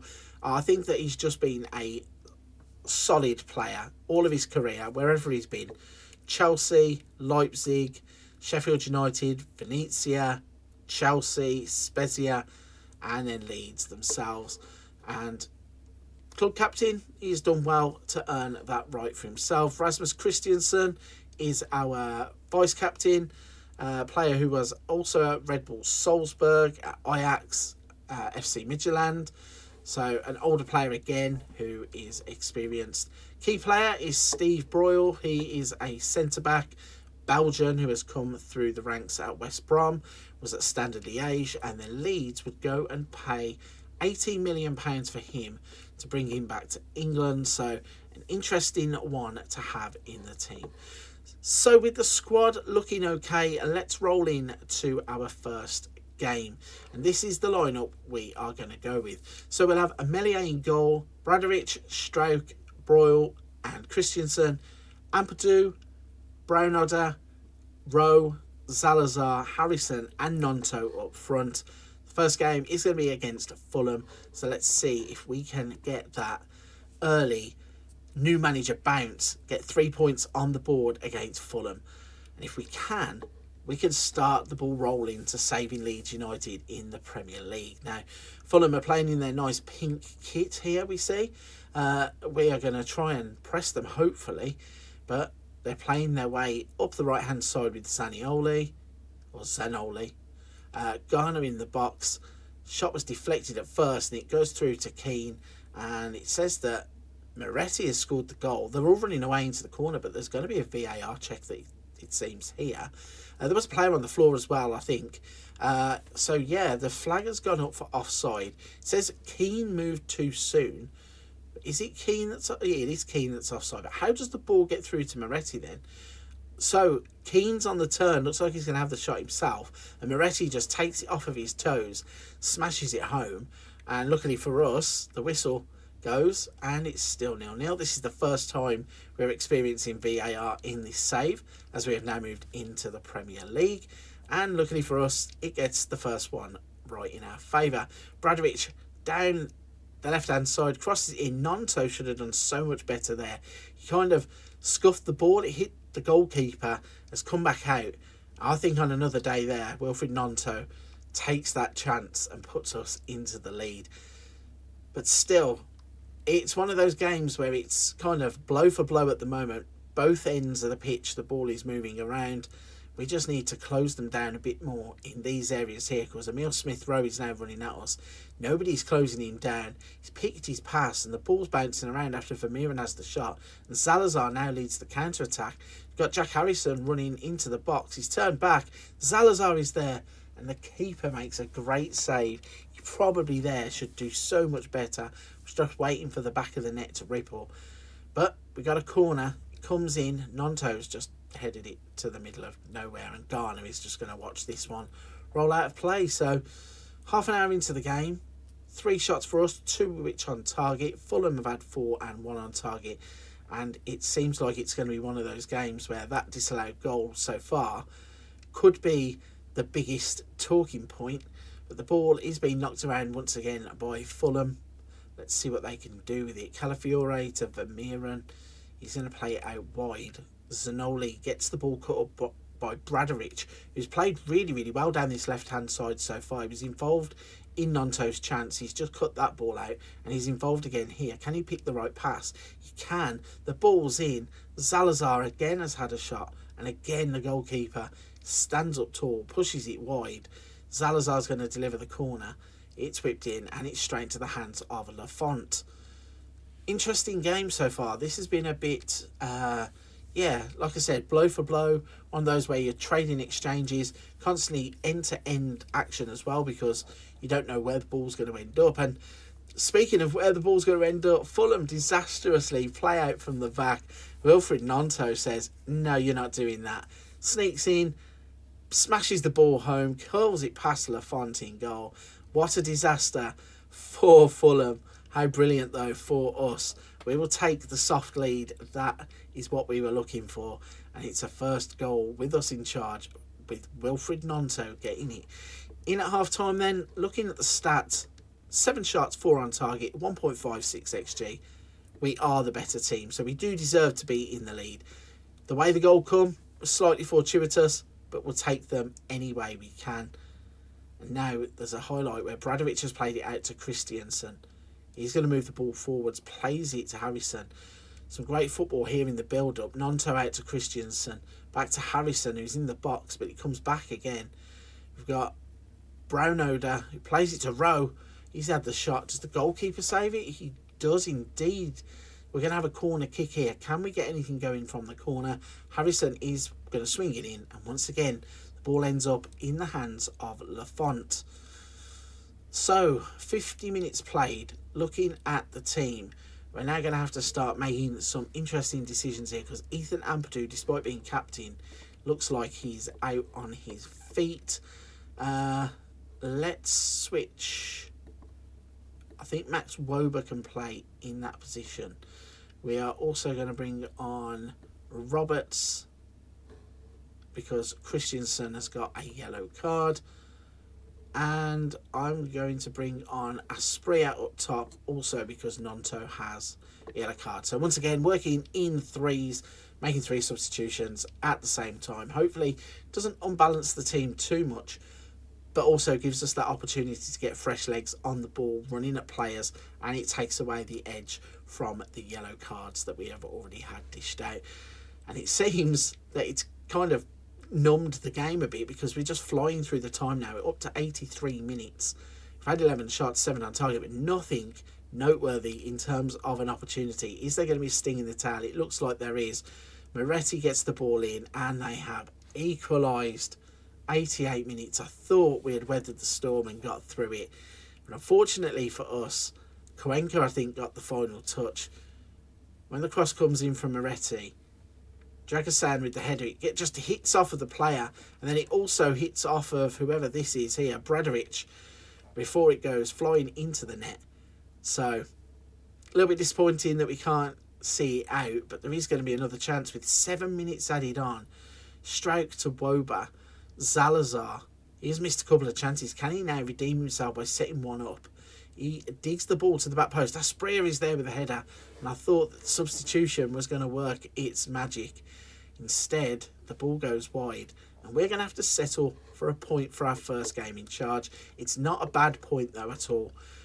12 shots, 7 on target, an XG of 1.99 says we were probably a little bit unlucky. They've had 9 shots, 4 on target, and a 1.41 XG, so nothing really to be disheartened about. We've got a point on the board in our first game. Let's have a look then at the league and see how that leaves us. So 14 points level with Wolves, but we have played a game more. We have also played the same amount of games as Burnley. So yeah, depending on what happens with the other teams there, I think this is pretty much where we're going to be. We're going to be in and around these positions all season long. This is going to be nip and tuck as to whether we can actually do this. I think it's going to be a fantastic journey either way. Looking at the rest of the schedule then, we have games. We've got Burnley playing here on the 16th of March. Is there anybody else in the relegation battle? We've got Norwich, but I think that's a little bit too late. There's Wolves as well. Could we go that far? No, I think we're going to go to Burnley. We'll play... Yeah, I'll jump forwards. We'll play against Burnley. Then we'll play against Aston Villa for the last game of the season. We'll see if we can be a success in our first season in the Premier League. So, Burnley on the 16th is the next game. It is March the 16th. We have jumped forwards to the day that we play Burnley in the Premier League. But before we get on with that game, let's show you how we have been getting on in the league. Let's look at the most important thing, the position in the table. We find ourselves now in 15th place. We have jumped up outside of the relegation zone. Not only have we done that, we have opened a gap of 9 points now to the bottom 3. Norwich are on 20 points. West Ham and Burnley are 19 points each. So we have a 9 point and 10 point gap to those places, and we have done it playing some absolutely brilliant football. If we have a little look at the schedule then, we all started off playing against Fulham with a 1-1 draw. Since then we would lose to Arsenal 1-0 and then go on an insane run. This just was bizarre. So we'd beat West Ham 4-0 with goals from Rowe and Nonto and an Edson Alvarez own goal. We'd beat Liverpool 3-1 away from home at Anfield. We would beat Manchester City 6-2 at home. Not a clue how we did it because I haven't changed anything. Danilo, Nonto, Rowe, Harrison and Soonsup Bell getting the goals. We would beat Chelsea 3-2 away. We would then beat Everton 3-2 at home. We'd then come back down to earth with a bump, a 3-2 loss to Manchester United, which is probably a painful one for Leeds United supporters. Obviously, the big rivalry there. And last time out, we would lose 2-0 to Crystal Palace. And sometimes Football Manager really makes no sense to me whatsoever. How we can beat Manchester City 6-2. And if we look at some of the stats there, we played outstanding football. We had 16 shots, 8 on target. They had 16 and 10 on target. We scored 6 times. They scored twice. And yet, when we played against Crystal Palace, we had 11 shots, 3 on target, didn't score. They had 17 and 8, and they scored twice. Sometimes the game really baffles me. I have no clue how it happens. But luckily for us, we came out on the right side of the big games and then lost the one that I actually thought we would win against Crystal Palace. Anyway, we are rolling in to the Burnley game. We have already picked the team, so let's have a little look at the lineup then. It'll be Meslier in goal, Bradovich, Stroke, Ampadu and Christensen, Danilo and Brownoder. Then we've got Harrison, Aspria and Rowe and Nonto up top. Let's have a look at how we get on. Another 3 points here would be appreciated just to maintain that gap to those at the bottom of the table. And I think with Burnley being one of the teams that are in the bottom 3, a 3 point gap further away from them would pretty much move us away from them for good. They're on 20 points. We are, well, currently they're on 19 points, but with this point that they're currently on, it'd be 20. But we have a 10-point gap over them now. Putting that gap up to 13 points, I think pretty much means they won't be able to catch us. But we've got to win the game first, and we are on the attack with Brownoda. Plays it back to Stroke. What's he going to do with it? Round the outside he goes. He's going to cross it into the box. And it's played back to Danilo, who smashes it home. This one is going to get checked for VAR, I think. Not too sure what the infringement would be here. What are they checking for? Goal disallowed, offside. So Bradovic plays it back to Danilo, who hits the ball, and we've got, I suppose it's whoever this is here. I think it was 29, was stood in front of the goalkeeper, and that is probably what it has been disallowed for. Disappointing, got to be honest, it's disappointing because we were well on our way at that point, but that's what happens sometimes in football. You've got to take the chances, and now with VAR, you've got to make sure you've got nothing wrong in either the build-up or the actual goal itself, and we have had the goal chalked out. So what are we doing at the back? Melier, I said in the build-up to this part of the save, he's a 9 out of 10 goalkeeper. This, what you've just seen there, is the one time that he decides to be all over the shop, not sure what he was doing, and now it turns out that we have conceded, and this one's going to go to VAR too. There is a flag on the far side.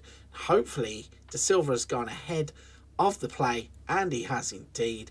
So a goal each disallowed. It's a clever worked routine though. But it's inches offside. But De Silva puts it home. Melier had no chance, but thankfully for us, just like them, we've had one disallowed. They've had one disallowed. Now we need to make sure the next one counts for real. Although Harrison's picked up a knock and given the ball away, so maybe he's a candidate to come off if that happens too often. But Aspria's going to play the ball out wide. Christensen can't get there, and all of a sudden it's with Rushworth back in the goal.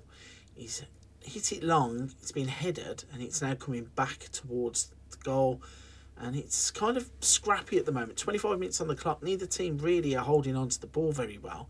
We're attacking from Rowe, he's crossed it in, and Nonto is there with the header, and we're going to change Jack Harrison. I'm not happy having a player who is carrying an injury this early into the game, regardless of how bad it is.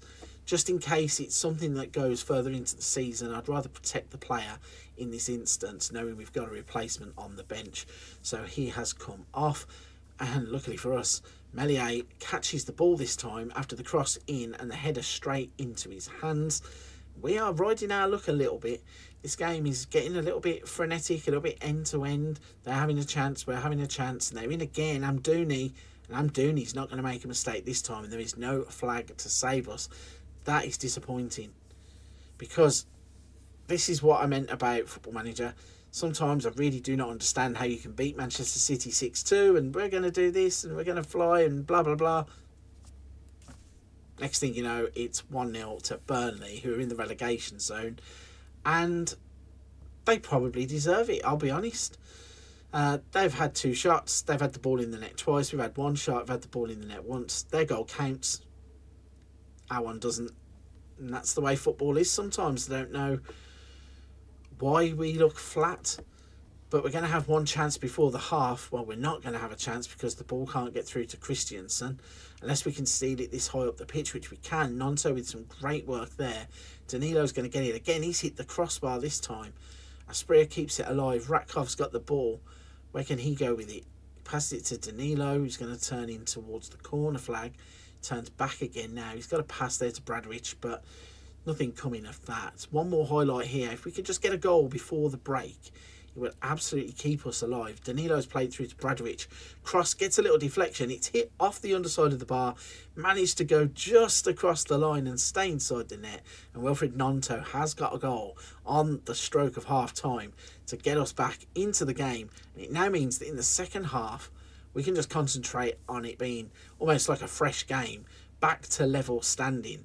And we can go and just try and attack in the second half to get these 3 points to build that gap I was talking about earlier. So Into the dressing room. Don't do team talks here. Going to go straight into the second half and see if we can carry that end of half momentum across into the second half. 55 minutes, so an uneventful 10 minutes that have just flown by. Looking at this, it's saying Burnley are playing a flat 4-4-2, so maybe there's a chance for us to exploit some gaps. I'm going to do the usual thing, I think, and make some substitutions in a couple of minutes, maybe after this passage of play. Yeah, so let's go onto the bench and see who we've got. So Soonsup Bell can come on for Aspria. Ratkov has come on and has already got himself a booking. Danilo's influential, but we're going to give Zalazar some game time too and see if that can help us get a bit of creative spark as we look for the 3 points. Best 2 or 3 players on the pitch for us is Bradovich and Nonto. Not a lot really happening outside of that. Key passes 3 from Bradovich, 2 clear-cut chances, and it's going to be a corner kick here to Burnley. Luckily for us, Meslier comes out and commands his area well, claims the ball from the corner, a bit slow from the get-go to get it away. Ratkov gets the ball, Brownoda plays it forward to Rowe. Can he pick out a pass? He can't, but Brownoda goes and cleans up and gets it back. Ratkov intercepts the pass, and all of a sudden Burnley are away down the right hand side. Can they stop the ball? We cannot. It's into the box. Williams to Foster, and with another deflection, it seems, De Silva has put them back in the lead. Now that is more disappointing. Like, we're already playing attacking. I think we're going to go very attacking for the last 13 minutes, because we really would love to get 3 points here. But a point at this moment in time is better than a loss. We have a free kick. Salazar's going to play in. It's up in the air. Are we getting a penalty here, or what's happening, referee? It's going to VAR. What was this for? It was all kind of crowded together in the box, and we've got a penalty. Who's going to take it?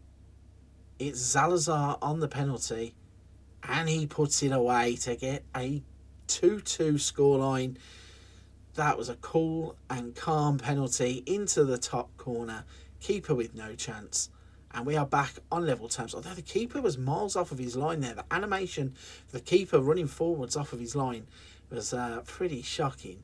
And we're going to leave it attacking. We're going to try and win the game rather than draw the game. But I thought that was about to come back and bite me. But Meslier catches the ball from a corner. And again, this slow, doesn't get it out of his hands quickly. And the ball's coming straight back. Strike is there, though, to deal with it. Rowe to Salazar, ball over the top. Soonsup Bell waits for it, doesn't really turn back for it, but it comes to Ampadu anyway, and he Soonsup Bell again. Salazar over the top for Christensen, crossing. Nonto was there. Salazar has hit it back, and Ratkov smashes it home. Everybody's looking across for the flag. It's not going to come, and now we will drop back to just positive and try and see the game out. 84 minutes, and we have managed to turn it around. It is now 3-2 Salazar. I don't know why people were looking back for the flag. There's a few players there that had a look across the line, and there was 2 or 3 defenders playing him on. Clearly it was a good goal.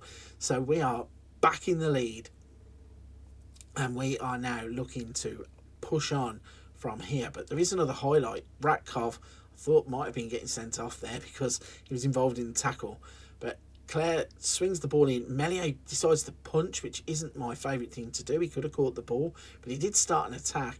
And Brownoda just played it over the top. Nonto, nobody's going to catch him, but he can't get it past the goalkeeper, and it means it's a corner kick. There is 6 minutes added on.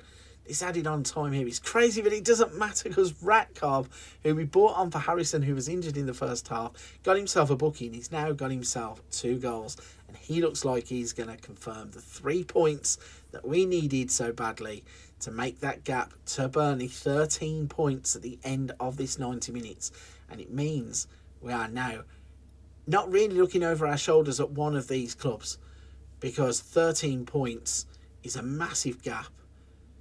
And I don't think they're going to be able to get back to us. He could be on for a hat-trick here. Instead, he plays it to Soonsup Bell, who hits it straight at the goalkeeper. would not mind if the game was to just finish right now. And that's what it does.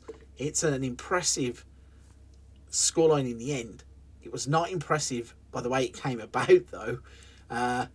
Yeah, it would have been more comfortable if we would have been winning that game straight off rather than having to come from behind all the time. But we'll take it. A 4-2 victory. Let's have a little look at the table then.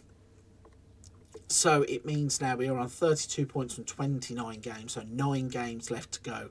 Burnley, 19 points from 29.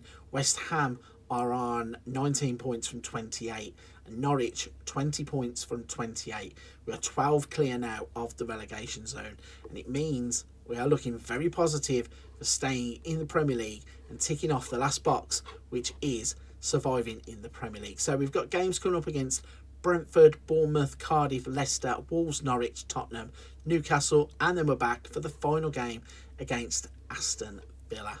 We have now jumped forwards to the last day of the Premier League season. It's the 26th of May and we're going to be playing Aston Villa in the final game. But before we do that, I need to show you the league table just to show you the progress that we have been making. We are now sat in 11th place in the Premier League. 53 points from 37 games. And considering where they were when we took them over, Leeds are now nowhere near relegation. A 23-point gap has opened to Wolverhampton Wanderers, and Leeds have been safe for a while. In terms of the Premier League, it does come down to the last day of the season. It's any 2 from 3 with Burnley, Wolves and West Ham on the cusp of being relegated. But for us, it means we go into the Aston Villa game with absolutely no pressure. So let's go back to that lineup and just run you through it for the final time. We have Meslier in goal, Woba, Broyle, Ampadu and Christensen, Danilo, Brown Nodder, Harrison, Salazar, Aspria and Nonto. So that will be the final lineup of the series. After this, we are done. Our aim was to reach the Premier League and save a team in the Premier League. We have done it first time of asking. So let's enjoy the final 90 minutes of football in this save. We know that Salazar is not match fit really, but we're going to play him anyway. So let's go through straight into the match. None of this team talk nonsense. We are past all of that. Straight into the match action. Says there's a downpour at Villa Park. We have Simon Hooper as the referee, and Aston Villa have come out flying. They have had the first chance, but we have had a couple, just nothing happening on the pitch in the first 17 minutes of the game. But we do now have a highlight as Broyle gets the ball in the middle, plays it forwards to Brown Nodder, who tries to chip it into the box for Aspria. Where the Villa player was going there, I don't know. He went all the way back into his penalty area just to clear the ball. But Christensen's got it. He's now charging all the way across the pitch just to play back to Danilo, who fires a shot, ends up on the roof of the net. And that could have been a spectacular goal to finish the series off. But it's going to be Harrison who plays the ball in. Nonto is there. It's bouncing around. Salazar's at the outside of the post with a kind of toe-poke-looking effort. But it's Villa now that are on the attack up the other end as Savio gets the ball. Broyle stops him whatever means necessary and Savio gets a free kick. He swung it straight in. Meslier watches it go past the post for a goal kick. So an interesting couple of minutes there. Highlights going back and forth. We hit the post. They had a shot quite close in on goal from a free kick. And I think that's going to be offside if these score from here, surely, because he looked like he was miles off, but still the play was allowed to go on, and Wilfried Nonto has stolen the ball up the pitch. We've got nobody there to support him. Brown Nodder is there now, and Aspria has played it through to Nonto, who scores, but I got a feeling this one is coming back for VAR. If he has timed the run here to perfection, it would be absolutely fantastic. But no, just as suspected, he was a little bit ahead of the play just as the ball was played. He couldn't hold the run. Great finish though in off of the post. Give the keeper no chance from there.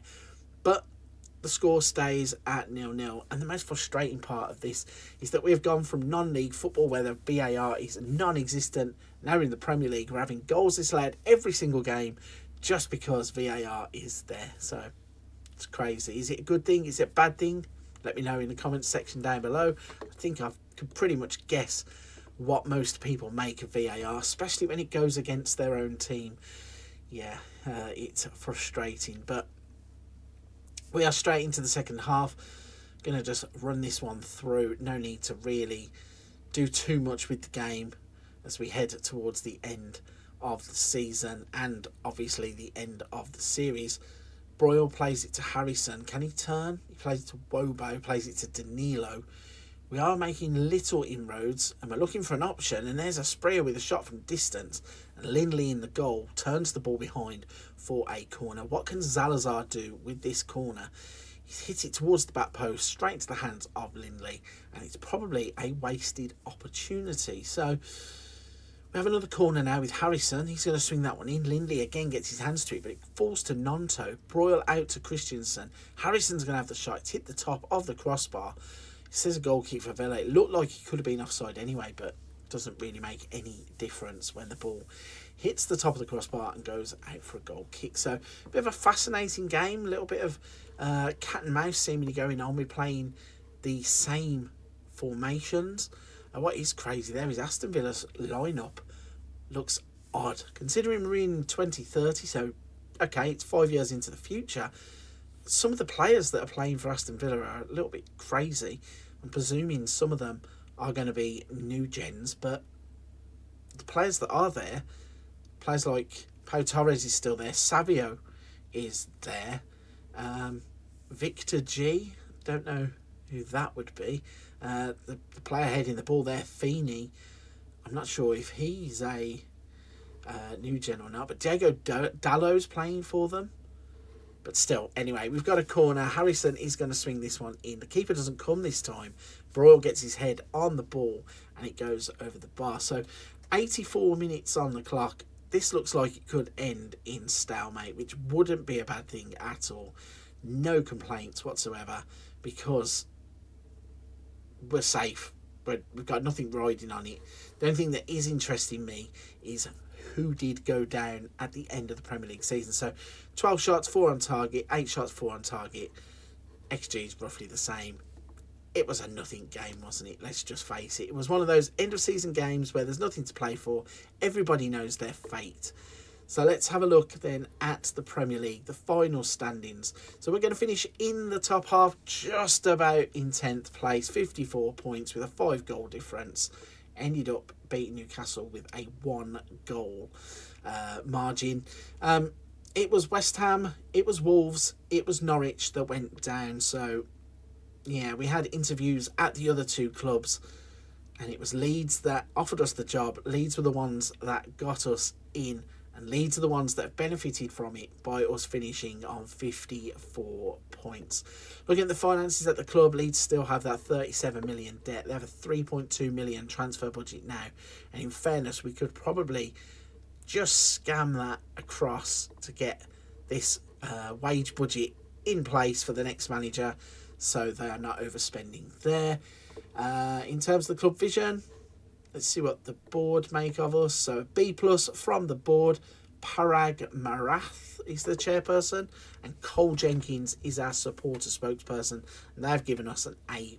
They could not be happier with the club's vision for the future, and the board are happy that we managed to avoid relegation. So everything has gone to plan. Played some brilliant football on the way. A 10th place finish in the Premier League, despite being in the relegation zone when we started. Yeah, I don't know what more we could have done. Great way to finish off the series. Let's just have a quick look at the squad. Let's see. Goals scored. Top goal scorer on the season for Leeds would be Wilfred Gnonto with 21. Top assists would go to Bradderich with 8. So Leeds being left in a strong position despite that gap in the finances. There is only one thing left to do. We're going to jump forwards to the 1st of July, and for the final time, we are going to retire and finish our career at Leeds United. So for the final time, we've advanced. It's the 1st of July 2030, and it is time for us to leave our post at Leeds United. Now, I realised I may have got a little bit carried away with myself just. I said we were going to come here and retire. I've had a rethink about this. What I'm going to do is I'm going to leave this open-ended. If you're enjoying the series and you want to see some more, I can always come back to this in the future. If you think it is fine the way it is, let me know in the comments section. But if you want to see a bit more, also let me know that, and I can always come back and revisit it. But I think at the moment, the 6 seasons have gone perfectly, and we are where we were supposed to be. Getting to the top of the English pyramid, starting at the bottom and working our way into the Premier League as a manager with no skills really. Okay, we had a National A licence, but we had poor stats and Sunday League footballer, and we have worked our way to save Leeds United. So let's go ahead and leave our post at Leeds United. We're going to resign and we're going to leave it open. Like I said, we'll still be there. The option to come back to it if we want to will be there. We're not retired, we've not killed off the character. We are just going to leave it there and see what happens. But this is how it is going to look then. So we started off, as I said, with a National A licence. We've worked our way up to a Continental A licence. We now have a 3-star Continental reputation. We have built our attributes up to almost double digits everywhere. Just 3 here in terms of goalkeeping things are the ones that we haven't developed in. And in the mentals, we have everything apart from adaptability in double digits. In terms of our biography, born in Birmingham, 10th of April 1984, currently unemployed with spells being at Leeds, Lincoln, Luton, Tranmere and 2 other teams. First venture into management was Matlock, where he was appointed, and then it works its way through to Leeds. And you can see that here as well, all the dates for all the seasons: Matlock, Rochdale, Tranmere, Luton, Lincoln and Leeds. In terms of the information you want to know about maybe playing games, so there was 87 total games played. I did sim through some of it because some of the seasons are quite long, and getting through it just had to play some, sim some, so it all came together anyway. But there was 87 games in total, 53 were won, 17 drawn, 17 losses, 223 goals scored, 113 goals against, 110 goal difference and a 60% win percentage. Our favourite tactic was the only one we used, the 4-2-3-1 DM AM wide, wing play, tactical style, balanced mentality, mixed marking style and attacking coaching style. Not sure why it says balanced mentality when we actually played with an attacking mentality, but hey ho, that is what the game says. In terms of some of the stats down here, so £98,000 was the highest fee that we spent on a player. Total career earnings for us as a manager was £1 million. We bought 11 players, only sold 4 players. You can see all the dates from all the seasons down here. In terms of awards, we didn't win a single thing, which is exactly how we wanted it.